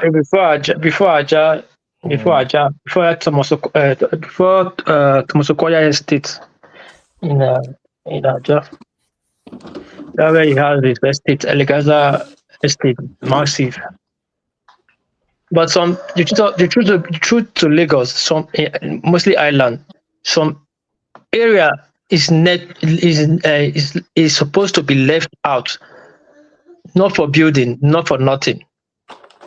It's supposed to be a space that will allow a buffer zone to allow Mother Earth adjust its wave and current. People are forgetting that Lagos, everything about Lagos Island is water. It's water. All that lake is a swampland. All that feeling that number one, they should be filling the swamp. It still flows below it. Under it still flows every day. People don't learn. When this lady, that Ajakaya, that lady, that time she started building her house in Baba, you remember in the early 2000s, when she started pushing the lake, people knew what happened. Alakija. Now they have pushed Lagos Lake, they push Banana, they push Atlantic. These things must take its own turn. It's Mother Nature. Lagos supposed to have some area like a buffer zone, like a shock observer for those things. But those areas, Omolile, though the government would have planned for it, but the Omolile will not leave it alone. Because of politics, the government cannot speak. They should learn from countries that have passed through all this. Japan passed through all this before. Tokyo is water. Japan is water. Some area in Japan, they don't build on it. You see a vast empty land. They don't build on it. We don't have where to channel this water. We don't have where to channel this erosion. You don't have where to... Everything in Lagos, well... Babas people want to make money. Leave them alone. I salute you. I don't get it back. Hey, Tony. You know, say, Don't worry. you know, say, We will run back to our yeah, Ibadan. We will go and yeah, you know, find say land those for. days, yeah, those days, We you know, will say go for find land Ibadan, for Jericho. Don't worry. yeah, it they get some, you know, it they get some point where you see what they call fire hydrants, you know, on the streets, you Yes, know, yes. you know what I'm saying? Yeah. But you know, last year or thereabout, this Christ Embassy was burning down. They don't have fire hydrant in the area there. You know, I just don't know how we are just moving But backward like this. You know, if they don't have mains supplied water. Thank you very much. water, That's the advantage. it will be impossible to That's the run a fire advantage. hydrant because Yeah, apart yeah, from that's the even advantage of having a. Tony, remember that main supply would have a pressure, a nominal pressure. If you Yes, want to sir. put fire hydrants, okay, you're going to have to boost that pressure maybe Yeah. 2 or 3 times more. So even the pipes that are going to run it, you can't run it using just regular pipes. You have to run it Yes. using very, good thickness, wall thickness, All those iron pipes, because otherwise they'll iron collapse materials. under pressure. So Yes. I mean, so fire hydrant. I mean, even okay, look at California. Look at what happened with people turning their sprinklers on during the fire. And look at what happened to fire hydrants. The fire hydrants couldn't maintain the pressure because I think they run the fire hydrant in the same line as the mains water. I don't think that's really something that's done in other parts of the world these days. The fire hydrant would have their own line, because it's very high pressure. But it's better than nothing like that in Nigeria, I mean, sir. You know, you see that when I play Forza in Nigeria, people are using bucket to go and be taking water from gutter to quench it. I don't know. I beg, looking at the talk. Which one be aeroplane fall down? People take water from. That's the case in Nigeria now. Nigeria is not like that. If aeroplane fall down, one near. Nobody Nigeria is can not hear like that. Tony, I beg. I think Lagos When is they last will did you suffer go to for some of Nigeria, this. The indiscriminate building and a lot of I mean to be fair, Lagos they are probably the most regulated in terms of their building code. But at the same time, because they most are regulated? they are Where will you put Abuja now? Where will you put Abuja? okay, maybe Abuja. They can't think ahead. They can't think ahead. You know, maybe Abuja, but even at that, there's too many lapses. And I think the governments are too afraid to really put the hammer down and really do something about it. They need to do something about it. I think they tried to do a lot, when It's the accelerated but development. It moves faster than crowd, regulation. a lot of hey, this is anti this is anti that. Larry, they have to start from bottom up. Not be say you don't go build house finish, you call the demolition later. I think they continued the way they started like almost 2 years ago. I'm telling you, a lot of spaces will have gone down. Because the problem is, a lot of people, Lagos Master Plan is still Lagos Master Plan. But a lot of people, they've bastardized that master plan. A lot of things, a lot of people do a lot of that. And when you ask them, when people cry, and corruption, they are demolishing our house, they are doing this, they are doing that. And some of that time, we have the paper, we have everything. Tell them, because are you really not surprised with all the demolition that Lagos did? Nobody was able to sue Lagos State to the courts. Because it's still the same thing, right? It's still the same thing. Like what is happening in Abuja now? Wike is demolishing houses, and people are like, people should go to court. Can they go to court? No. Because there is a whole lot of rubbish that people do in Abuja, and somebody will just still come to correct it. Even people, some of them buy some of these houses. They will tell them, even the money will tell them, this thing is not for life. Some people don't worry. I beg, no verse. Just let us concentrate on our part of the country, sir. Thank you. Mr. Tony, I beg. Yeah, because that country, because that city is going. That city is going, gone. It's option. It's for the northerners. It's a future not Nigeria country. So what the hell? So people just need to learn. People just need to learn that if the governor wants to do what he wants to do, a lot of houses will go down in Lagos. A lot of houses will go down. When he said almost 70 or 80% of houses in Nigeria do not even have the right paper. So, and people are like, okay, but is he going to go there to demolish? You know, normal drainage, people will fill, block drainage, do everything, put mansion there. And when they come, they want to... Larry, that's what I was actually thinking when you guys were talking about Lagos needs to be drained. There's a structure there, but people build on top of those structures. We saw that throughout the whole of last year now, when they went on this mass demolition of people blocking waterways and whatnot. So what kind? Although they should be more proactive in doing that, but Yeah. people Woman. build on top of all these Woman, drainage. it's not like they are not proactive. Oh. If you know what people do, all these people No, do. if they are proactive, then they should not have let them get to the stage of completing buildings on top. One man, they hire man. thugs when they are building. They will pay for their money later. The thugs to be there. So when the compliance people come, they will beat them. Compliance will come. Some of those houses, I can tell you that some of those houses, before they finish it, some of them compliance go there as almost 9 times. Compliance will do, they will clean, continue. They will continue. They won't beat compliance officers. They will chase them away. Compliance will come today, give them letter, put that cross, do everything. Tomorrow they will rub it out. They will continue. Nothing will happen. People have this. Nigeria has this thing like nothing will happen. And I know somebody. Nothing will happen. They will pay DPO to send some policemen to stand there at the construction site. See this their commissioner for works. That guy, sometimes I watch that guy, I'm like, this guy get mind though. And the problem in Nigeria, people that do bad things, they are the first people that will go out to start claiming to be victims. And it's a normal thing in Nigeria.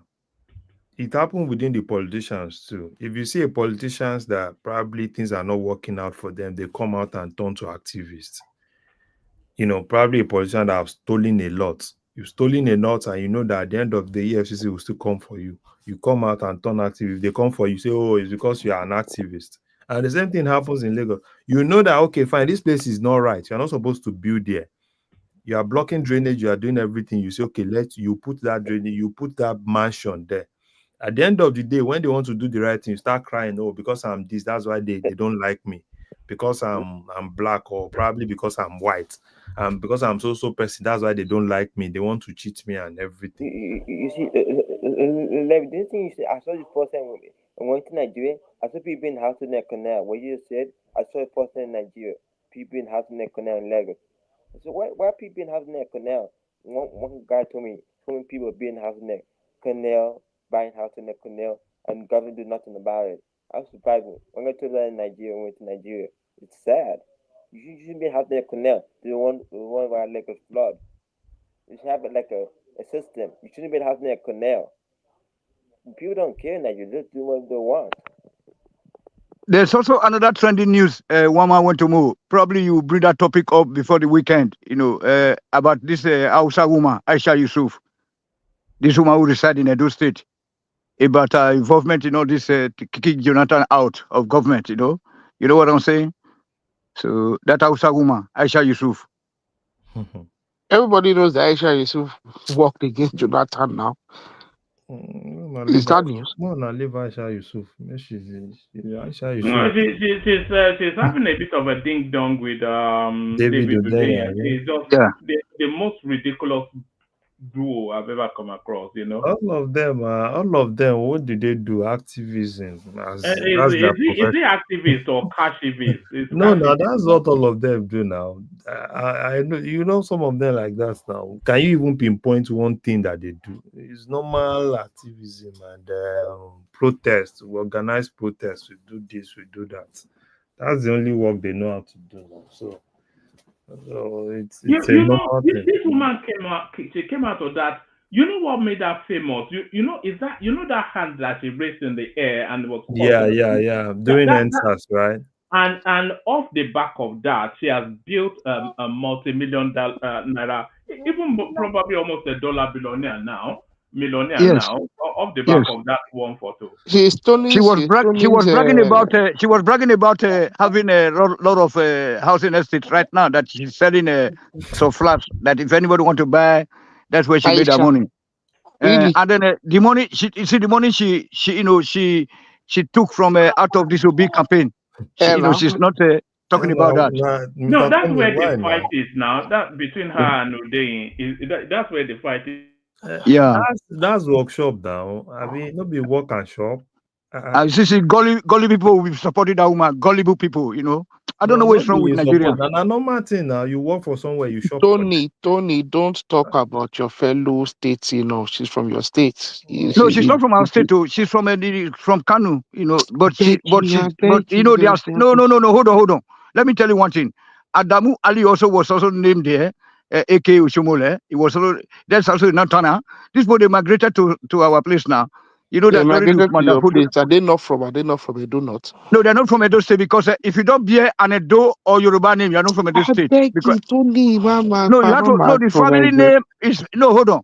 The family name is very, very important. Please let us. I don't know what's wrong with you. One man who is controlling the channel. This kind of thing, not that allowed for this platform. Tony only say this international platform. All this narrative they push is not nice.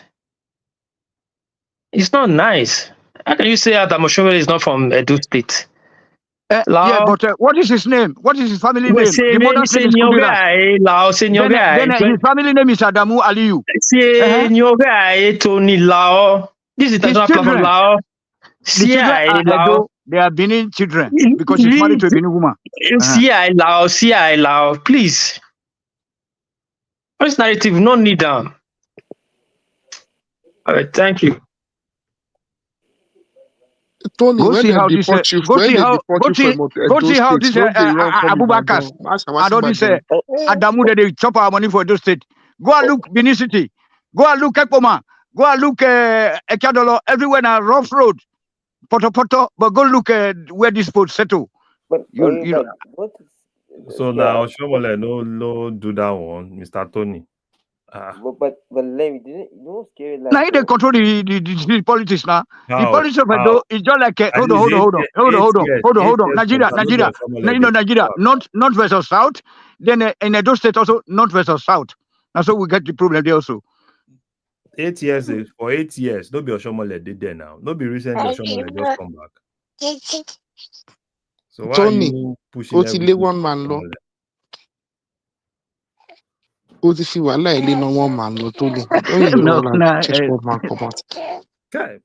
Baba still there? I don't know why the Benin State government. I'm here, Arogedegwa. Baba, Leo. I can't Leo. Baba. But they repay àwọn àgbààgbà wọn tí lọ ṣá.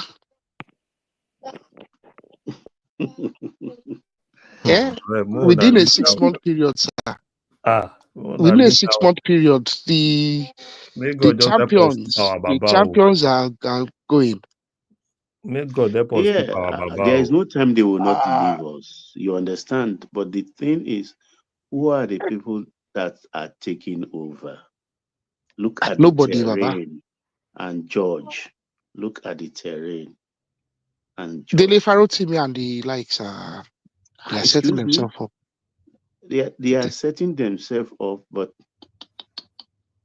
they are not the rightful people. All the regions are suffering it. It's not just a southwest problem. The southeast lost about four big major names. Same thing for the north, you understand, but I think the Southwest presently, I think this topic was started from yesterday, but I think we are lucky so far to have Osinbajo around. We are lucky to have Fashola around, and a host of others I cannot readily remember right now. Osinbajo is mild-mannered, but he has the RCCG background and people, because we can't deny their numbers and their influence in Yoruba land. As far as Osinbajo is concerned, they are there for the tapping. If he presents himself as, I don't know, will he present himself for leadership position in the Southwest? Well, time will tell. Same thing for Fashola. I think Fashola will be easily a draftee for that. You understand? But Osinbajo, I don't think. Baba, Osinbajo suffers from the arrogance of nobody cares that Yawolo was in law. You know, him and his wife suffer from that Awolowo arrogance. I'm telling you from a personal standpoint, Baba. OTE is there's an arrogance, and when they got to Abuja, that arrogance it took a new form. So it needs to calm down. Nobody cares about that. Yes, Yawolo was in law. No. I beg. One more they ask question. One more they ask me question here. Mogo Park. Osomole is not the name. It's a nickname. His real names are Adamu Aliyu, and then his mother's name is Kudirat Aliyu. Then his brother's name is Sheidu Aliyu at Mogo Park. I hope that answer your question. The Osomole is a nickname, adopted name. So it just kind of like a nickname, and then it's had to take that as a surname. But by their fruit, you shall know them. You know, it's not. It doesn't behave like us. You can look at him; he look like a typical Northerner, or those people or those Babialas. Thank you.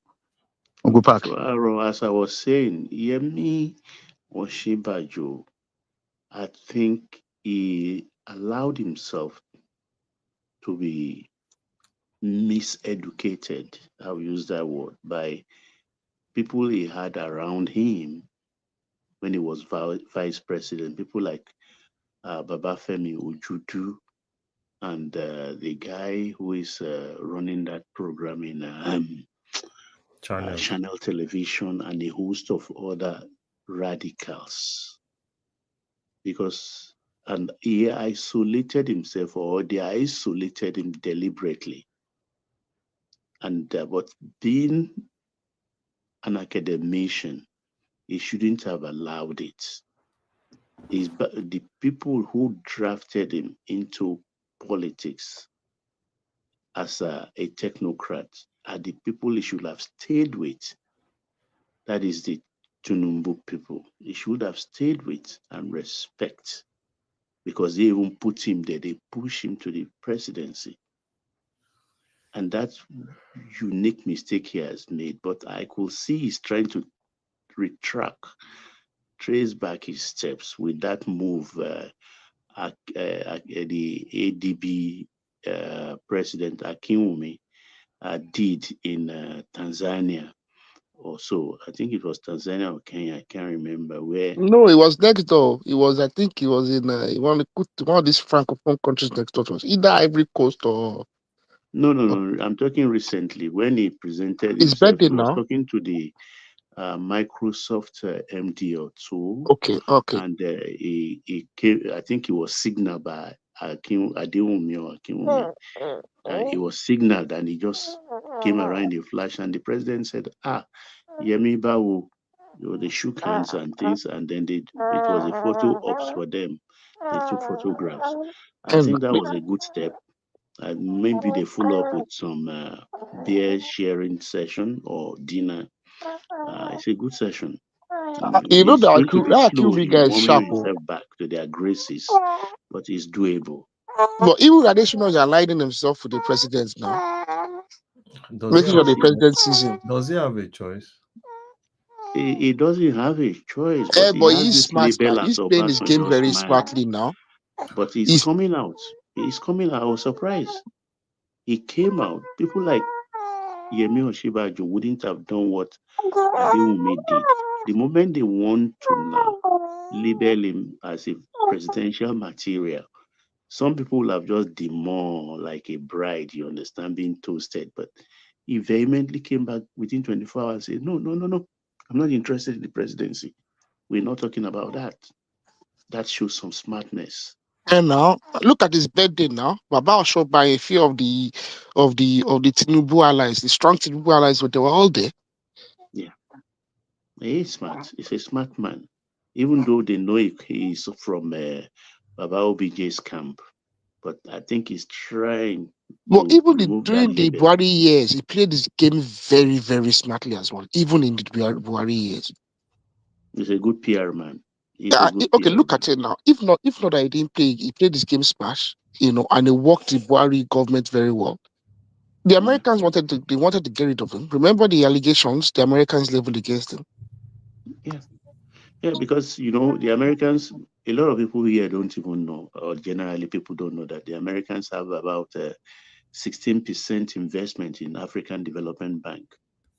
Yeah, America has investment. It's about 16-17%. Go check it. Yeah, I'm very sure of what I'm saying. Yeah, that's true. Yeah, the Americans and the EU have a stake in that. Yeah. So when we at times say we can't do with them, we want to do it that without them, we don't want them. But they're in our neck, they're in our backyard, they're in our bathroom. They're investing in us. They are helping us set up institutions that will help us grow. Ishon renewal.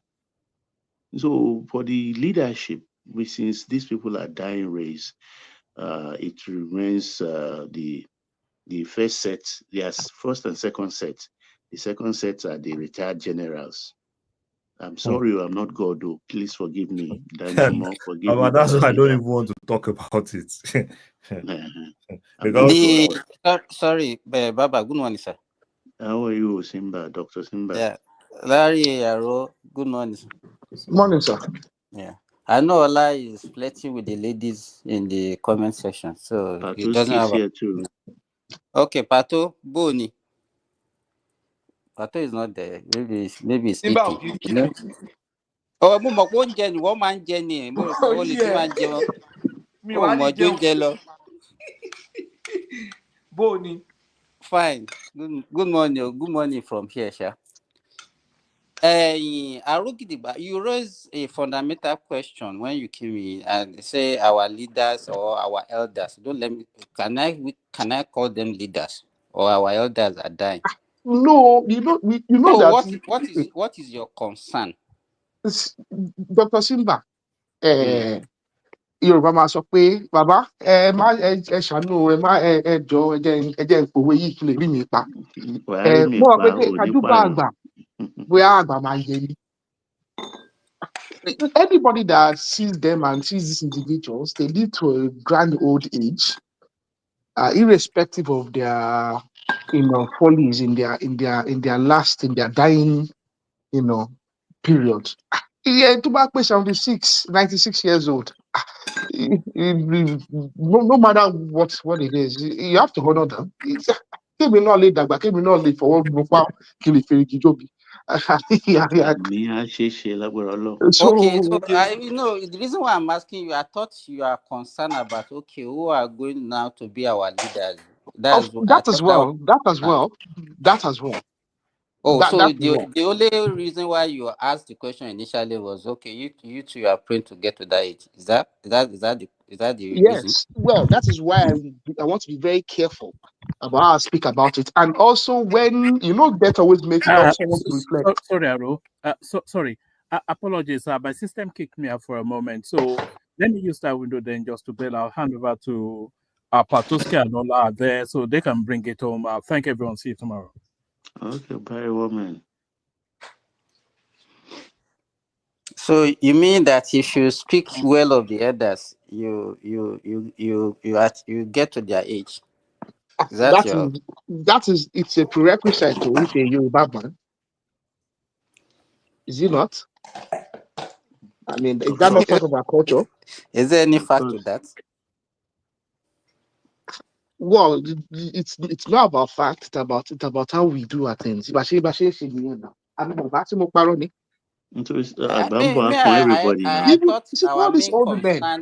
main concern should be so who is going to be the next generation that will take that is a concern present as well. But even at that, if Yoruba man now.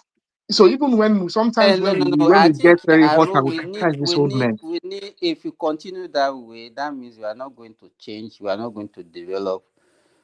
If we cannot say the truth, and then the only thing is that I know then we just continue that way. We have to analyze our past for us to at least to look at our future and see what we can correct in our future. But if you continue the same way, the future is doomed. Oh, yeah, me. I don't disagree with you. You have a point because àwọn àgbà ló gbé wa débi tá a dé. So ibi tá gbára àwọn ọmọ náà ni. So we need to take over to take us to the next level. And for us to take us to the next level, we must break from the past a little. But who are the people who are the people there that want to take us to the next level? You and me. You and me. Or Dele Faro to me and the likes and the hill. No, it's not Dele Faro to me now. Dele Faro to me might be there, but you and me, we have a role to play. It's part of it. Educating one child, educating another one, speaking the truth. Pato, do you have the patience to see out the noise? Why not? Do I? If destiny beholds certain things on people, àwa ló kàn yẹn, àwa ló kàn. Wọ́n ní ló gba tiwa mọ́ tiwọn. Wọ́n ti lọ. We will, by God's grace, àwa náà máa dìde, will speak to them. You understand? I can't see my age mate in the north speaking and taking a position that is against a southerner, and I expect my younger ones to be the one that will stand up to him. I will stand up to him. You understand what I'm saying? If I know someone who was my classmate in school, he's now a governor, he's saying something to the south and taking a position, it's not somebody, it is me that has that responsibility to say, no, I know you from somewhere. You cannot continue to, our interest is key. So that's the point now. I don't have to be a political leader, or I don't have to be one rich man there, but I have to just be someone who has a voice and take a position. Whether they listen to it or not, But there's a danger now, Patoski. There's a danger that rogue elements could take over. Because we are not presenting ourselves for election.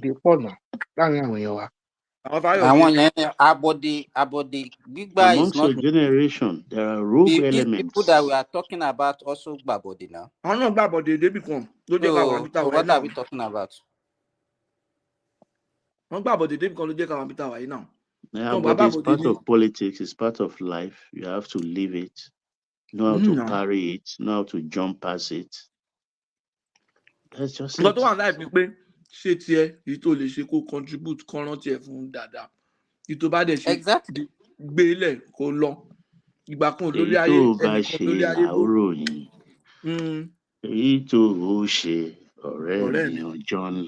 You have to present yourself for leadership, which a lot of people are shying away from. Yeah, I can understand. It is violent, it is tough. You need a lot of money to do it because Nigeria's politics is built on money.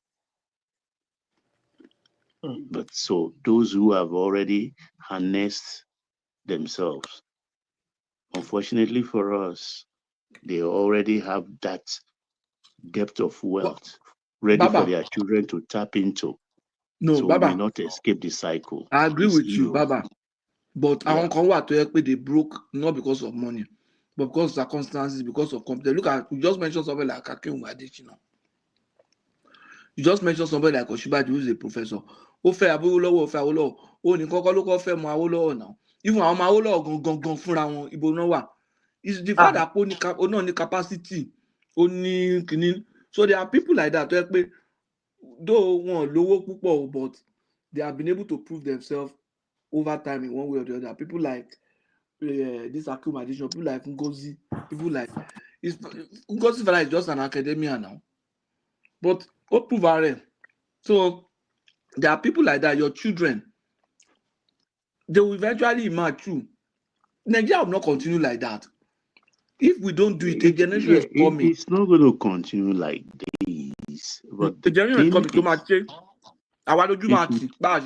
will take longer than expected or longer than needed. Because whether we like it or not, politics is as anywhere, even in the world. I mean, during the time of Clinton, they were talking about $200 million to campaign and win the presidency. We were screaming then. But look at their last election. Billions. So also Nigeria's election. Anywhere you have democracy, democracy is not cheap. And of course, rule by the gun, coup d'etat, not important, not popular anymore. And I don't think Nigeria will see a coup again. Never. Impossible. It's not possible. Impossible. That has been really Even done away with. the military don't want it. So if we want politics to be easy, to be easily accessible, we have to change the system. Presidential system we run is not. Patoski, you think that is because they don't want to, or because the people that used to engineer them no longer interested in them? No, the capacity, man. Now, No, it's because it's it's unpopular. It's unpopular now. Before the Western world that used to change our government look at the military as the only alternative. Now they have found a way of infiltrating into our politics. You understand? So they use that one because they know that military takeover is even more peaceful.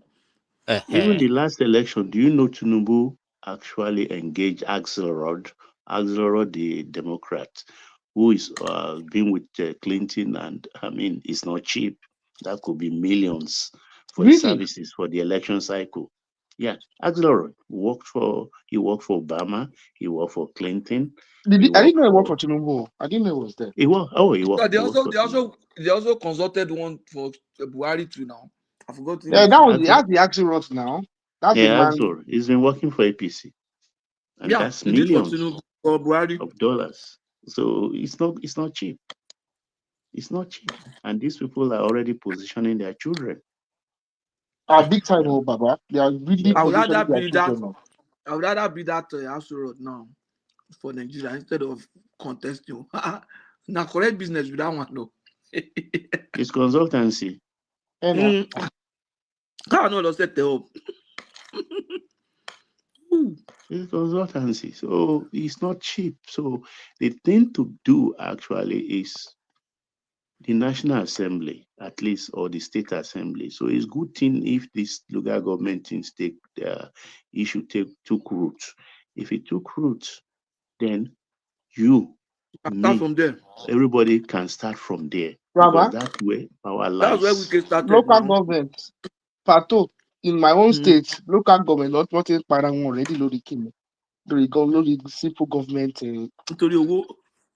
Osun State, can't you see what's happening in Osun State? Arrow? I'm not even aware. What Parang? They kill the local government chairman. Died yesterday in Osun State. They buy local government chairman.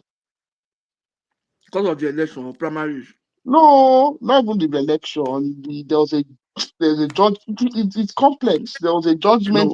What happened is the Oyetola, that minister, he made a mistake. You were there for 4 years. You did not put in place a local government election for people to be there.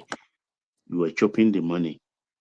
It was only when you lost the election to Adeleke, that 3 months transition was when you now did the election and installed your own local government chairman. Adeleke came, got a court injunction, and pushed them out. That's where the problem starts. He wants to do his own election and appoint his own local government chairman. Trouble starts. So in his thievery, Oyetola messed up and caused the problem.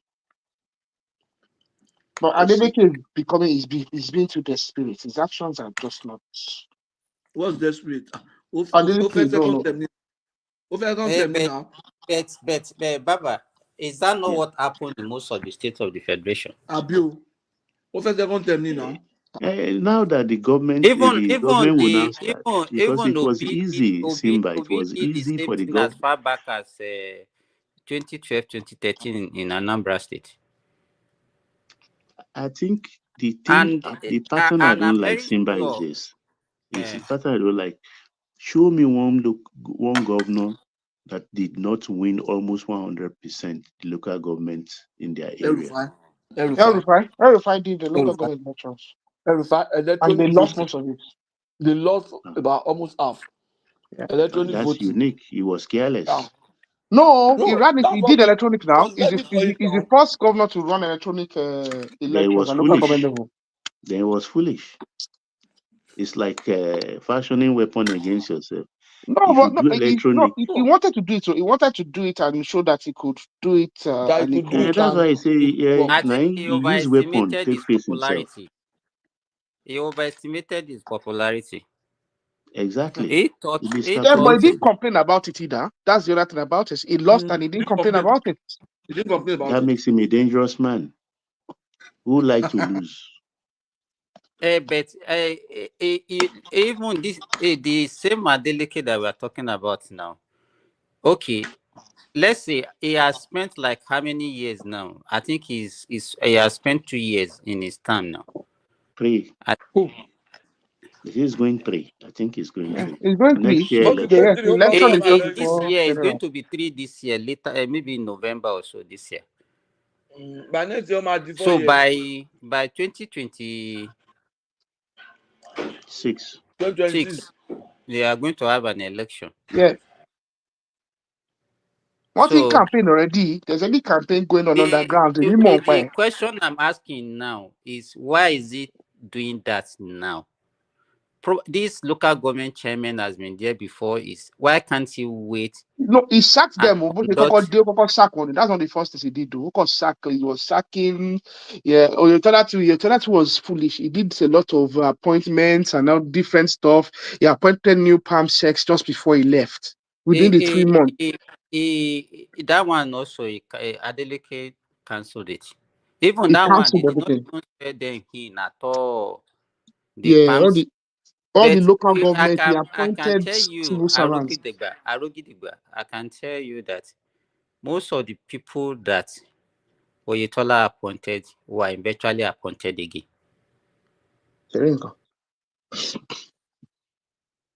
So the issue here is that the two of them are not doing it for the benefit of the people. They are just doing it for their own selfish interest.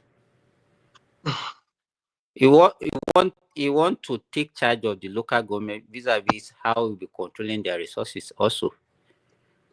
If Oyetola did it and put his own people there, and then you are coming, okay, you say no, you don't want, it's your people that you want. So what is the difference? What is the difference? Sometimes the way we look at things, maybe if I like you, whatever you do, you can never do wrong. I think that we have that mentality in our country. So it's actually mask our thinking and the way we look at things, and that is very unfortunate. We are looking at local government as if is the solution to our problem. For how many years, if not because of Obasanjo that disrupted everything, we having local government. What have we achieved with it? Because now, because we are suffer for maybe 10, 15 years of no functioning local government, we think that, oh, by the time we now have local government, everything will fall in place. The development that we have been yearning for will come to us. It's a fallacy. It's not true. It's not true. The kind of corruption that goes on, local government, they don't do anything. I can maybe Lagos, so maybe they have They a lot don't of even money. stay there now. How many local government staff are showing for? Let me tell you the way the local government used to spend their money. They spend their money on frivolities. Oh, this one want to do wedding, this one want to do this thing, on all those things that are not actually going to bring any development. That's what they spend their money on. So I don't know how, even if they have all the autonomy and everything, let's wait and see. I mean, sometimes if I think about what is happening in our space, it's actually very depressing the way we handle things. It is. It is Ọlọ́run well. máa wò pé ká máa bọ́ pé ṣé ìlú yẹn máa bọ́ nú ẹ̀ báyìí.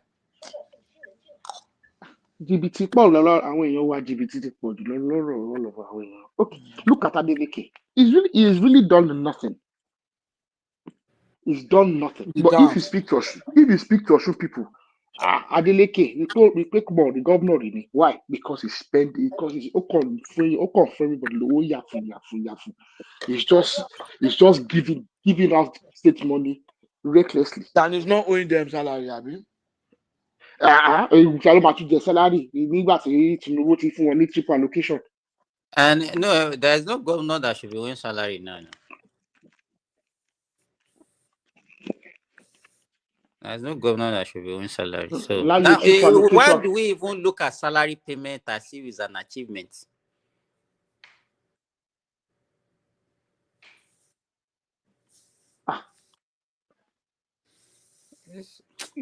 You know. I mean, it's beforehand. Our governor here, so salary and like they didn't care.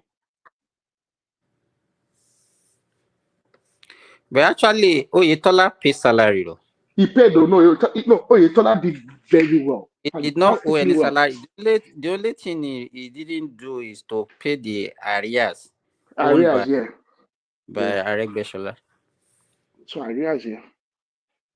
But even at that, he would have paid off the arrears. He would have started paying the arrears at some stage. Oyetola low bar. TINUBU buy it would have been a different situation because he would have been able to really, because from an accounting perspective, he had started balancing the books. What happened was this, because of the debt. Because Aregbesola borrowed a lot of money to put up all those structures. Yeah. And then, so the amount of money that they are getting from the federal was actually not much. But by the time he was leaving, they've offset like, let's say 60 to 70% of their debt. So the money has started, the allocation has started improving.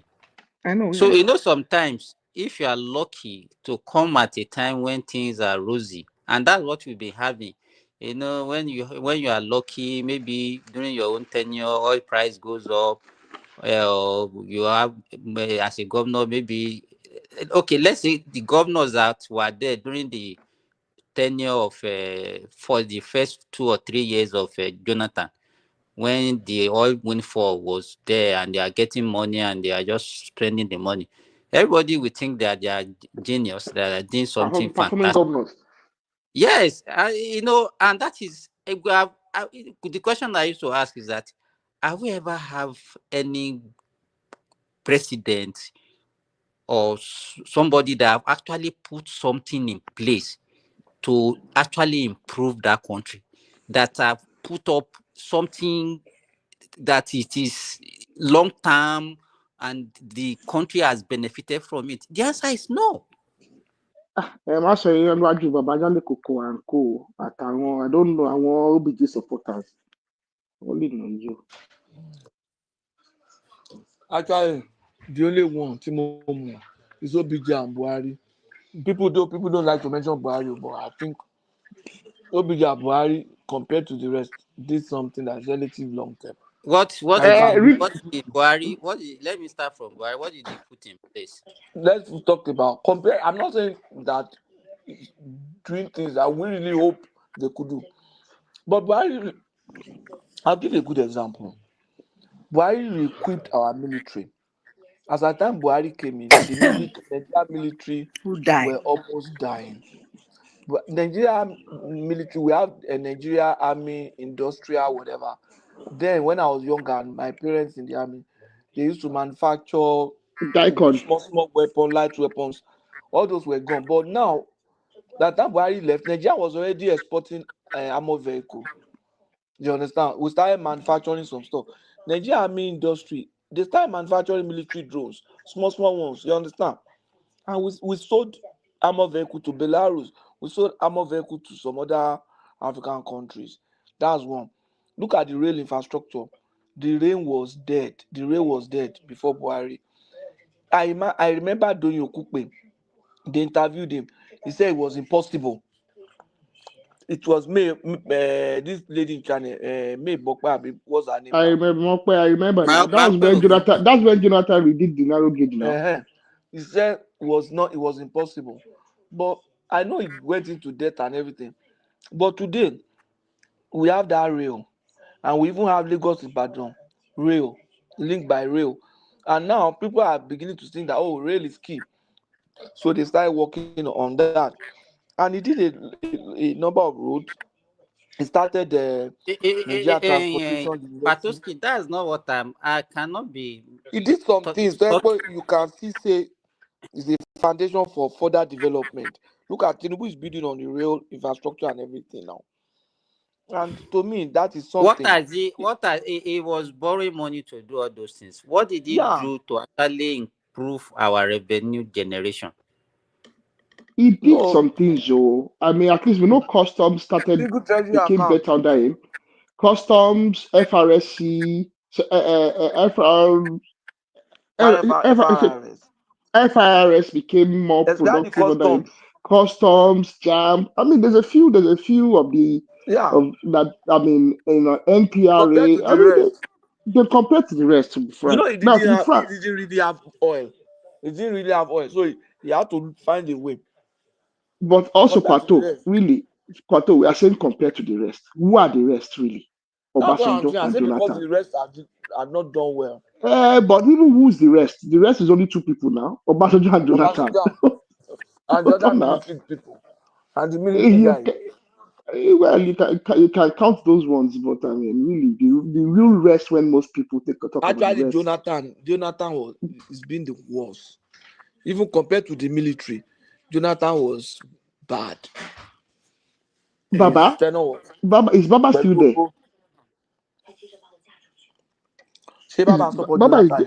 No. I want to ask Baba one question, though, because I heard one gist, and I know Baba. What are you people discussing? Baba has all the information. No, we are just discussing about our past presidents. We are discussing about our past president and head of states. Next year, yeah. You know, ask me a question. Baba. I will say we never had president. Madam, I beg. I want to ask Baba what gist. Baba has all the scoop. Baba has all the historical scoop of Nigeria. Baba. Patoski, can you see the question that Zita is asking? No, what did you say? What did she ask? She's asking whether they are all dead. Wait, I'll tell you. I was saying, you people, do you have president at all? He said, let me tell you people, you people don't have president. But that's the no, right actually, we have never had a good leader in that country, as far as I'm concerned. That's true. All of them are that's just true. rubbish. That's the right question. Are they all dead? See, I think Carol wanted to ask. I think Carol wanted to ask Baba a question. Yes, Baba. Baba is dead. Is it true that Jonathan once went to like a gathering of world leaders and he got drunk? Is because I heard someone make yes. he got I'm talking about terribly inebriated though. I'm not talking about just something small though. Like he made a mess of himself and could not speak. I think is it that Babio? Somebody else spoke on his behalf. I can't remember the detail, but I can get it. And apparently everybody knew he was drunk, like he was inebriated. No, now he was drunk inside.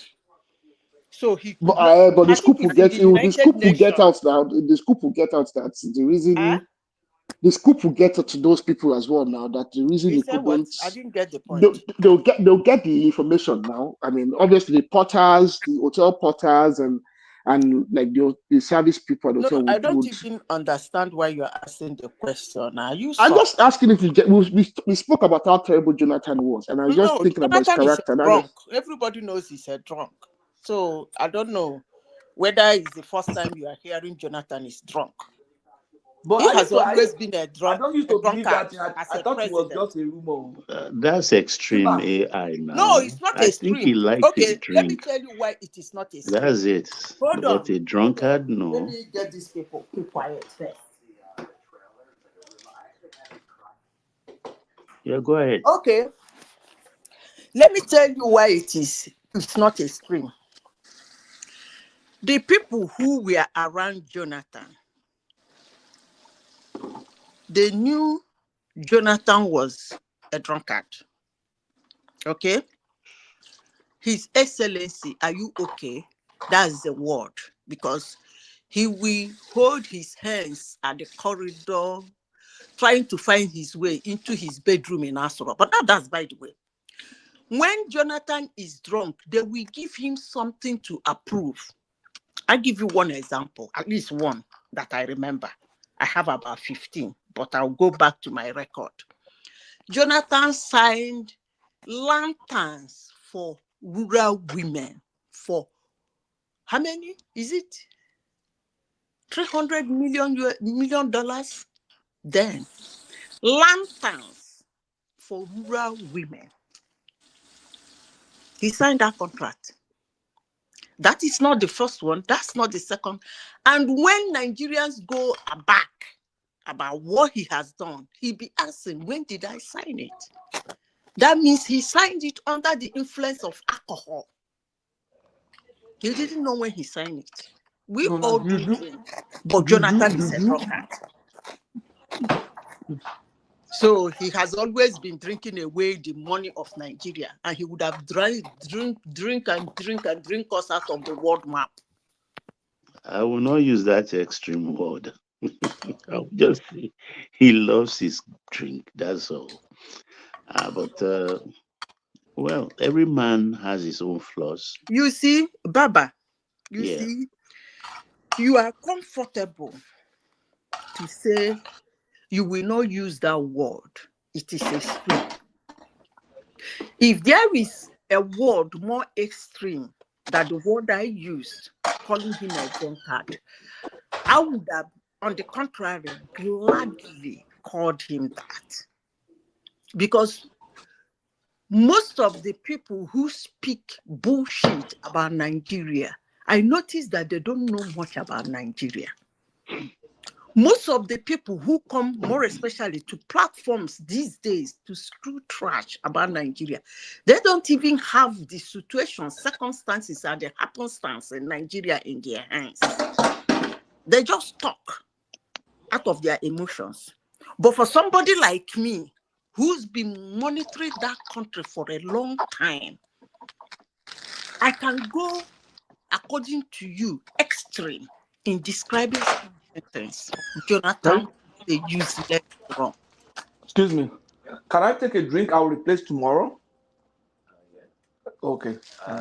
Want Pepsi? The Pepsi? I can ask it. Okay. Pato, we can hear you. Your mic is on. Yeah, go ahead, please. Said he's a useless drunk. And unfortunately, when he was a president, that was when Nigeria met his greatest hit, or her greatest hit. And where is the money?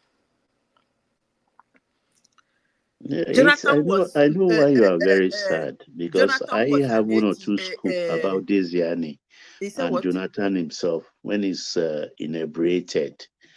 And that was sad. It cost country billions.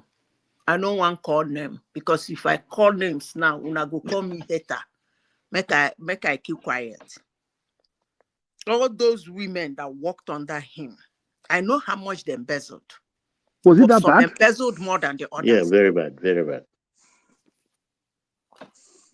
It's okay, but what can we do? According to people, they said Nigeria will, even I heard Buhari even said it, Nigeria will not be good unless we start holding our leaders accountable. So it will never be good. When we use softwares and then we don't remember what they did 4 years ago, or 5 years ago, or 8 years ago, or 10 years ago, and we want such a person, for somebody to come and be thinking that Jonathan can be president of Nigeria again. These are the not people. Telling us Buhari is better than TINUBU. Hold on. First of all, there are things when you talk about a position, deliverables, respect for the seat, aura for the seat, they are all intertwined together. With the little in Buhari's hand, Buhari did what he could do. In the time of Buhari, Buhari did not mess Nigeria up. Jonathan screwed Nigeria. That's why likes of Obama, likes of British Prime Minister, he repairs them. When they see him, they feel like puking. And that's a young man. Trump said he was lifeless. Trump said Buhari was lifeless. Anyway, you see, when somebody says something, you people take it for the word. When Trump said Buhari was lifeless, I understand what he means. He's not a hair fellow we met. He's not conservative, conversative.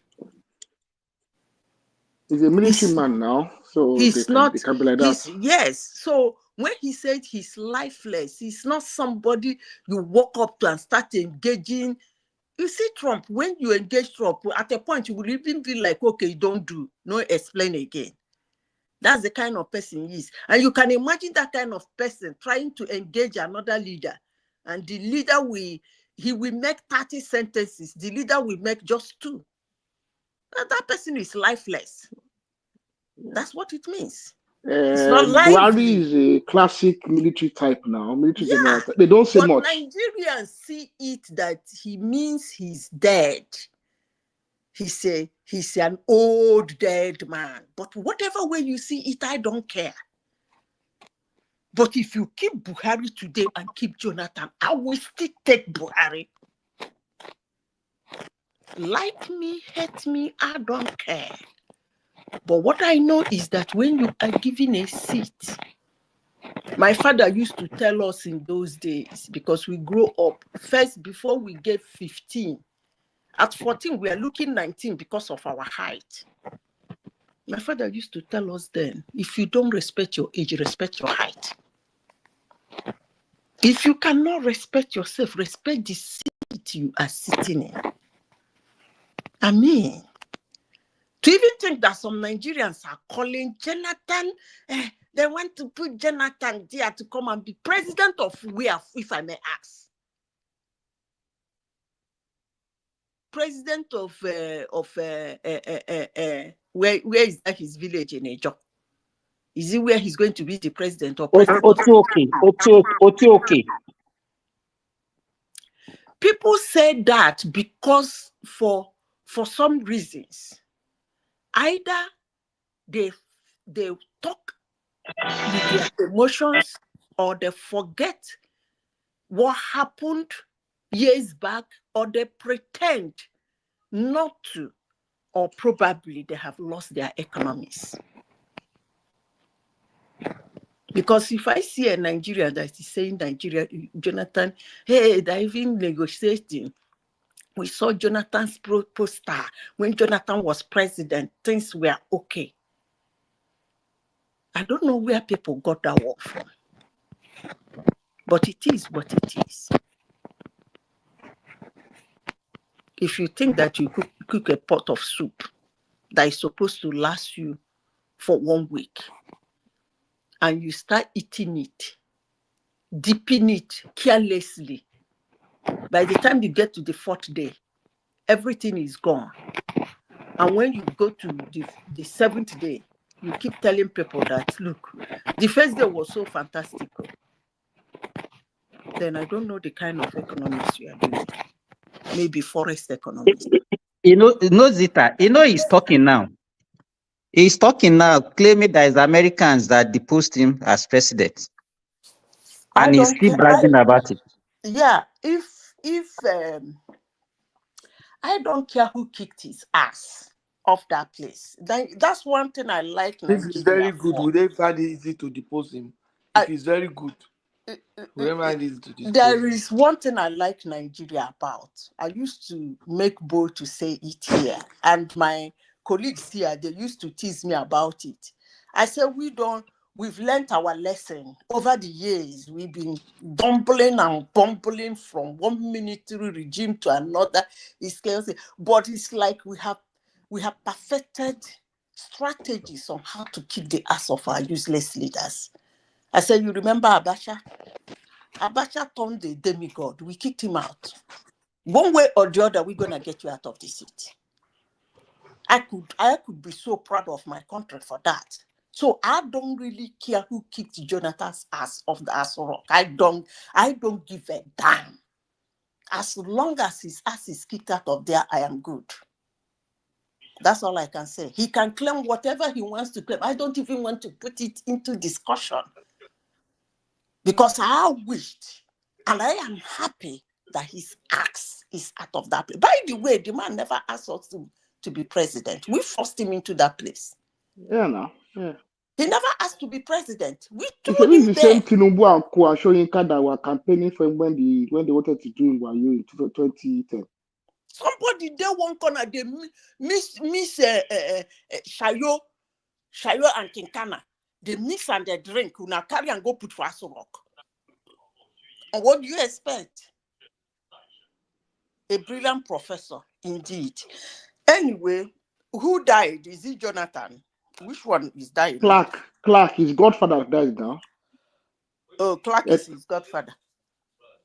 Edwin Clark was his godfather when he was president now. Okay, the way you are seeing it is not the way I'm seeing it. I think the people that are causing problem in Nigeria are dying one after the other. That's all I can say. I never really liked the Baba Clark, to be frank. Zita, may God bless you. Okay. On this one, you agree with me. And some of them still remain. Some of them still remain. By the way, where is Baba Gita? My mouth now. Baba Gita, he there for me now. He there for Hilltop for me now. But it too is actually. That is what you are afraid of saying, no. That's what Zita just said. It's in a very bad way. Who? In a very bad way. Who? Baba Gita. It's in a very bad way now. Why is he still alive? I don't know. No, Zita, I'm not going to talk about. I'm not going to talk about this.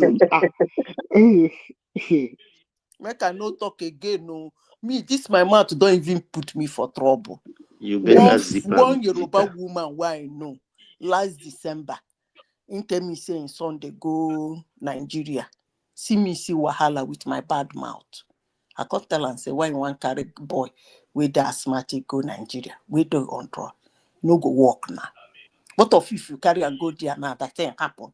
How you go take handle am? He said no, you no go happen no. So they go for a drop. Now the woman know they talk to me. He said when I know see if I talk something it go happen. Make I know they talk bad one, make they talk good one. I don't lose my friend now. The boy don't go die. God. My brother, make I shut up my mouth again. Before tomorrow now, Naga announce say Babangida don't die. Now come here, begin to call me witch again. Yes, now, because you're the angel of death now. I know the angel. You know that Zita said this thing last week that they should be going. And you just premolution. You know, there are some people, I have this, I don't know how to put it. When you tell me something, I think deep, I think ahead. In every situation, I think ahead. And when I come up with my own analysis, at first, people will not like me. When it happened, those that didn't favor will start abusing me. I told the woman, say, look, this boy, since you had him, you people might even know the person, those that are in the US. I said, since you had this boy, he's been struggling with chronic asthma. You people will be managing him. No carry and go, hey, we the travel gonna. I said, I hope he's not among those. Say, yeah, he followed. He was so excited. I said, madam, no carry that boy, go that side though. Something will happen. Something go happen, we no go feel manager. Leave the boy for United States. And if their moon they do video for him, live streaming, making they see how Nigeria day. He said, no, he don't better. Even he tell me say a doctor say he can fly. I said, okay. If you say, as you don't mention doctor, I answer. But my candid advice, no carry your son go Nigeria. They don't go, the boy don't die. Now two of them, no, husband and wife, no, they talk to me again. And is it everything happened? He had an attack and died? Yeah, he had an attack and died. And but even let me tell what they're supposed to do. Maybe they didn't do it. If you want to change the environment, like in US is a temperate region, you are taking an asthmatic patient from a temperate region to a tropical region, where it is humid, probably dusty. With dust, plenty dust. Dusty. So it's supposed to be on the it's supposed to be on a preventer. You understand? But I don't know the kind of doctor that they have that give them the advice. Sir. You know they give if say one man they here say for even now so they send the boy picture give me saying don't die. So I talk and so they no go talk to me again. See, you see, when you want to, it depends on what you told the doctor. If you ask the doctor, can my son fly? Obviously, the doctor will say, fine. Yes, of course, he can fly. He never answered your question. Didn't the boy fly? He fly now. No, I agree with you. You know what I used to told the is it that what I used to tell my clients? I will tell them that I will only treat you based on what information that you give me. I'm not a babalawo. I can't see through your whatever you didn't tell me. I don't know. So most people conceal the information. I think apart from your God, I think the next person you should not lie to is your doctor. Yeah. Oh, God, say you are taking him to be the condition of the place be okay. This, that. Me, I don't even know why. Immediately they told me, I screamed. He was the first person I called. I said, I hope, because I have witnessed his asthma. So I know what I'm talking about. So the minute we are going for Nigeria, that was in December, for Christmas. So they're going, that was ending of November. Said they're going for Christmas. I said, hey, I just called the boy. I said, I hope he's not going with you. I said, is Francis going with you? They said, See. I said, no, try that kind of thing. No. Even that kind of person that say so. For the fact that you advise them, does that mean is your wish that came on the guy? It's not your wish. You know that the way Madam Zita talk now, they will say that she has a. It's a wish. This platform, they name me wish. All the things why I don't talk, it never happened. My dear, leave me. I don't say my mouth. I don't talk again. You too, when you say whatever you say that you'll be waiting for them, that you know it's going to happen. So when it happens, they will call you witch now. Now, they call me witch now. No problem. Now me become witch because you ask me my opinion, I give you. But you always finish it. You always finish it. You always finish it that you'll be waiting now. That what's that statement you use to finish Let your? me tell you, let me tell you something you people don't understand about life. In life, if you have somebody who grew up in an environment where you have seen all, environment that has a large family of different character, different mannerism, all manner of things, and you are the type that learn a lot, you will so develop your level of reasoning and understanding that the moment they present a situation to you, your analysis will be at least 70% right. But most people don't see it that way. This was a boy. In my presence, he has had an attack.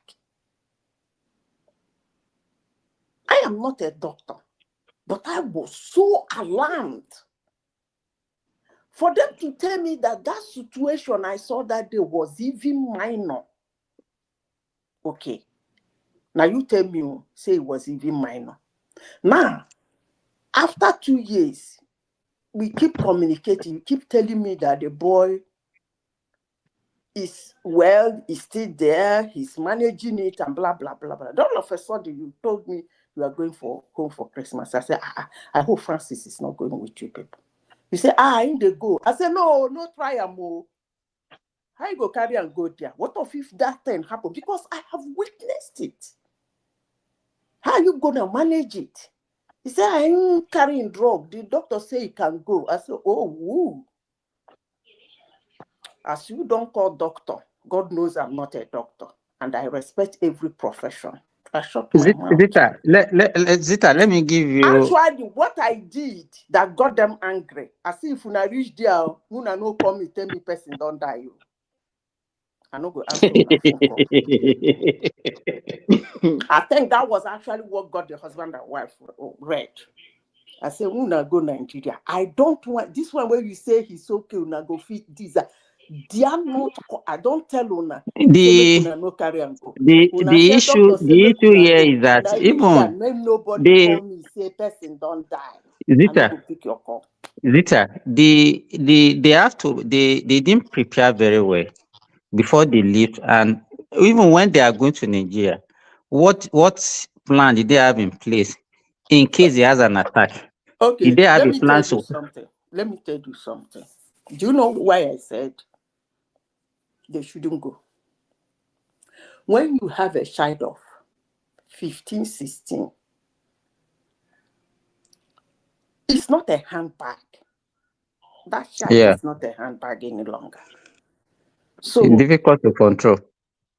Thank you. My boss lost his son to asthma. He's a general manager in Shell. The boy died in Shell court, tennis court. When the attack came, do you know what the boy was shouting?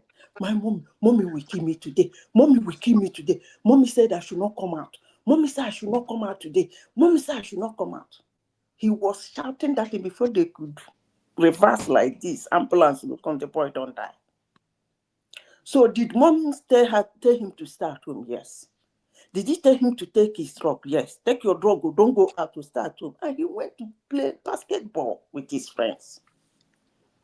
So these are the way you might lose them. You might be prepared. You might be everything. But let me tell you, you are in an environment you cannot call ambulance. Exactly. Are you getting my point? So all these things are even the people around when it happens, did they know what to do? Thank you. So these are the things that run through my mind. That was what I was saying. That what plan? What plan did they even have for him by the time he arrived in Nigeria? Let me give you a particular example. Sometimes around 1999, 2000, I was in Ijebu, and I was working in a private hospital, like a locum. I just go there maybe 5 days night every week. After just like an additional work that I was doing that time. So I was on duty in that hospital that day. A young man just entered my room where I was sleeping. He just knocked on my door and said, "Sorry, are you the doctor working in this hospital this night?" I said, "Yes." He said, "My mother is very sick and is in this hospital." Could you believe that this same woman in fact, she was the only sick patient on admission on that day, and the nurses and the doctor that handed over to me did not even hand over this patient to me. So I didn't know that that woman was even in that hospital. The reason was that the woman happened to be the mother to the wife of the owner of the hospital. So they concealed, so they didn't want a junior doctor to be attending to her. Meanwhile, I was the only one around that night. You can see how we reason in Nigeria. So this man happened to be the son. In fact, he was a big man. He was working in Dunlop that time. So I said, "Doctor, I just want to seek your advice. my mother is asthmatic and is very sick in this hospital. I said, what? But I didn't know that we have a sick patient on admission. He said, my mother is, that he has this nebulizer and the drugs that his friend sent to him from US.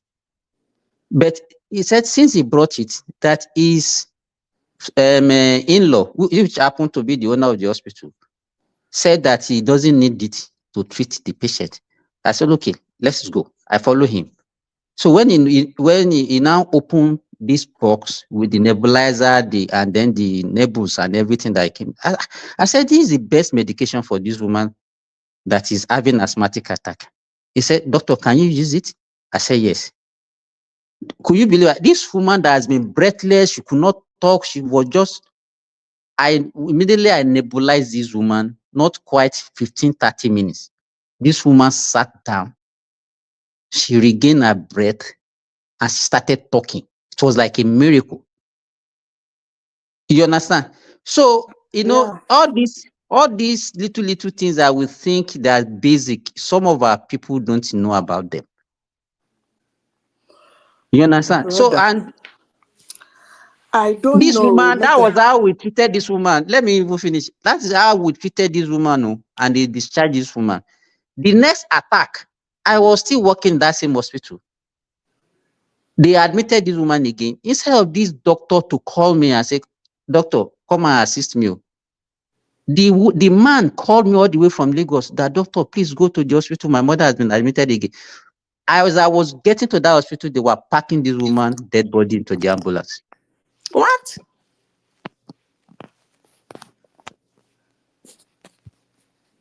Because we are very arrogant. You couldn't have, maybe we'll be thinking that this young guy that because maybe the man is, at that time he was in the late 50s. And me, I was just like a post-house job doctor. You understand? But the kind of experience that I have, the modern things that me have learned, maybe by the time he was in training, he didn't know about them. So probably that child was actually mismanaged.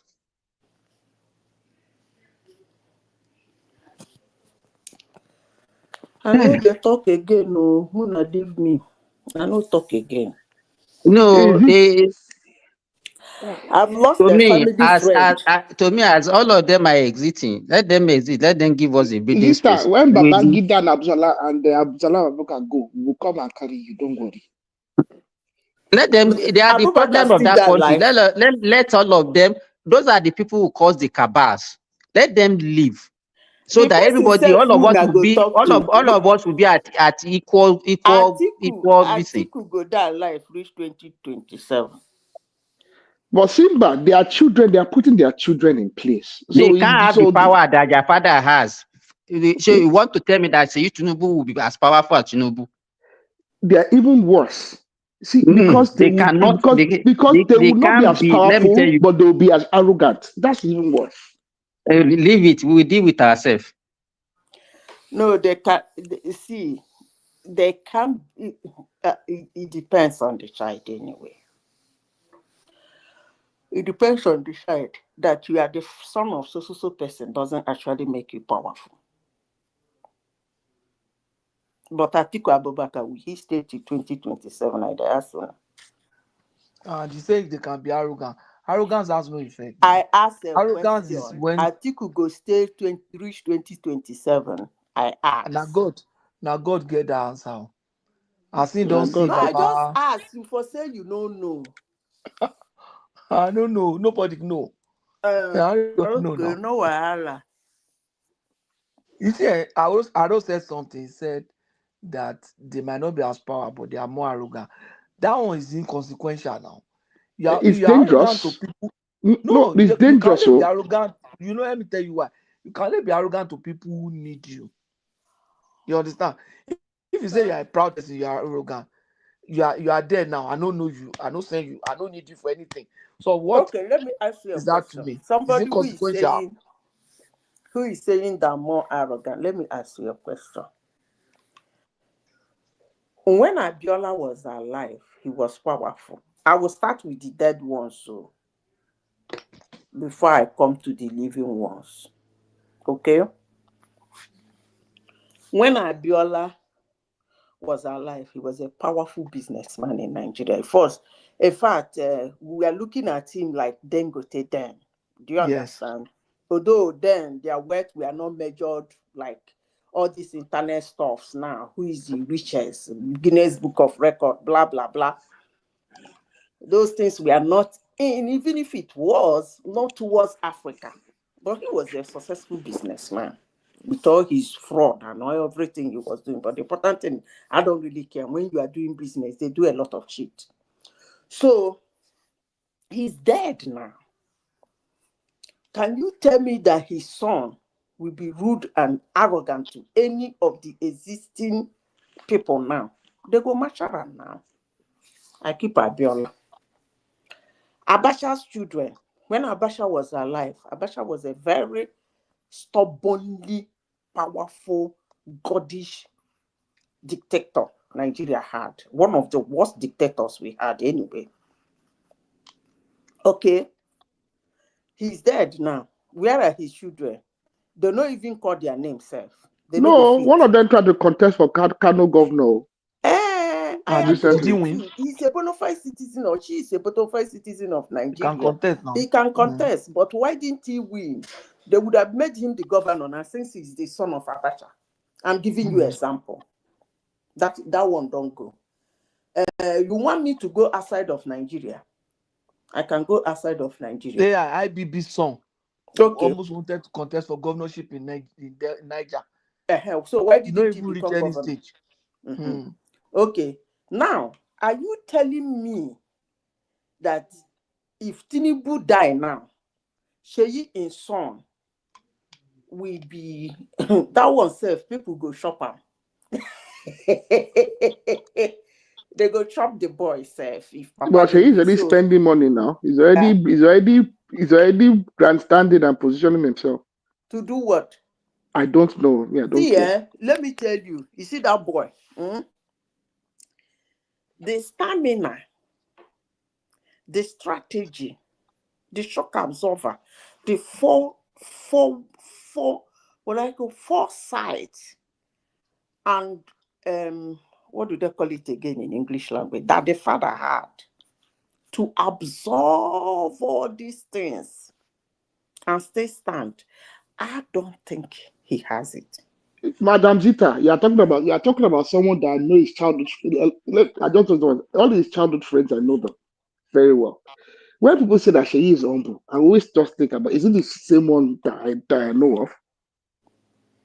So because people say she is humble, the guy is the furthest thing away from humble that I know of. And that means the guy don't change now. So you see, the problem they always have is that they don't brew their children to their standard. For reasons I don't know. They always brew their children below their standard. Why do I say that? It's not that they don't send them to school. It's not that they don't take them over the world. But in the process of trying to protect them from harm and giving them the best of the world, they don't learn. Look, outside world hot too. Street hot, where? If you are a big man, allow your children to run street. Now me, they tell you, if they no run that street go run them. I talk my own finish. But if you no believe me, Muna leave. You see, Muna know they talk about you. Make we dey count how many we don't die. Who una say die again? I beg. A lot now. This is in the last 6 months. A lot of. There's the Indigo president. What's his name? That big man. The business guy. Nwanyawu. Don't tell where Nwanyawu. There was. But that's about in the last 8 months now. This is within the 8-month period. It's like Nwanyawu only passed away around. I think as they are exiting, I think we are having a relief. It's a relief that they are causing for us. They are our problem. Don't die, Oba. Wanyawu and Edwin Clark. Now, Obonayono. Obunyala is the other one I want to talk about. Then there's a third person, the former governor of Anambra State. The former Anambra State governor as well. That old time governor of Anambra State. Oh, my in-law. Wait. Yeah. Don't die. Okay. Ezefe passed away. Mbanuju, yeah, is the one I'm talking about. Don't die. Ezefe don't die. All of them passed away within a 2-month period, though. Those 4 ones. So now we have Adibanjo. Then Obonayono surprised me. I know his son. I know he's been sick. But these people are old, getting old now. Obonayono is not old though. He's not old now. Obonayono is about the same age as TINUBU and no, around that. Obonayono. Really? Yes, now. But Ezefe don't old now. Either late 60s. Ezefe don't old now. Wait. Huh? Ezefe is old. Ezefe is old. No, he's not too old though. I said Obonayono. Obonayono is 88. I think he died at now. 88. Really? He looks now. Really? I mean, was a big man. Was very. I'm talking about. Iwaya was rich, very wealthy. I'm talking about Obonayono, the one that contested for president with. For president, yeah. He was minister now. Minister for in science and tech. Science and tech, yeah. And he never did anything. Now the way those people they chop our money. Yeah, but he got very offended about not being about APC not zoning to the southeast now. He took offense. APC does APC owe southeast anything? More than what they call APC. If the zone now, so if we don't die now. To say the zone for make it president. Now he's don't die now. But if the zone, he wouldn't get it now. If the zone it is the Rochas that will get it now. Even if the zone and he got it and he win. Listen, if I don't die now. If I talk now, I go hate me. Let me say this. If you don't talk so that I won't hate you. Up, listen, if you wake up, any party in Nigeria will wake up, zone president to the south is not going to win that election. Madam Zita. Wait now, let me finish. If a Southeasterner walk his way to becoming president, he might become president. There are two different things. If the carrier give Southeast and say, okay, we are zoning it to Southeast, let Mr. A come represent us, they will never win that election. But a Southeasterner on his own, just like TINUBU did, make inroads into the north, into the middle belt, into the south, into the southwest, south side. They know him for one reason or the other. If he goes for president, he might win. And well, that is what Obi is doing now. So Obi might win in 2027. You see, look, let me tell you, people. You know, sometimes when somebody makes his situation very known, una know they understand. When I did discuss Nigerian president, una know they mentioned that Obi to me. I tell God beg una. Before una go start to abuse me. I tell God beg una. Una know they mention her. Hey, but don't get me wrong. If he wins without my support, I'm good with that. You see, these are the things why when they look at Nigerians, they said, we are doing what we are doing because you people don't hold us accountable. Few hours ago, a few minutes ago, I talked about Jonathan and the way some Nigerians are wishing Jonathan to come back. As I'm even saying it, foreigners are laughing. You're wishing Jonathan to come back to be president of Nigeria. That is where our problem is. If we monitor our leaders, what they're doing when they're in that seat, I believe, trust me, most of them, when they die, Nigerians will not allow their corpse to be buried in Nigeria. They will say, see that man, go and throw him and tell that Atlantic Ocean. That is, if you people take your time to monitor what they do when a position is given to them. So for me to sit down here and begin to discuss with you about P2B, I wouldn't do that. So whenever I'm talking about presidency, Igbo, we know the mentioner. I just they discuss generally. Before I go start to they hate me, they shout my name now. And they do business with P2B. But what did the man do with that? That is the question now. That is the reason why.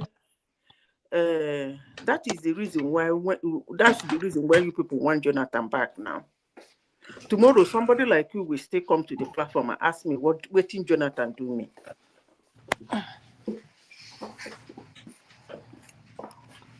Because you want a better Nigeria, but the one that asks you who will do it better, you bring who will make it worse. One day, some of you will come here and ask me what did Jonathan do to me. Well, I bet, where's the make out a beg? We've not seen him in a long time.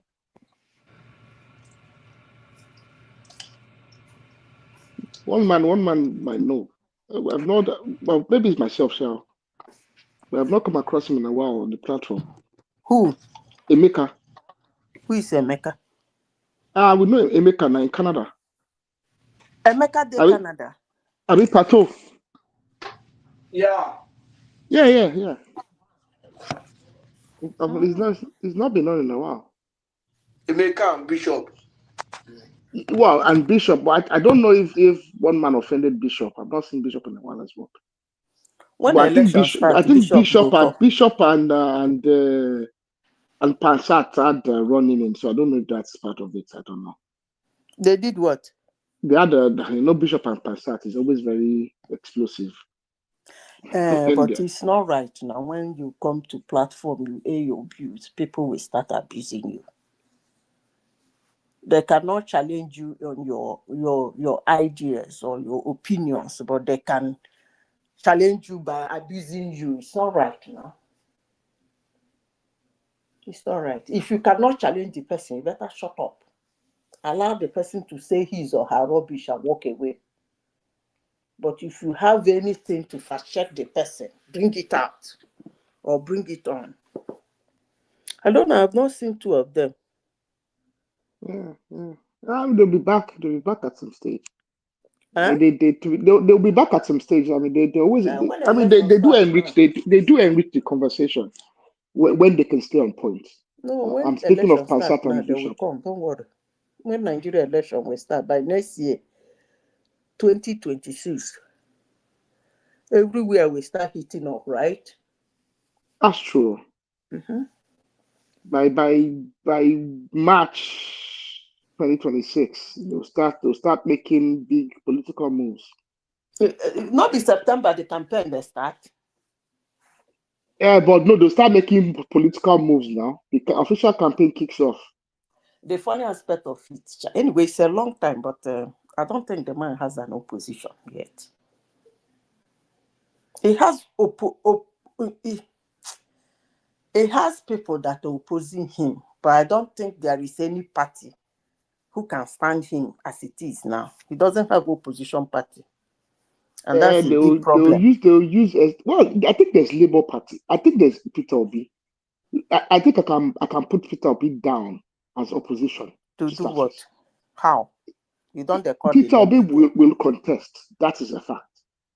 Okay. And I think he will contest under Labour. I think we've been saying that he's going to leave Labour, but I think he's going to contest under Labour. Okay. I think I can start to guarantee that Peter Obi will contest under Labour Party. Of course, he would. I don't think he has anywhere he can go to. Because the people that are cutting him, they already see that he does not have that leverage like 2023 anymore. They don't even want him as a vice president. So what option does he have? Yeah, he doesn't have an exit plan himself. No, even Labour Party is not even sure. Don't cast it. No, Labour Party. See, what I noticed is You this. follow what they said yesterday. Labour And Party. now so what happened is they made a statement and then they retracted it and said they're doing zone. Because it's about money, that party. Yeah, So exactly. That's why I said it's going to run under Labour. Where is the money now? Under Labour, wait. It be like say to run president is when the day reach, you go grab one party, carry on, they run the gas rock. So now so they take do presidents. So as in there now, nobody no they like make I discuss this man. I will talk with him. Madam Sita, let me tell you what I observed. See, as in there now, nobody even sure saying the Labour Party. He doesn't have a choice, Madam Sita. And when election they reach now, he go Labour Party again or another SPDC or whatever. Both of them are made for each other. Madam Zita, Labour Party and Peter Obi, they are made for each other. And let me explain. It is very interesting and very peculiar because both of them are engaged in kind of deceit. And both of them are trying to hoodwink each other. They're trying to dwindle you, right? Yes. So, I mean, it's like two liars.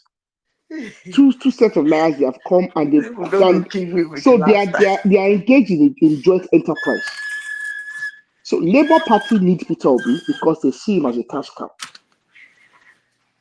Abure is corrupt, according to his co-travelers, not what I said. The people that took him to court claim that he is corrupt. He has, however, managed by hook and by crook to retain the leadership of Labour Party, which means he's going to bring that through. So that he will bring Peter Obi to 2027. One thing you do not understand is that Labour Party, you have already heard what Okupe said. It's just it's a special purpose vehicle. Yes. Yeah. I think, and apart from that, they graduate a lot of Nigerian mumuish. Obi knew how much he collected. Yesufu knew how much she managed the account and how much she goes to a bank account. All of them knew what happened because they know that all of them share the loot. Because a lot of mumu all over the world pouring money there, thinking that this is our best chance, okay? But whereas, unfortunately for him, they didn't make it. And after the successes, what does Obi did? Obi himself unwind all the successes by himself. He just make himself you have all that power, all that vote, whatever that happened, the way you campaign, whatever, whether negative or positive, until today, you are losing people like that. What kind of politician are you? This is not a governorship. This is not a councillorship election. This is a presidential election. And we are talking about 2025. Even the opposition, where are they? PDP already divided into 6 already. And they're still, and before that election will come, they will even divide into 10. Go and write it down.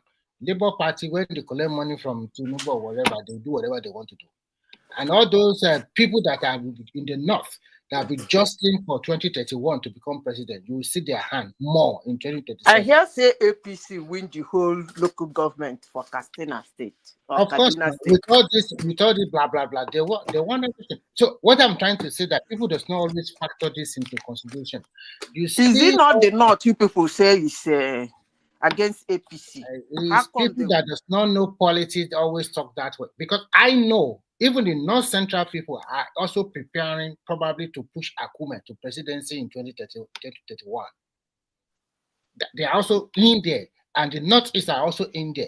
The reason why the Northwest are shouting is because they knew that if these guys spend 8 years, that presidency will never go back to Northwest. And they too, they don't want you to go back to Northeast. So the people in the Northeast are also jeering people like Ribado. I'm suspecting that Ribado will be the next president, not even Shetima. So, because Nigeria need a strong hand, people that can look at your face and do whatever they want to do, not like Shetima, too diplomatic to me sometimes. You think 2031 Ribado go contest? I don't. Ibadu doesn't have. See, Ibadu is someone that has offended. See, you know the problem that El Rufai has is the Listen, same let me tell problem you, politics are Ibadu not has. done that They have way. offended too many No, people if that it's just the one have that want to Politics, push they don't. for, The more you offend self, the more you gain power. It's not. They yes, don't do that is the politics way. like that. Not the way you fold your arm. They want you. They are testing the water. The position they gave him is a powerful position, National Security Advisor, and that guy will already know everything about Nigeria even before 2031. Because as a national security advisor, he knows he has the case file of most powerful everything now. everything. Every single thing and anything that So happens, if he knows. he can checkmate El-Rufai like that, he and Chetima and the rest of the Northeast, they checkmate El-Rufai. Because they know that if El-Rufai is in that cabinet, it will be more vociferous. Even if Wait. so they checkmated him very well. No, wait. You know, say Nigerians they sabi collect accolade for waiting they no do. Let me tell you, people, that El-Rufai stop is not actually Nigeria. But una no go believe me. It's not actually Nigeria. El-Rufai has a lot of explanation to do. He has a lot of explanation. I won't be surprised if he's being tagged a terrorist. This is a global platform. I won't be shocked if one day one of the Western countries designate El-Rufai as a terrorist. I won't be You shocked. think his name is on that list? That list. You know, remember how this former information minister, Lai Mohammed, said he has a list. You think his name is on the list? I don't know. I said because so that tomorrow una no go call me witch. Now it's not good to the call woman witch, but make I clear myself. I said I will not be surprised or shocked if one day I hear say he's designated a terrorist. You see, we that are in the South, we have never bothered to ask, why is there so much chaos in the North? All of a sudden. Was that chaos in the 80s? The answer is no. Was it in the 90s? The answer is no. It started in the 2000s. Nobody has bothered to ask, why is that chaos? Let me give you a tip of the iceberg. Kaduna State has precious stones.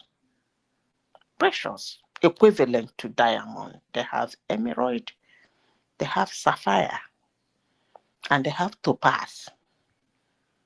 They even have rare ruby. Have any of you bothered to ask when they say Alhaji, money everywhere? You people think they print the money inside their house. Those guys deal on those precious stones. And all of a sudden, the thing has started causing problem for them. And I like what is happening. Leave them, let them burn out. What did that guy do for Kaduna State? Not be from my mouth when I go here saying na apple kill abacha. That shot, that demon. What did that guy do in Kaduna State? No reasonable Western culture will give him visa. But if you say na TINUBU and waiting be call and this thing. What's this man's name? Rubado. Do no wahala. Well, let me tell you. In anywhere in the world where there is chaos, Americans know. And they know the people who are in question. Do you know why? America is one country that struggle and strive to protect the land. It's very paramount. Go and read their constitution. You see that land. That's why when they say they want to take Canada, people will say, they put them. Ooh.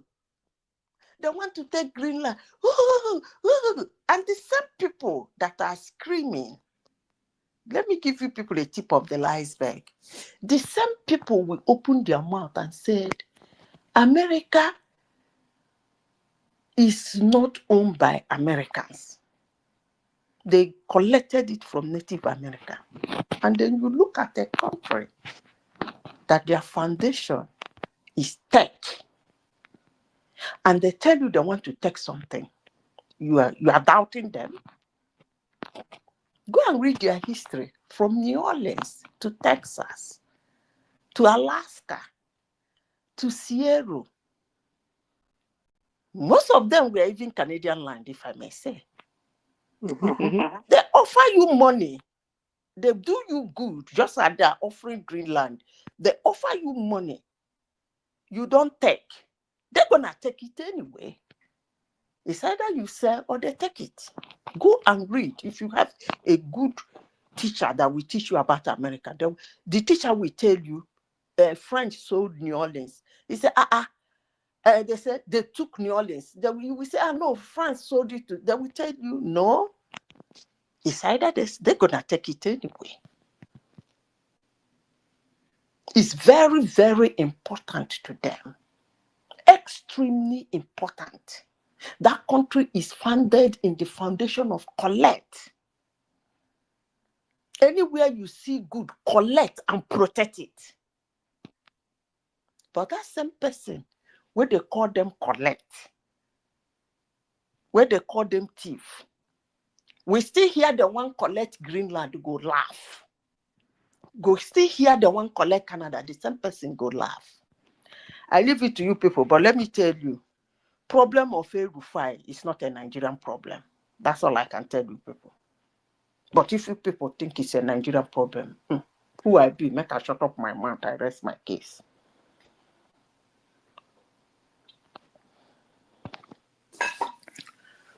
Waiting that guy do for Kaduna, mouth no fit talk more.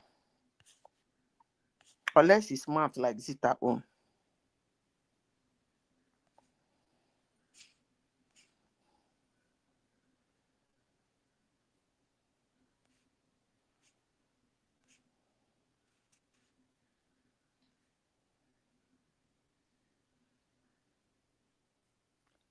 Now they hear me again. Will they hear you now? I don't talk finish. Okay. Quiet. But what about this one? Because a lot of things are coming out. What about accusation that is the US that is financing terrorism all over the world? They also mentioned Boko Haram. So what does that surprise? How does that surprise you? No. It does not surprise me, but at least it's confirmed. I know that, to be frank with you, during that Jonathan era, Jonathan did not do nothing in Nigeria. He was so lucky. He was the president when Nigeria is the golden age. The oil was selling above $110 per barrel. And we also have this SS crude account. We have enough money in our external reserve with all this money. In fact, it was a terrible time for that country with all those resources, and that guy could not govern very well. So don't let us come here is because of Boko Haram, they kick him. At that time, Nigerians were already fed up of him. They want him out. No matter what happened, he will be kicked out. Let me tell you something. The United States has been funding terrorism. So why is that surprising? When they have been doing that, why they always not do like they are holier than thou attitude that blah blah? They never told you they are holier than that. I don't know where you got that one from. All of this country now, what for them? Foment trouble and come back and tell us that you are the good guy. No, see, at the end of the day. Yeah. Oh, guy, cool down now. The only terror that happened in the United States is 9/11. And I don't think it will ever happen again. Never. Because they were kind of careless about it. Now they know it will never happen again. So if person come your house, convince your mumu head cause trouble between you and your wife and children. Who can be the fool?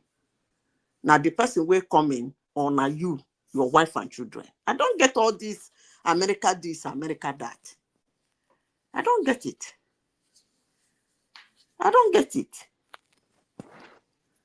They have never used an outsider for a country.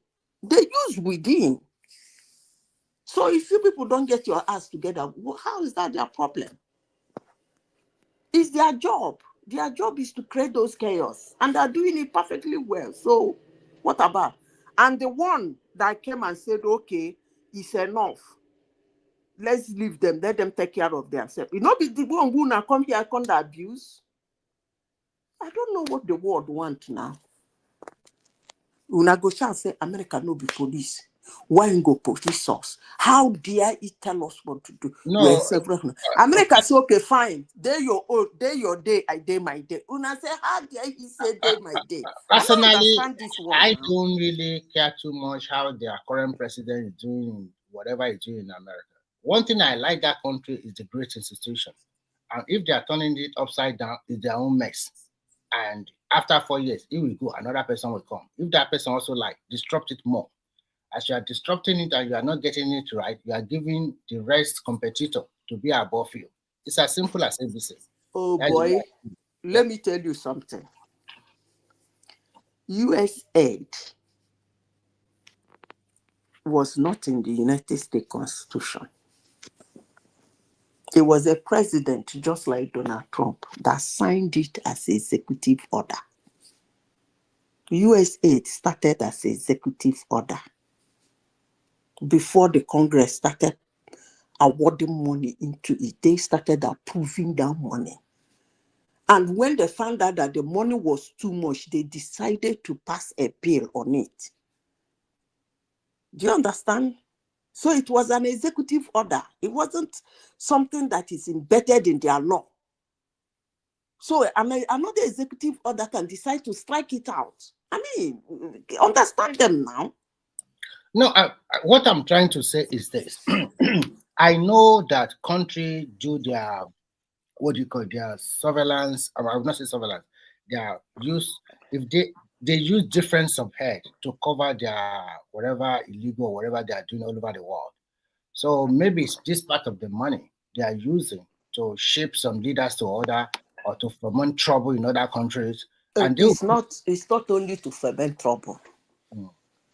They use it for a lot of things. So, and they will use different subhead. And I don't think Donald Trump would tell me he does not know about it, because this is not his first time he's the president of the country. He was president. And this is not the first time he's having problem with it. Yeah. So me, I don't. The important thing, this is why let me tell you. Can you calm down? I'm calming down now. We are when I say calm down, I didn't mean your. When I say calm down, actually what I mean is listen. But I don't want to use the word listen. It might sound like non-normal. I used to tell people that Donald Trump in White House today is not the same Donald Trump in White House in 2017. There are two different Donald Trump. The wife said it all. Because when people speak, I listen attentively. The wife, when the last interview they did to the wife before they moved into White House in this January, the wife said it all. She said that when the husband won the election, they don't know anybody. They're not in politics. They don't know anybody. Everywhere was chaotic. That even the person that is supposed to hand over to her did not. She was asking her questions. She did not answer. So she didn't know where to go. She didn't know what to do. She didn't know what not to do. But now, that nobody can show her way in the White House. She knows what to do. She knows not what to do. In fact, that she has packed her bag. That is her. She has summarized everything in her little voice. When Donald Trump became president in 2007, This is a man, when he was president, he even begging Congress to tell you how naive he was in politics. Can I forgive my family members? The media broadcast it, make a mockery, shout to Congress, went to Nebraska.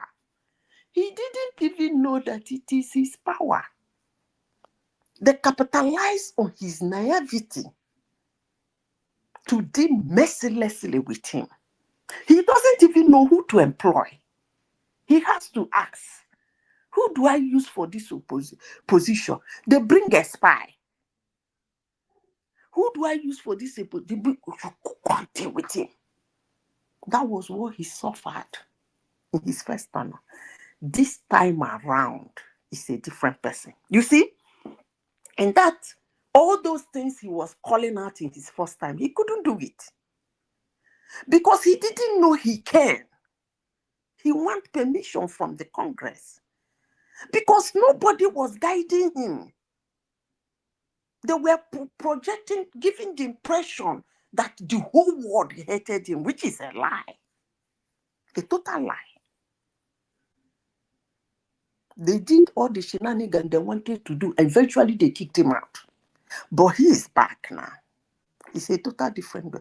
He is going to sign executive order until the last day he will leave that seat.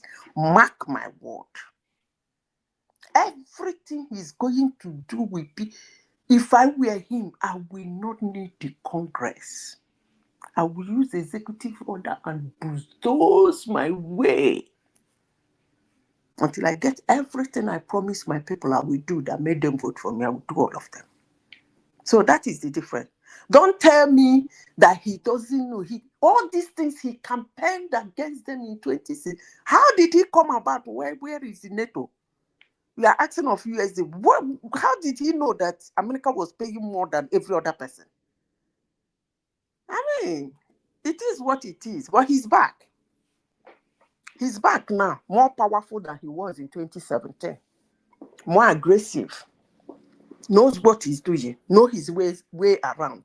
Backed by all the billionaires in America. So I don't even know how you people are going to manage him.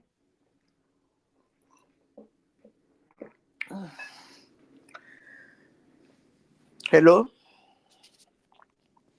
I understand you. And I think you are extremely happy because it's your candidate. No. No, let me finish. What I wanted, what got me angry, that made me to campaign and gather people to vote for him, that made him have it's part of our vote that made him to win popular vote, because in state of Illinois, definitely it's difficult for him to win. But the more vote he gathered, the more popular vote he moves in. He has already done what I voted. 3 things I voted him for. He has already signed that one fast. And that one has already happened fast. So that's the kind of politician I want. 70% of Americans said he's doing what he campaigned for. And that's a very high mark. How many politicians got that percentage? He's doing what he campaigned for. 70%. 53% approval. So he will keep hitting the ground. Don't tell me I'm not happy. Americans are happy too. So who am I not to be happy for people who voted for him? They're happy with him. When he was president the first time, all the billionaires in America, it got to a point. You see that sky blue bobo the wife was wearing on that inaugural day? It was a local designer in US that made it. Burberry, them, Polo Vadi, Van Hosen, what is it called? Pierre Cardin. They ran away. None of them want to have anything to do with him. That was why when they came back now, the wife said, no, I'm still going to use my local designer. When I needed you people didn't come. That time, he bulldozed his way, not to talk of now. All the billionaires in the world are running around him. What I want to say about him is very simple. He can have whatever he's going to have, one thing was after it's 4 years, another president will come. But I know, like I said before, it's going to be a disruptor, and that is what he's doing in America. And probably it will destroy where we're now. Let me tell you. It will disrupt. It will disrupt. It will disrupt. Listen, and let me tell you. let me also say something. You have been talking so that I don't lose my. Okay. So it will disrupt very well, and when it disrupts, there's tendency for America to even find their feet. I mean, it will disrupt the system, internal system in America, and there will be a lot of chaos and crisis in that country. That is guaranteed, and that's what is panning out in that country now. Whether it's what do you call it? Whether it's reform or whether what he wants in his heart will come to reality that the way he really wants it at the end of the day, within these 4 years, time will tell. But I know it's going to also disrupt the international other country. But one way or the other, people are gathering together. So probably if you cannot trade with America, America can trade with themselves. It's a big country. And if they lose some of their trading partners. Remia, are you kidding me now? America will be trading with themselves, right? No. What I'm trying to say is that if he put a lot of tariff on my country, I look elsewhere. It's not a guarantee that I must trade with America. Okay, then that's a problem. If America start trading with themselves, that's what I'm trying to say. If he put a lot of tariff on me and I don't want to trade with him, I look elsewhere. I know they do this kind of economics. I don't explain these things before. I am just speaking generally. We are not going to in detail because if we want to go to in detail, I don't want to talk too much. I want other people to also contribute. In a nutshell, what I'm trying to say is that it will disrupt the internal system of America to the extent that it's now left for Americans and the people living in America whether to go by it or not to go by it. They call themselves the best democracy in the world. Let's see what to pan out in this next 4 years. Whether they're going to accept it and they continue to dwell under is a reform or whatever will happen, we shall say. But what the beautiful part of it is that no matter what it does, under 4 years it will be out. Another person will come in. Okay. Let me now finish. Whether these 4 years, let me quickly finish. Whether these 4 years is not going to affect America in the next another 10 years, time will tell also. Okay. Because now you are losing some of your biggest allies. And if okay, can I come in? Let me interject, Remy, please, for 5 minutes. Go ahead. First of all, in America, if soldier come, soldier go, soldier come. They can only do in their name with executive order. For those that have the Congress, have the Senate and the House, they can do more, just as he has. That's why Democrats are delaying, so that if he hit the ground running, most of his proposals might be passed because he have the Congress and the House. That is one. When Democrats come, they will carry their own democratic agenda. Every party that comes in any country comes with their own agenda. It's a simple fact. America is not out of it. When Joe Biden was there, he was doing, the only thing Joe Biden did bad was that he went too far left. That got so many people angry. They deceived him. So that one is by the way. Now, an ally that is ripping me off, I don't even understand the ally you are talking about. Because if you are my friend and you are embarrassing me and disgracing me and you rip me off, I don't know the kind of friend you are, but that's by the way. But let me say this before I close. When you become a president in a country like the United States or the Western culture, what happens first is that people rate you the moment you start the job, because their own is not like our own. The moment you enter, so in fact, from the road, you hit the ground running because they come packaged with their own agenda. So, but so far, I don't know why me and you that is not living in the United States, we sit where we are to tell Americans who said what the man is doing, they like it. I don't get that. When I mean Americans, independent, Democrats, Republicans. They said they like what he's doing. Listen to them. Listen to CNN. They gather them. They ask them. Some of them are doing Biden's voters. They said they like what he's doing. So who am I that doesn't live in the and come and start saying he's destroying, he's disrupting, he's forgetting their ally? He's doing what? I mean, he's not doing anything that he did not campaign for. All these things he's doing now, he said it in his campaign trail. Even the Doge, he campaigned with Elon Musk, brought him, showed the whole world and Americans that this guy is going to do this for me. And he won, and he's doing it, and his people are happy. At least for once, somebody campaigned for something and he's doing it. So I will not stand here and say he's disrupting anything. If his people, he said he's going to destroy things, and the people said, go in there and destroy the things for me. How would I be bothered about that?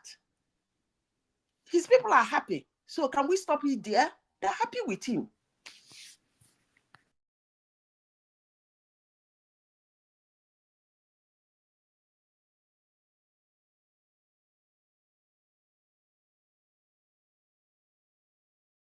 It's only Democrats like Adewale that are not happy with him. I'm sure he's listening now. Democrats like Adewale. The guy is doing what Don't mind. Adewale go just stay there, go just the gossip somewhere. 300 million of taxpayers for Sesame Street in Iraq. If you are a taxpayer in America, you will call that man a disruptor, right? Ezioku. Let him stop all those. The man say he doesn't want to fund. He doesn't want to fund you again. You say you must fund us. Is he your president? According to Uhuru Kenyatta, he said, "Is he your president? What's your own problem?" No, American problem is a global problem. Oga Patoski now. I mean, let him give us the tariff. Let him even give us. And they said they don't want it to be a global problem any longer. Abio. They said they don't want to make it become global problem now. They have their own shit. They want to pack it. No, the thing is this: gradually, the war will move away from them too. Because there was a time that Europe economy used to boom, right? People depend on the European economy, but over time the thing shifted to China. That even China coming up even shook the entire European economy. I think a country like Germany like just the strongest survivor of that situation. So America too, they join. But this tariff America is doing now, if you increase tariff now and you move production even locally, now are you competitive enough to produce within America and send to the international markets? They will now. They will change. Wow. They will develop. Don't worry. Technology, AI, everything will help them. Okay. See, the same AI that can be developed in America can be developed somewhere too. Hold on, calm down. AI will start production. When they say tariff, can you people just understand his own tariff? The details. When you want to discuss this kind of a thing, it will be good if you have a hold of the copy. When they say, I tariff you 25%, is it just you saying, I tariff you 25%? That's not how it works. There are reasons for the tariff. There are proposals for that 25%. And there is no for that 25% in that tariff paper. So it's left for you to borrow.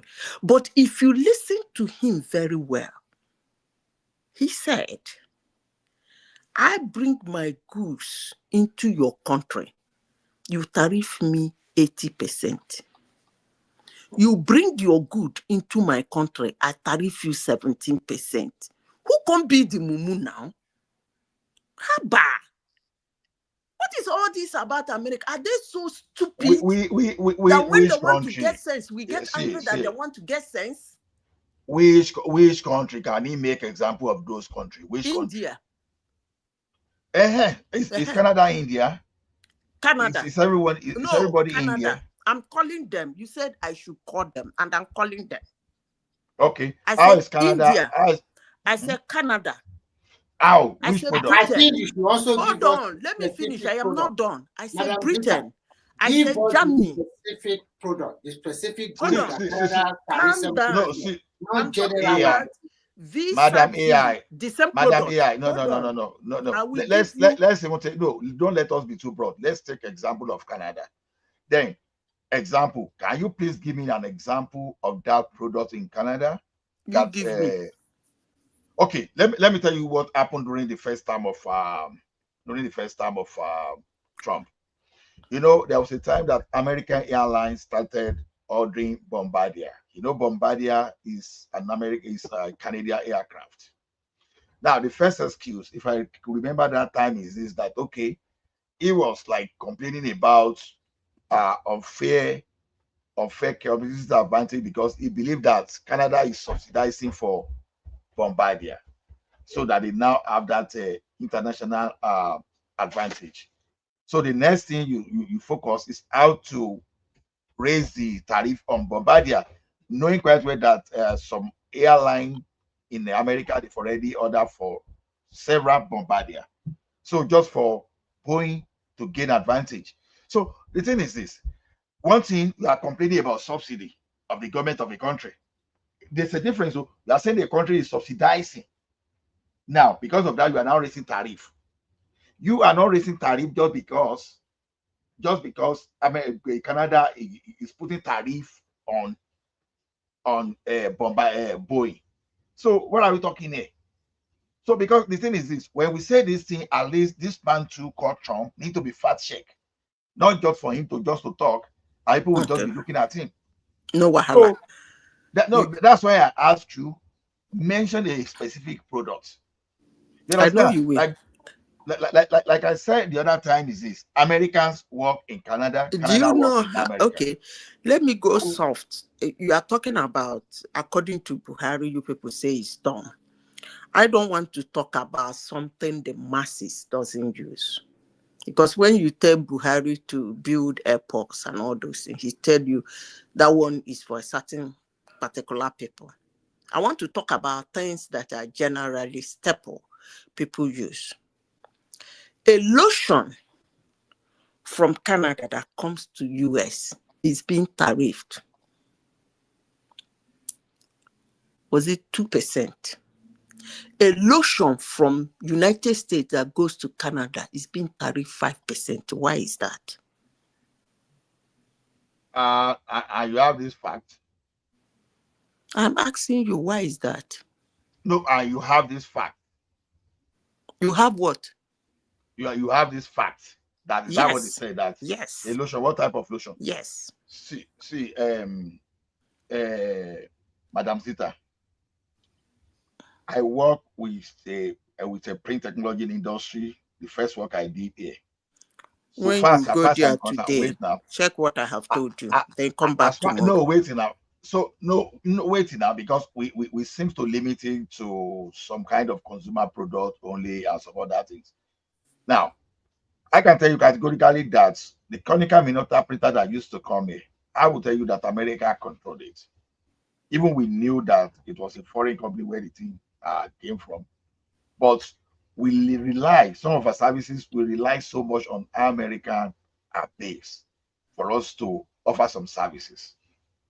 So this situation we are talking about, to be honest with you, this is the first time I have heard that. Okay, go and check it. So now let me tell you, that's why they have what they call, is it what do they call it, in Canada, in Germany, in Britain, in India, they have SS.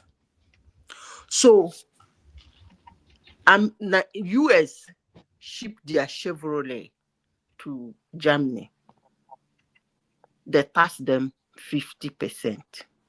Their Mercedes coming to United States, you tax it 10%. Who does that kind of business? I'm asking you people. Is it because it's America, is their dollar? Who does that kind of business? Nobody. Even India, 17% to 2%. Who does that kind of business? Okay, fine. If America is lying on how they have been ripping them off, why are those people running helter-skelter? Have any of them come out to say it's a lie? Madam AI, see, whether even if India decide not to even put tariff on American products today, American products is not even going to be very cheap in India because of the cost of production. Because that's what I'm saying. Because Canadian currency is weaker than that of the US, it is not that the Canadian product will be cheaper than what it's going to produce in the US. So that's why I'm just trying to do that, because like as just it doesn't work that way. It doesn't work that way. That's what you think. It doesn't work that way. Let me tell you. No. Hold on. Let me explain to you. I will give you a typical example now. How much is $1 in Nigeria? Which of the dollars? How much is $1 to Naira? Now, I don't know. I can only talk of Canadian dollars. I don't know of the USD. No, I said it's about 1,505 Naira to the dollar. Thank you. Thank you. Let's do simple economics. I want to prove to you that it's not going to be that expensive. If you bring, that's what they call turnover. If you bring 800,000 product of China in the United States and you sell them for $3, I'm giving a typical economic example.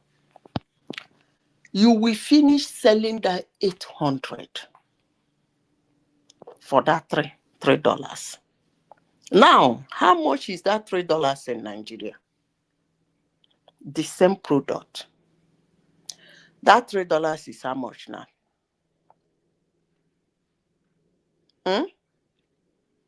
4,500. Thank you. If you take that 800 product, you can't take the 800,000. Just take 100,000 to Nigeria. You cannot sell that product for 4,500. The highest you can sell it to 1,500 or 2,500. And remember, the quantity will be lower. So that's how they run the business. That's why they are jittery. Okay, Madam Sita, that's why, hold on. That's why they are jittering of what America is doing. Because of their dollar. See, I got exactly what you are trying to say. Look at it this way. There was a time I wanted to buy a phone, and there's this phone called S24 Ultra.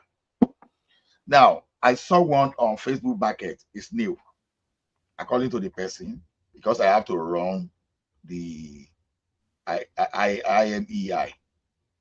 But just because if you are going to buy in Canada, it's 1,800 to 1,900. Let's say between 1,600 and 1,900. But this guy was ready to even go as far as 470, less than 500, right? But now, the first thing that anybody that doesn't understand how that thing works sometimes is that, oh, these people stole these guys stole this phone. No, they didn't.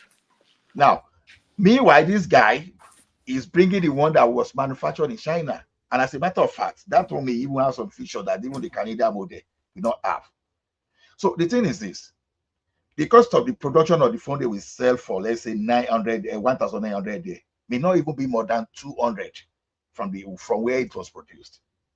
But now, a lot of factors will be considered when you are bringing the goods into this place. It's not cost of production. Wait now. Cost of delivering the services we even had. It's value of currency. It's not cost of production. Wait. I'm trying to say something. Now you produce something for 200 there. right? But it's sold for 900A. I'll That's what come I'm saying. back 1,900. later. Muna continue. I'll come back. Okay. So what is going to happen in between is this: if you are using ship, probably the business they borrow. Now, for the number of days the thing will spend on the sea, it be accumulating some kind of insurance and the interest even on the money you even use to stock, right? If so, when it gets to Canada A, it doesn't mean that immediately it's going to disappear. Now, what I'm trying to say is this: where you are keeping all those things, some workers are in the warehouse there. They are probably they are earning like $70 per hour. They have their facility here. They have electricity bill, the taxes they are paying to the government, everything in dollars. So the thing they produce with $200 in Canada, in China already, within Canada before the thing is sold, there's tendency that the thing must have accumulated some kind of maintenance going to like say $600 to $700. So now by the time you now send this thing to the third party, the service provider, the telephone that will send that thing around, those guys too, they have their staff there. They have their own facility too. Because they will be having, because all those things will go to the managerial accounting. So as we are trying to add value to those things, it keeps accumulating different cost of production. Cost of manufacturing now is totally different from cost of producing services. So because when I say cost of production now, cost of producing services directly. So you have to account for all those costs. So that is why something that will be produced in Canada, in China for 200, that will land in Canada, that will sell for let's say 900, 1,900. If the same thing happens in Nigeria, because you are going to pay your workers in naira in Nigeria. So when you now try to benchmark that naira to that dollar in naira, when you try to convert it to dollar, it's just so it's going to be minimal. And coupled with your spending power too in that country. So that phone will eventually become cheaper in Nigeria than Canada. So it's not about they are bringing in something from Canada from China. Let's say they are bringing it for 400, and all of a sudden you get to the US, they are selling for 1.5. A lot will be going into it. Cost of duty, cost of storage, cost of marketing. Everything will be added up. So I don't get all this idea of all the using this thing as a factor to now say, okay, because something is $200 in China, and maybe the same thing is being sold for, let's say, like cost of about the equivalent of 500 in Nigeria, and suddenly it becomes bad if you sell the same thing for 1,000 in the US. As a matter of fact, there are something that we Canadian, if we look at it, that we even prefer to buy from the US. Just because we believe that some things in Canada are even more expensive than the US. So this thing is just about a lot of factors. So it's neither here nor there. So I think what Trump is, I'm telling you, whatever he's doing, I don't think anybody can understand it fully until you just go into your research mode and see exactly what he's doing. To me, no, we know what he's doing. He's doing the right thing. It's guy, you may not understand what he's doing. I can tell you, you think you know what he's doing because initially, because he's done it before. Hold on, because he's done it before. See, you're assuming a lot of things. The landing cost for all this product you're talking about. But it gets to a point. When he first put the tariffs on China, the cost of goods coming from China did not go up. So the China, let me give you a good example. Someone explained the other day. Germany, when they sell their cars to the United States, we only charge about 2% tariffs, 2.5% tariffs on their cars that come in here. But when we sell our cars to them, they charge us way more. I don't know, 30-50% tariffs. But here's the difference though. The German government actually, they rebate BMW and Mercedes-Benz for the tariffs that they pay in the US. So the government is actually subsidizing the tariff cost the same way the Chinese government does. And so it's partly the Chinese government, they subsidize through rebates, or the companies, they eat up the tariffs in that cost. They adjust the price that is sell to the market. So there's a way to maneuver around this pricing thing. It doesn't always reflect on the consumer. So it's wrong when people jump up and down that, oh, we're going to be paying more. No, America's a big market. A lot of people want to sell to America. It's a huge market. Just like you said yourself, I've been to Canada. There are a lot of things. God damn it, Canada is quite expensive. There are a lot of things in Canada that's more expensive than America, and there's a reason for that. Generally, Canada is more expensive than Canada than you. Canada is more expensive than the US. That's a fact. Generally, average. I'm not asking a question. I'm telling you, I've been there. Things are really expensive in Canada. Prince Daddy, you are not factoring one thing into consideration. There is logistic part of it, and there's also supply chain.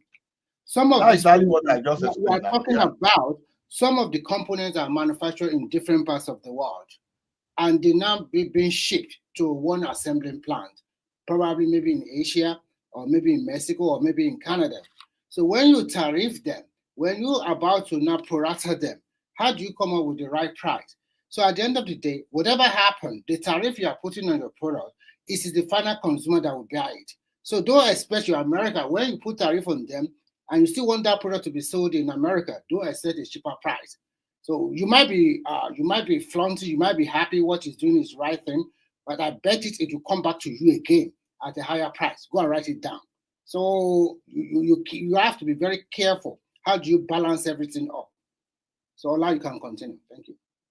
So Prince Daddy, now this is a fact here that I have before me now, and I believe it applies for both. Due to NAFTA, right? The tariff on Canadian made cars imported into the US was 0%. Right. Now, I believe it's vice versa, that if we were bringing from America too, from here, I can't read where Canada was taxing America. But now, do you know why Americans will prefer importing from Canada? It's so simple. The strength of the currency. You understand? So today, if I have a Canadian dollar, let me see. I've not changed for a very long time. Let me see. Canada, no, Canadian dollar. I think it's about 1.3 or 1.4, 1.3. That's normal. You over to between 1.2, 1.3. If I have 1,000, if I have 1,000 Canadian, the Canadian dollar now, I'm going to get 705 United States dollars.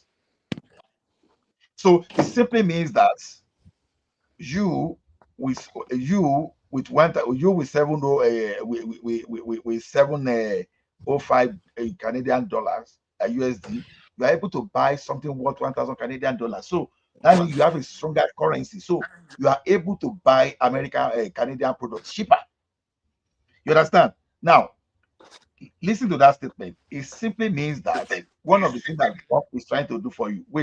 One of the things that Trump is trying to do for you is this now. You will be buying Canadian products expensive, even though you are not sure you can produce at the same cost that Canada will produce. So it simply means that, assuming that, okay, the car you are buying for, you are buying for 705 from America, from Canada, with the United States, probably you'll be buying it locally for like $900 to $1,000 too. So this thing, like I say, it's not Canada. You are even punishing your citizen. You Americans, you are going to spend more. Now, when things become expensive for you guys, two things can happen. You understand? It's either you just ignore if you have your money and you continue to buy, or when the thing become expensive, you just keep your money to yourself. You know, when things become expensive to consume, it is part of a consumer behavior. You just keep your money to yourself. Be expecting when anything will come down. You understand? Shebi, when Trump introduced his policy in 2017, right? I was able to buy a car with just 0.9%. So maybe that's one of the benefits. Maybe all these cars, they are putting like 7.5%. By the time you start it again, maybe dealership will reduce cost of finance to like less than to less than 1% again. Maybe I will go and buy a truck this time around. So the thing is this: head or tail is going to affect both countries, whether we like it or not. It is going to affect both countries. But you consumers that you are happy now that he's trying to do that, just because you assume that he performed the first time without looking at that this man inherited Obama's economy. This time around, let us see No, I'm how. not sure. I don't want my name to put on my name. What did you say? Prince Daddy, what did you say? I think he's talking to somebody else. Okay. So this thing is not about you are showing Can Canada. you hear me? Oh, we can hear you, yeah. We can hear you, Prince Daddy. You see, this idea of this one that Remy said, are you hearing me? This one that Remy said that is going to be pushed back to consumer. Do you think they didn't think about this before they embark on that policy? Do you think they didn't evaluate, okay, what will be the effect on American buyer, consumers? They would have factored all that into consideration now. You are not more of an economist than them now, Remy. All these things, everybody knows that, okay, maybe it will be pushed back to American consumer. They would have factored that into their decision and see how they will prepare on how they will cushion the effect of that. But Prince Daddy said something just now that now they've had the tariff on, they have Chinese good coming to them, and the prices are not going up. You understand? So But that is well, I it's don't good know for what them. I don't. Hold on. So I was muted Prince before, Daddy, but you guys could still hear me. you say something. Can you hear me now? Matoski, please let Yes, Prince we can Daddy hear tell you. us exactly. Prince Daddy, you have to tell us exactly what kind of product are you talking about coming from China. Is it also product? Well, we're Is it talking what about, you must tell us most of exactly. most of the things, I don't know if you guys have Walmart in Finland, but Walmart, the product that comes from We don't have Walmart Walmart sells. here. We don't have. Okay, but you know what Walmart is, right? Of They course, I sell. know that they are pack up from China. I know Walmart very well. Okay, exactly. So during the Trump's first term with all the tariffs, there was no discernible, increase on products. You know why? Because the Chinese were still selling they were still selling in America. Um, they, pretty much, it's say it's not about business. At the end of the day, just like Remy, it's important that the Chinese economy keeps going. The Chinese government was ready to step in and subsidize private companies. And you know very well in China also, the government is everywhere in China in people's business. So okay, let me quickly say this before you continue. There is virtually presence of American products in all over China, in terms of Costco, in terms of Tesco, in terms of Walmart and the rest. It is when Donald Trump came in his first term and he put a lot of tariff on Chinese on Chinese other product. That is when China now come with their own policy to look inward. And in 4 years, they kick out almost all Walmart and Tesco and the rest. I think it only remains Costco in Shanghai. And most of the products are being shipped from America too. So before you say something, you have to grab no, it's just like in marketing. They talk about product differentiation or category. Most of the American, just like there's no way America can compete. American manufacturers can compete with Chinese manufacturer on the same kind of products. It's not possible. The product there has to be some differentiation and there has to be some uniqueness to the product. So even though they may kick out those American products or businesses, they only cater to a segment of the affluent Chinese consumers. But the Chinese products, hold on, the Chinese products, they appeal to I mean, low income, middle income, pretty much everybody. But it's not the same category. We don't necessarily buy luxurious Chinese products here in America. I don't even know of any actually. I don't. But in China, it's the vice versa. They appeal to. I think, sorry, Prince Daddy, I'm sorry to interject you. I just want to quickly chip this in. Most of the product being shipped to America is like from OEM company. They produce to your specification and to your standard. And some of the material are being brought from the rest of the world, like I said before. So when you factor in that into consideration, you see that it's because it's more economical and cheaper to produce in China. It's not that it's only China producing this product for them. It's that these products are being assembled in China and then shipped to the rest of the world. So it's not that, okay, it's China that get all the material, everything, blah, blah, blah, and then they produce and then ship. No, it doesn't work that way.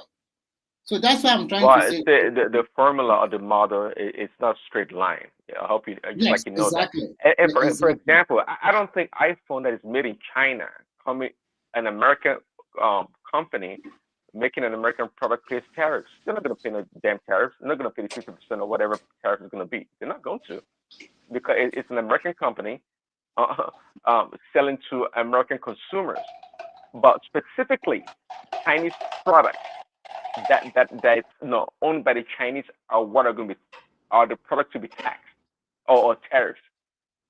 That's the way it works. So it's not all products. It's not all products. And again, so the German government is a good example. You are taxing Chinese automobiles like BYD, Aya, and the rest. Okay, guys. Good night, too.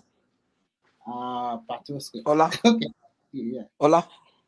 Good night, sir. Yes, you shut down, Abby. You shut down. Yeah, very soon too. Yeah, very soon. Yeah. Okay. All right, Patoske. Yeah. So, Prince Daddy, you see, one thing is this thing is not about product alone, because no, proud you still run around the circle. You still run around the circle. No, I still stand by that. Canada does not offer anything discernible to America to be excited about. Even forget about Canada. No, let's just talk generally. You don't necessarily produce cheaper than America does. And the only reason why we can buy from you guys because the dollar is slightly stronger than the Canadian dollar. No. We may produce cheaper than America, but we buy more expensive. That's two different things. Huh? See, the thing is this. The thing is this. Now, this is not even about Canada only. Let's just talk generally. Like now, who's fault to stop the Chinese people from attending some university in America when they came? And we are talking of the Chinese people that used to spend like about 15 billion just studying in America. Let's say averagely on a year, right? They spend 15 billion as to $1 trillion in IP. Good deal. No. Wait. There are many things you'll be doing now. At least I'm just talking of education tourism only, right? Then when you look at, I want to assume that this is the other type of tourism where they spend about 15 billion again. So when you combine those two together, that's about 30 billion just in form of tourism into that place. So there'll be some other things you'll be doing together. The thing is this, it's not tariff that is making China cheaper than you. The cost of labor in China generally is cheaper. And there was a time, especially during the hold on. Before you go further, actually, so you don't have to tell that the cost of labor is cheaper in China. Like the question is, what do you understand about Trump's tariffs on these countries? What do you think is underpinning these tariffs? That is doing what? What do you think what is underpinning Trump's tariffs on these countries? Why do you think Trump is imposing tariffs on these countries? He's talking about unfair trade relationship. That's what he's saying now. So because that's the bottom line there. There's nothing to it. It's very simple. It's called reciprocal trading. The only reason why Trump is putting tariffs, you don't know how unfair it is. Do you know that there are many products that, especially Europeans, are notorious about it? they don't allow, they put a lot of tariffs on American products going to Europe, but the European products coming to America, they get like very little tariffs, 2%, 2.5%, and Americans like 20-30%. Why? Listen, it is not a problem of other part of the world for America to be sponsoring agenda through non-governmental organizations that will be sending money overseas to go and do whatever that you are saying. Okay, like 2024, you were just at 118.4 billion deficit. How much of that money did you spend on aid? How much of that money did you spend going to create problem globally? So when we are saying this thing, don't make it sound like it's only trade. You understand? So you have to look at all those foreign military base you are funding to. So what are you talking about? So now, if you go do wahala somewhere now and you carry products, you understand? Go do wahala somewhere now. Who are you blaming? Okay, let's even say that those one is even export anyway, because at least you are carrying your weapon to that place. Let's assume that one is even all those are export. But the question, so the thing is, whatever we are talking here it is American. I think I hear what you're saying a lot, but let me tell you, the reason why people like Remy in Finland and other countries that have this excess funds that they have in a sovereign fund is because they're not carrying their weight. The reason why Germany, France, they seem to have a lot of money because truly, especially when it comes to the military expenditure, they don't carry their weight. America has more foot in the bill, and that's why they have money.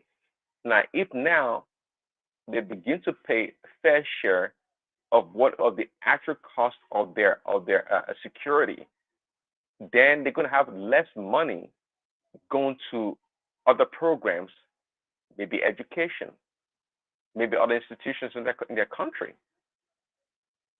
And that's the level ground, the level playing field that Trump is talking about. Europeans are big freeloaders. We know that, right? I mean, come on, look at what they do in Africa from the British and the French. They're freeloaders. If they truly carry the weight of the economy in terms of their standard of living, their standard of living would deteriorate exponentially. I tell you, in a few years, they don't carry their weight. They don't. We know the British don't. Let me tell you, all the damn public health care system that they have there, they will not be able to afford it. In fact, right now, they can barely afford it. I don't think they can afford it. If they have to pay the true cost of their existence as a nation, they cannot afford it.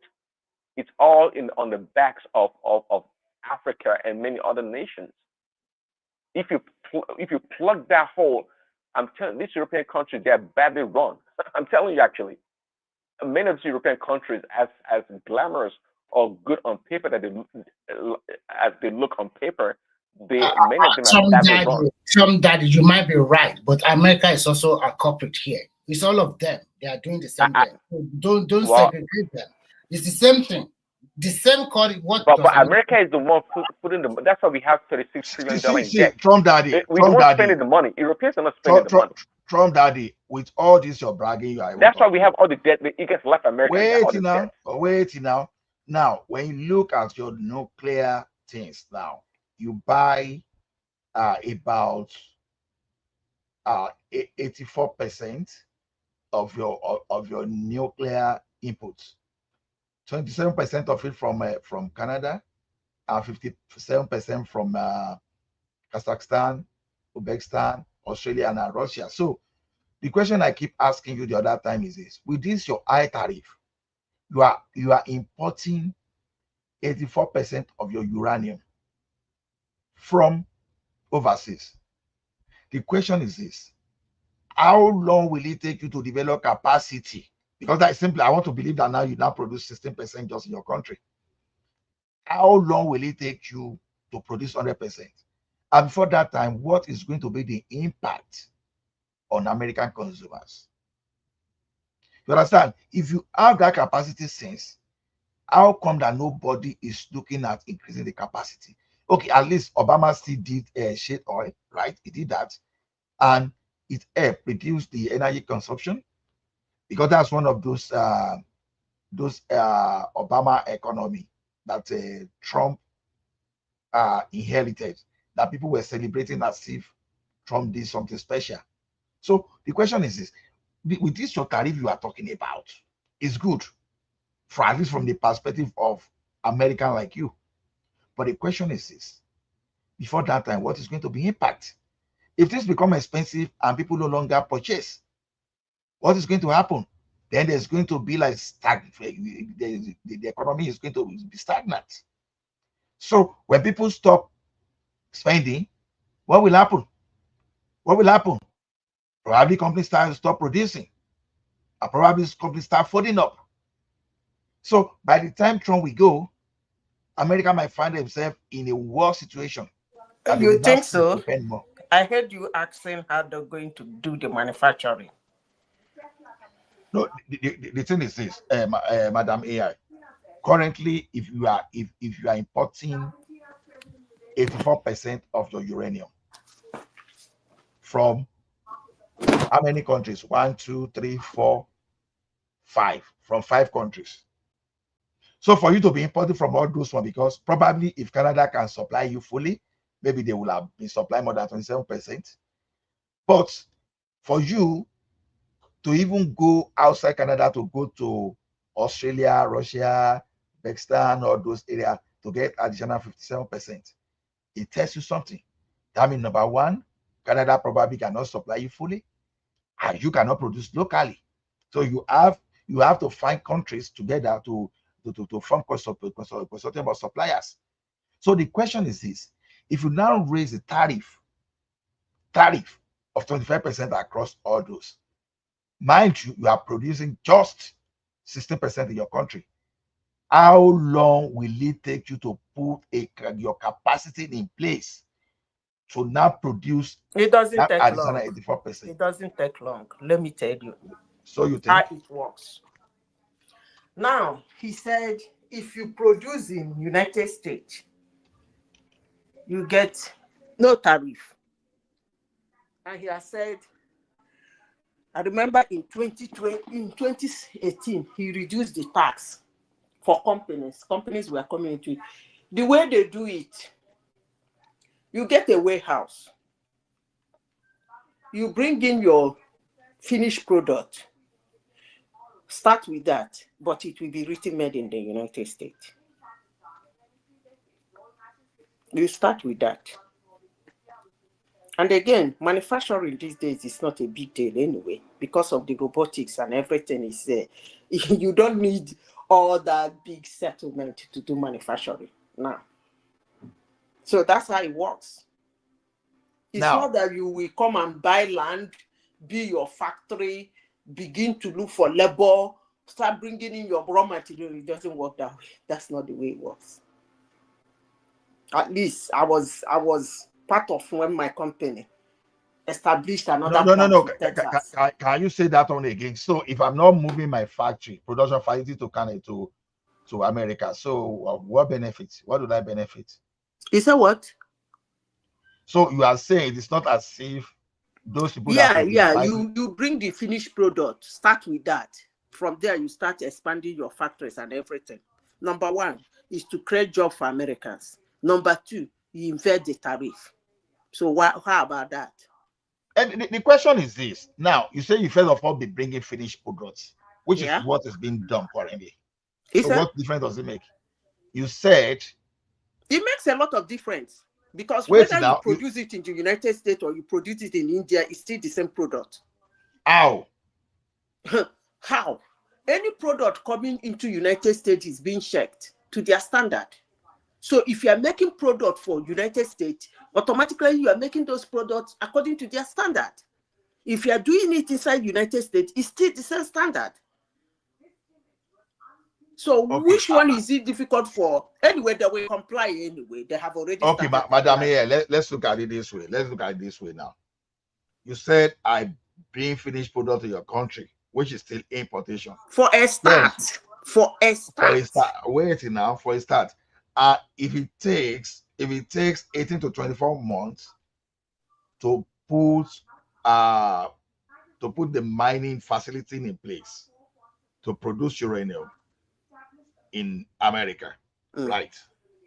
So the question is this: that 24 months plus even the number of months that Trump has spent now, you understand? That is like more than half of his tenure. Now, do you know what normal entrepreneur will do? All those investors will do. They are not stupid because they know that this man just asked, because if I'm going to spend 24 months to put the facility in place, now what happens after Trump might have left? So I will not rush into decision making like that too. Let me tell you, as I said before, every government and every party that wins an election comes with their own agenda. If Trump can bring manufacturing into United States by hook or by crook, and Americans have jobs, and those things are cheaper because no tariff, no tax, and blah, blah, blah. And then when he leaves office, and the other person coming in could not continue, and those manufacturing go back, who is to blame? Are you going to blame Trump that time? Are you going to blame the new man? I don't even understand the argument. If you are doing a business with a particular party or a government, and then that government finishes their tenure or the government leaves office, and then the second person is not able to put his feet down and demand what the other person was demanding, and you go away, who is to blame? After all, Clinton was among those that wheeled all the companies of United States to China. Nobody is blaming it on Trump. Okay, I think we are talking of country, not Trump per se. The effect that is going to have on America as a country, not as on Trump. This is not about Trump administration. Listen to what Americans are saying. They're hailing him. As long as he's in office and they are happy, either by hook or by crook, it doesn't matter. If he leaves office, nobody is going to blame him for the other person not continuing. After all, he was in office. When he left in 2020, everything went bad. In 2020, the next 4 years, nobody was blaming him for anything that happened. In fact, actually, that was why he came back. So, in his time, if he continued with his hook and crook, bully this person, give my brother chewing gum, give this person puff, give this person bread. Are you giving him or not? Okay, give this person meat. And he continued doing it like that, and the Americans are happy throughout his tenure. That's fine. If he leaves, another person can no longer bully those people. That is fine. He takes the blame. So why all this argument? If he has to do it during his term for his people to be happy and have jobs, why not? He got to do what he got to do. Because if he continue waiting for this person to approve, this one to approve, he can let him cut whatever he can cut from these vultures that have been eating America raw. So if he can get what he can get, his people are happy. As long as they're happy while he's in office.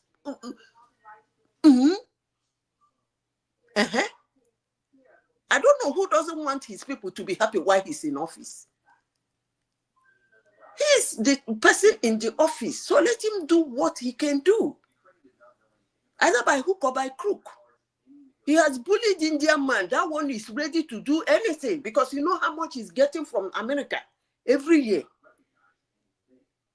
How many percent of his GDP comes from America? Is he willing to weigh that one away? The answer is no. That one are between them and India. The one in Canada is running around him trying to make. Are they willing to lose all that money? The answer is no. Nobody wants to lose money. In as much as you think America will lose money, remember they print their dollars. Trust me, those guys are gonna print their dollars. They always do anyway. Let me tell you. Before you know it, that we listen. Let me tell you what happens in the United States. Before you know it, that we say this person they have increased this food stamp of this person has been increased, this money for this person has increased, their dollar. Canada cannot be able to do that. So leave that in. Whatever they can do to get their people happy while he's in office, can we allow him to do that? Nobody is ready to lose the billions he gets from America. But if they're willing to do that, that's fine too. That's what I will tell anybody. No country will be willing to lose that kind of money. They walk out from that country. Remember, their currency is still the official currency of the world. And the moment you have that, if you have that at the back of your mind as a president of a country, you understand. Who are those people that made it possible for the currency? Who made it possible? Who are those people? Let me tell you who made it possible. Who made it possible are Americans. Okay. Maybe you have rolled with them outside of the United States. If you have rolled with them outside of the United States, you will know how nationalistic they are, more especially with their currency. An American doesn't want to touch your money. He doesn't want to see the color of your money. He doesn't want to know what it looks like. And he doesn't care if you are going to cheat him. But all he's going to tell you is that I pay in dollars. Convert. That's their language. You can convert it and double it, but he's not going to pay. He's going to do that shit. They don't even know what your currency look like, and they don't give a what your currency look like. They make their money strong. And they buy a lot. And as I said before, the highest buyer have the upper hand. Believe it or not, that's what is happening in the United States. Their consumer index is unbelievable. Look at China. Look at India. These countries, they are more populated than the United States.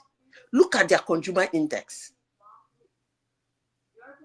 These are the things presidents of countries and their economies put one and two together that are running to America to negotiate. Look at India. Look at their consumer index. Look at China. Look at their consumer index. And they look at America that is even not up to half of their population. Their consumer index is unbelievable. And the earlier somebody knows that, the better for you. But if you think you don't want to know that, that's still okay. But he can do whatever he needs to do to make his people happy. And so far, his people are happy. So who am I? See, madam. When I asked you what make American dollar like a global currency, you understand? I still want to tell you that it is still the world global economy that helps America dollar to be the global currency. Yeah, we can say the democracy one way or the other work for them and pay them. Yeah, you can say the innovation.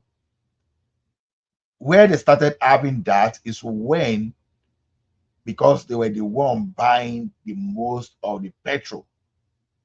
When they started pricing everything in dollar, so that they won't be having issue with foreign transactions, all those stuff. So everybody started looking up to their currency.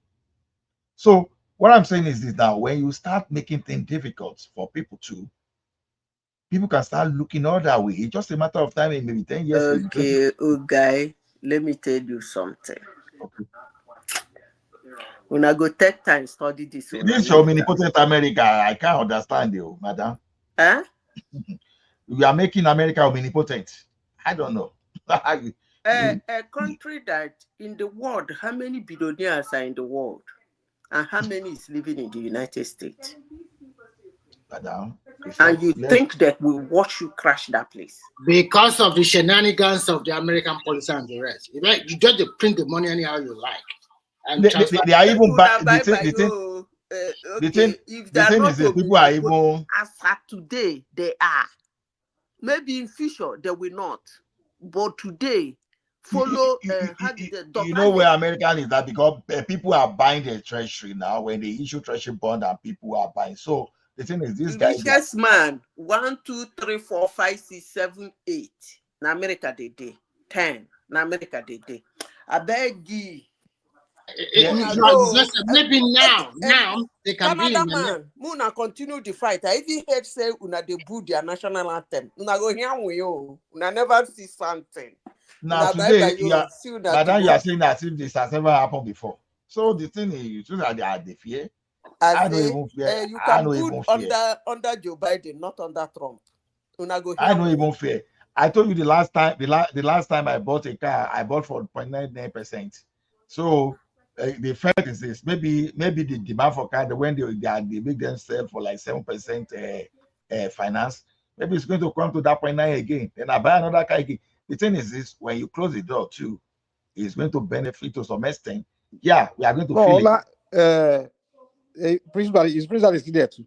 God, do you guys think that there's a chance of a coup d'etat happening in the United States? Because there's something. If they say something is right for a coup d'etat, now this one.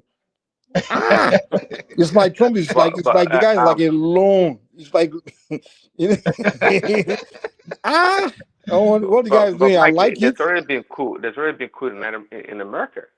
Mike, That's what are you should tell happy? you. I There's just already say been a coup. majority of Americans are happy with what is going on. I'm happy with him. I like everything. I like his moves. I'm not saying everything, but especially the particular thing like this Ukraine thing.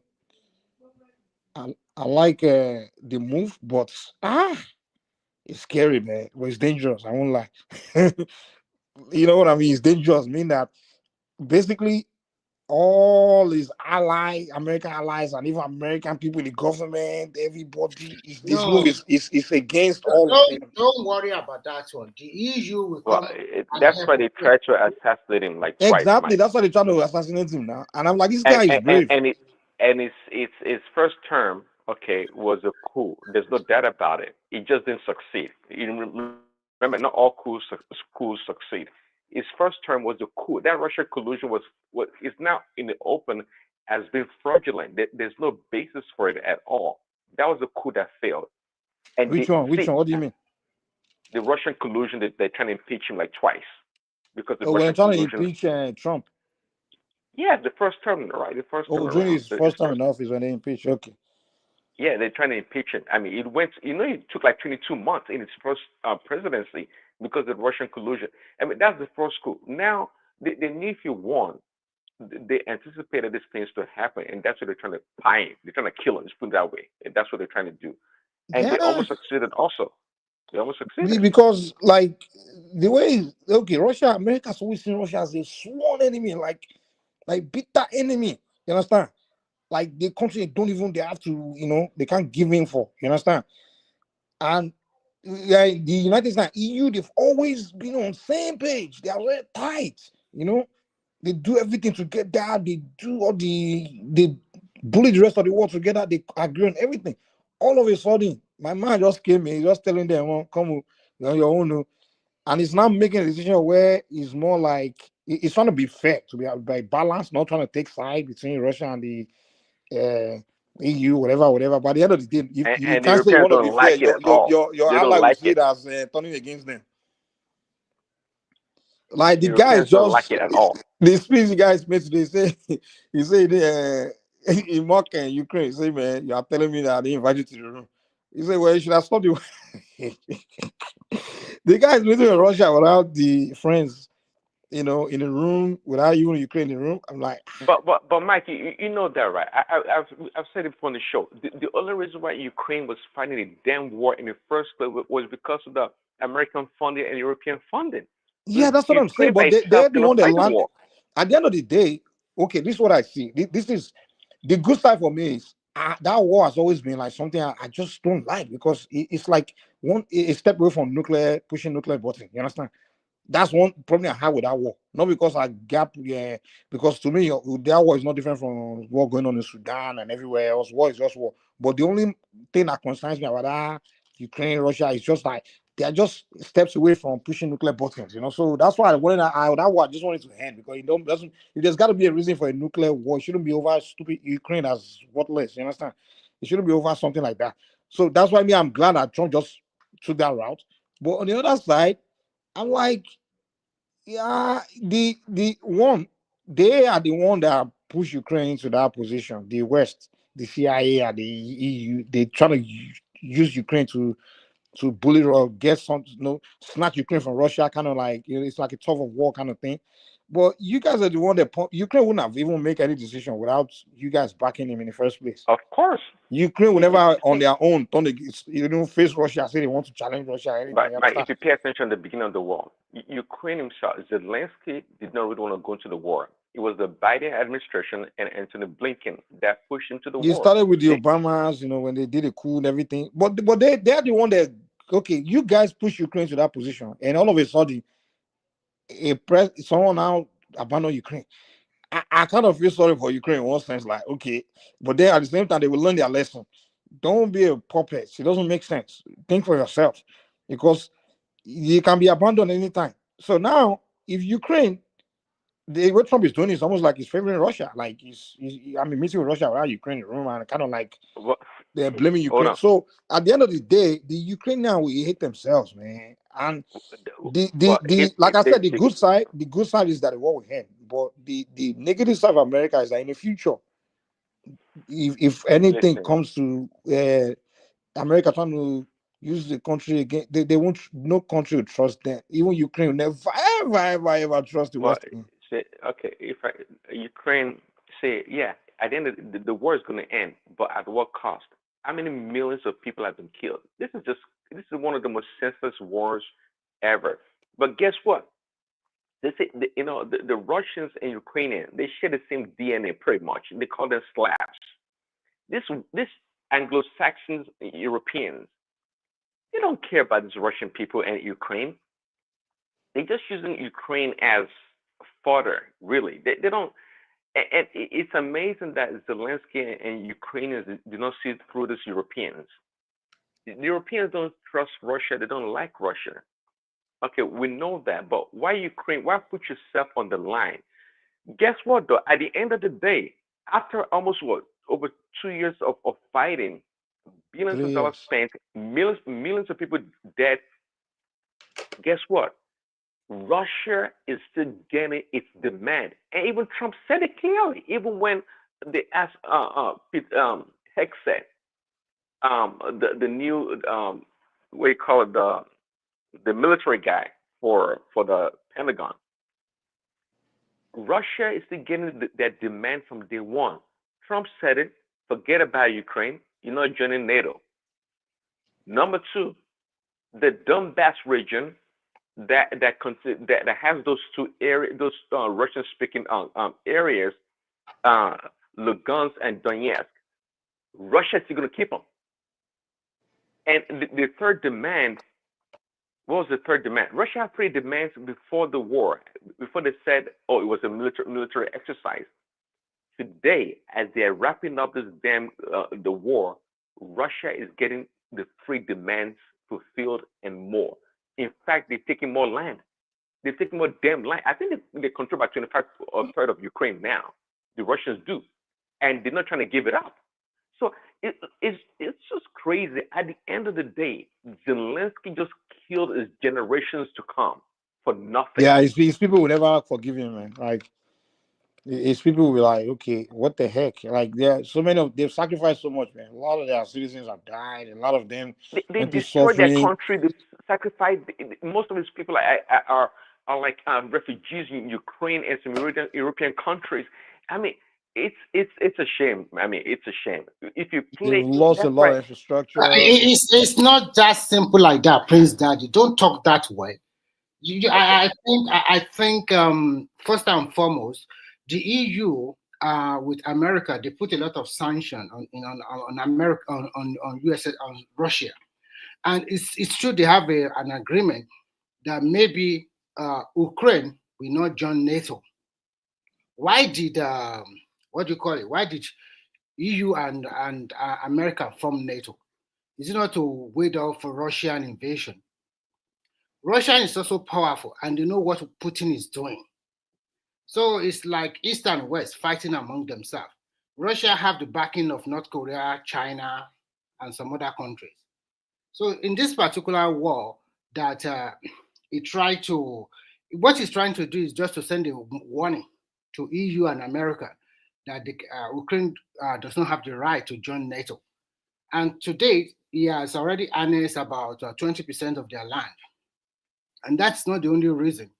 There is a lot of natural resources in Ukraine that Russia is interested.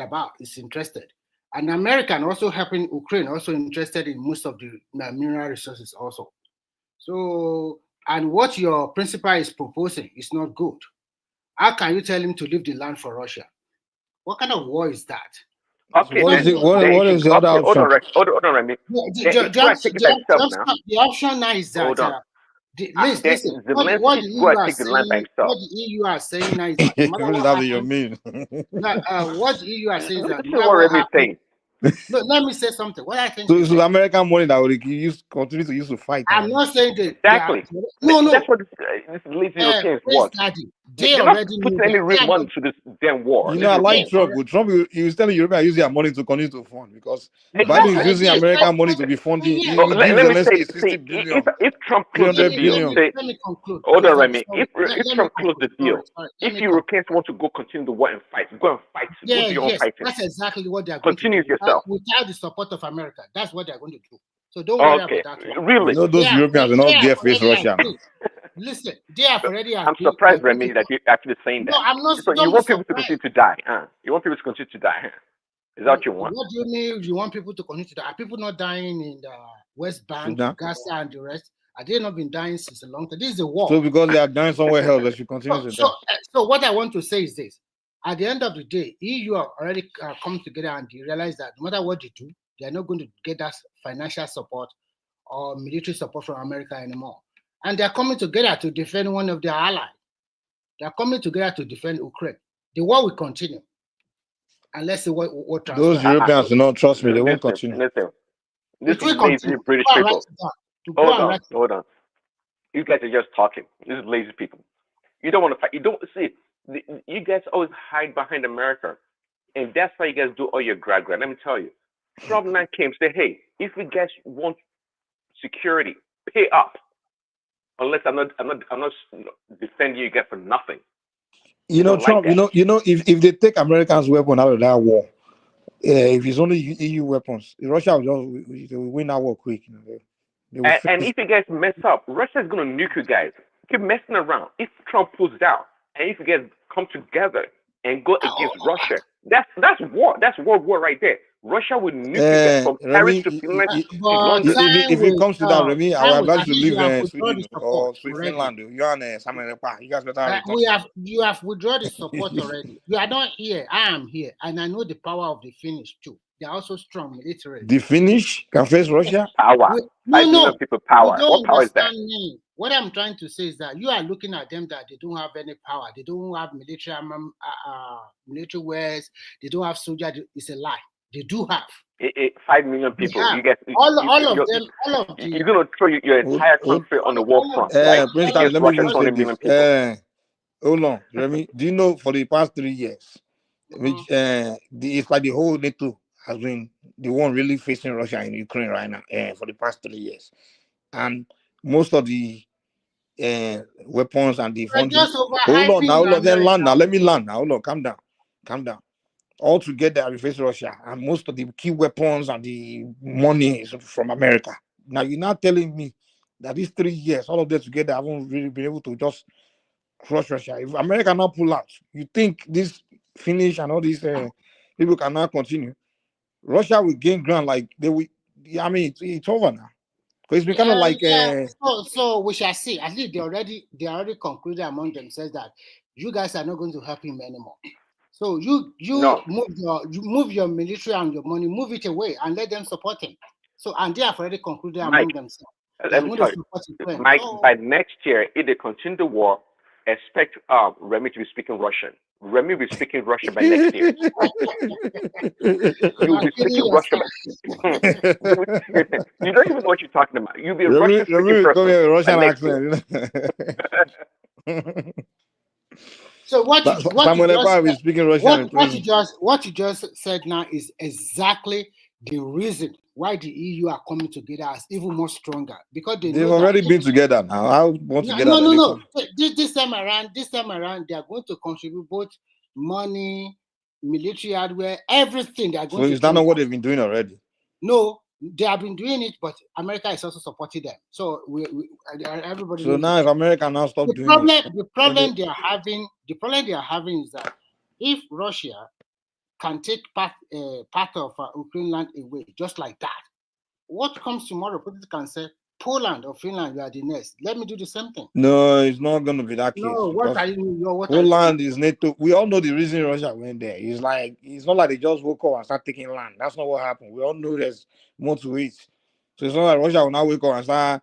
Russia and Ukraine, it's kind of like the relationship between Russia and Ukraine is completely different. Do you know from that Russia or before colonized Finland? Do you know that? We know, but that era is gone.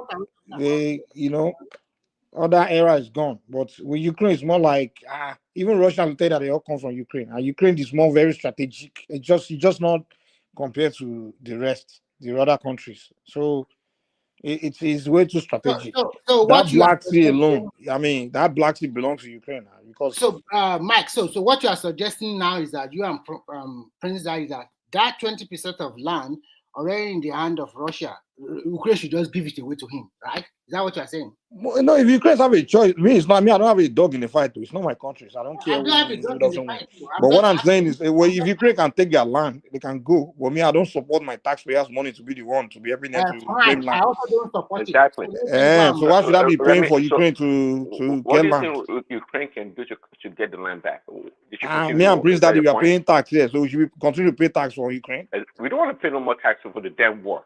We don't care for the war. Remember what are you telling us? They are not even doing anything for. I'm not telling you that. You should stop financing them and take your own thing. You can't blame EU people, EU to come together and defend Ukraine too. Are you blaming them? No, I'm not blaming them. No, they can do it. But me, I'm just saying good luck. I'm wishing them good luck. That's what I'm saying. Yeah, wish us good luck and I'm trying to tell you, like, maybe Prince Daddy just telling, like, Prince Daddy say, hey, maybe if you're not interested in speaking Russian, maybe you should start strategizing. It doesn't matter. I'm not going to speak any Russian, and EU is not going to fault. It's not going to Prince Daddy, you know who used to annoy me? Is that Secretary of Defense, whatever his name, that black guy, that tall black guy. That always, what's his name? Yeah, Lloyd Austin. Trump fired him already. Of course he's gone. But that guy he was the one handling the whole thing. That's how I knew the whole thing just didn't make sense, because the fact that that guy, he was the one handling. I'm like, why is this guy? The whole war was not making sense to me. But Lloyd Austin would be the one meeting with Zelensky. I'm like, this guy is not qualified to be running stuff like this now. I'm like, who's Biden hiring? And then you hire this one girl from Haiti to be the press secretary. The girl to be talking. I'm like, what's she talking about? Like that Biden administration, maybe it was because of DEI. I don't know. I mean, I'm not saying I don't even understand the DEI. They have to employ people. I don't know. Maybe that's the reason why. I mean, they're employing all kinds of people that are just not too qualified for the job. No, that guy he performed like it was. Yeah, that hosting guy. I'm like, what is this guy talking about? He's not even breaking down anything. He's just talk basic stuff. I'm like, dude, where are you? You just said the guy. Like, guy, this is about to be a nuclear war. You're talking to us like it's nothing. Like, come on, explain things better now. Make us understand your plan. What if they start launching nuke now? What should we do? Is there shelter? I mean, you're not even talking to us about. I mean, that Austin guy, man. I'm like, this guy's not qualified for that job, man. I mean, I am more Harvard graduate person, Trump is doing. I think is. I mean, I just feel for him. To me, I like his moves. A lot of his moves. Remy, Russia, America is far from Russia, and you guys, we're far away. So if you guys want to be messing around with Russia, go at it, enjoy it, have fun. Go put your troops on the ground in Ukraine and continue. Let us we're far away. Let us be. Take your money, take your whatever you have, take it away. Let us face them. All the issues. Your economy will be in shambles overnight. You guys barely making it right now. Let us be in shambles, okay? Your economy is good, right? No. I'm talking if you continue the war. If you continue the war, your economy overall is barely holding up. If you continue the war, Russia economy too will be good. If they continue, they are already bankrupt already. Do you know, Remy?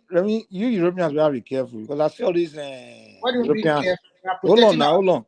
Do you know that if Europeans start being too arrogant and all this stuff, if America decide to cut special alliance or this benefit and start aligning with more, maybe become more friends with Russia and the others. That Europe. is already what is happening now. You're already But changing. what if you decide to align economically with Russia and just dump out, because you guys get a lot of benefit, American.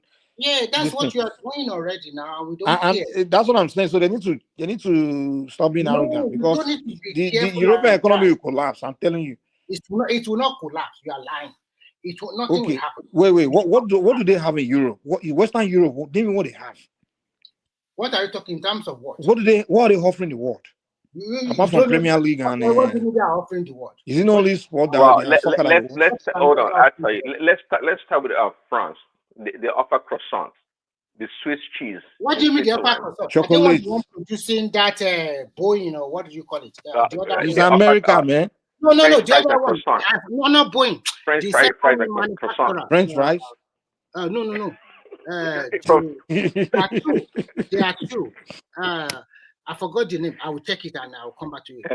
The British, they offer their biscuits and it's only Premier League that England is offering the world now. Premier League, English muffin. English muffin. Who's eating that? So the thing is, the European countries, those Western Europe, they offer the world nothing. Literally, things that anything we need from the world, the whole world, anything we need, as far as advanced technology, all these things, is from US and then China.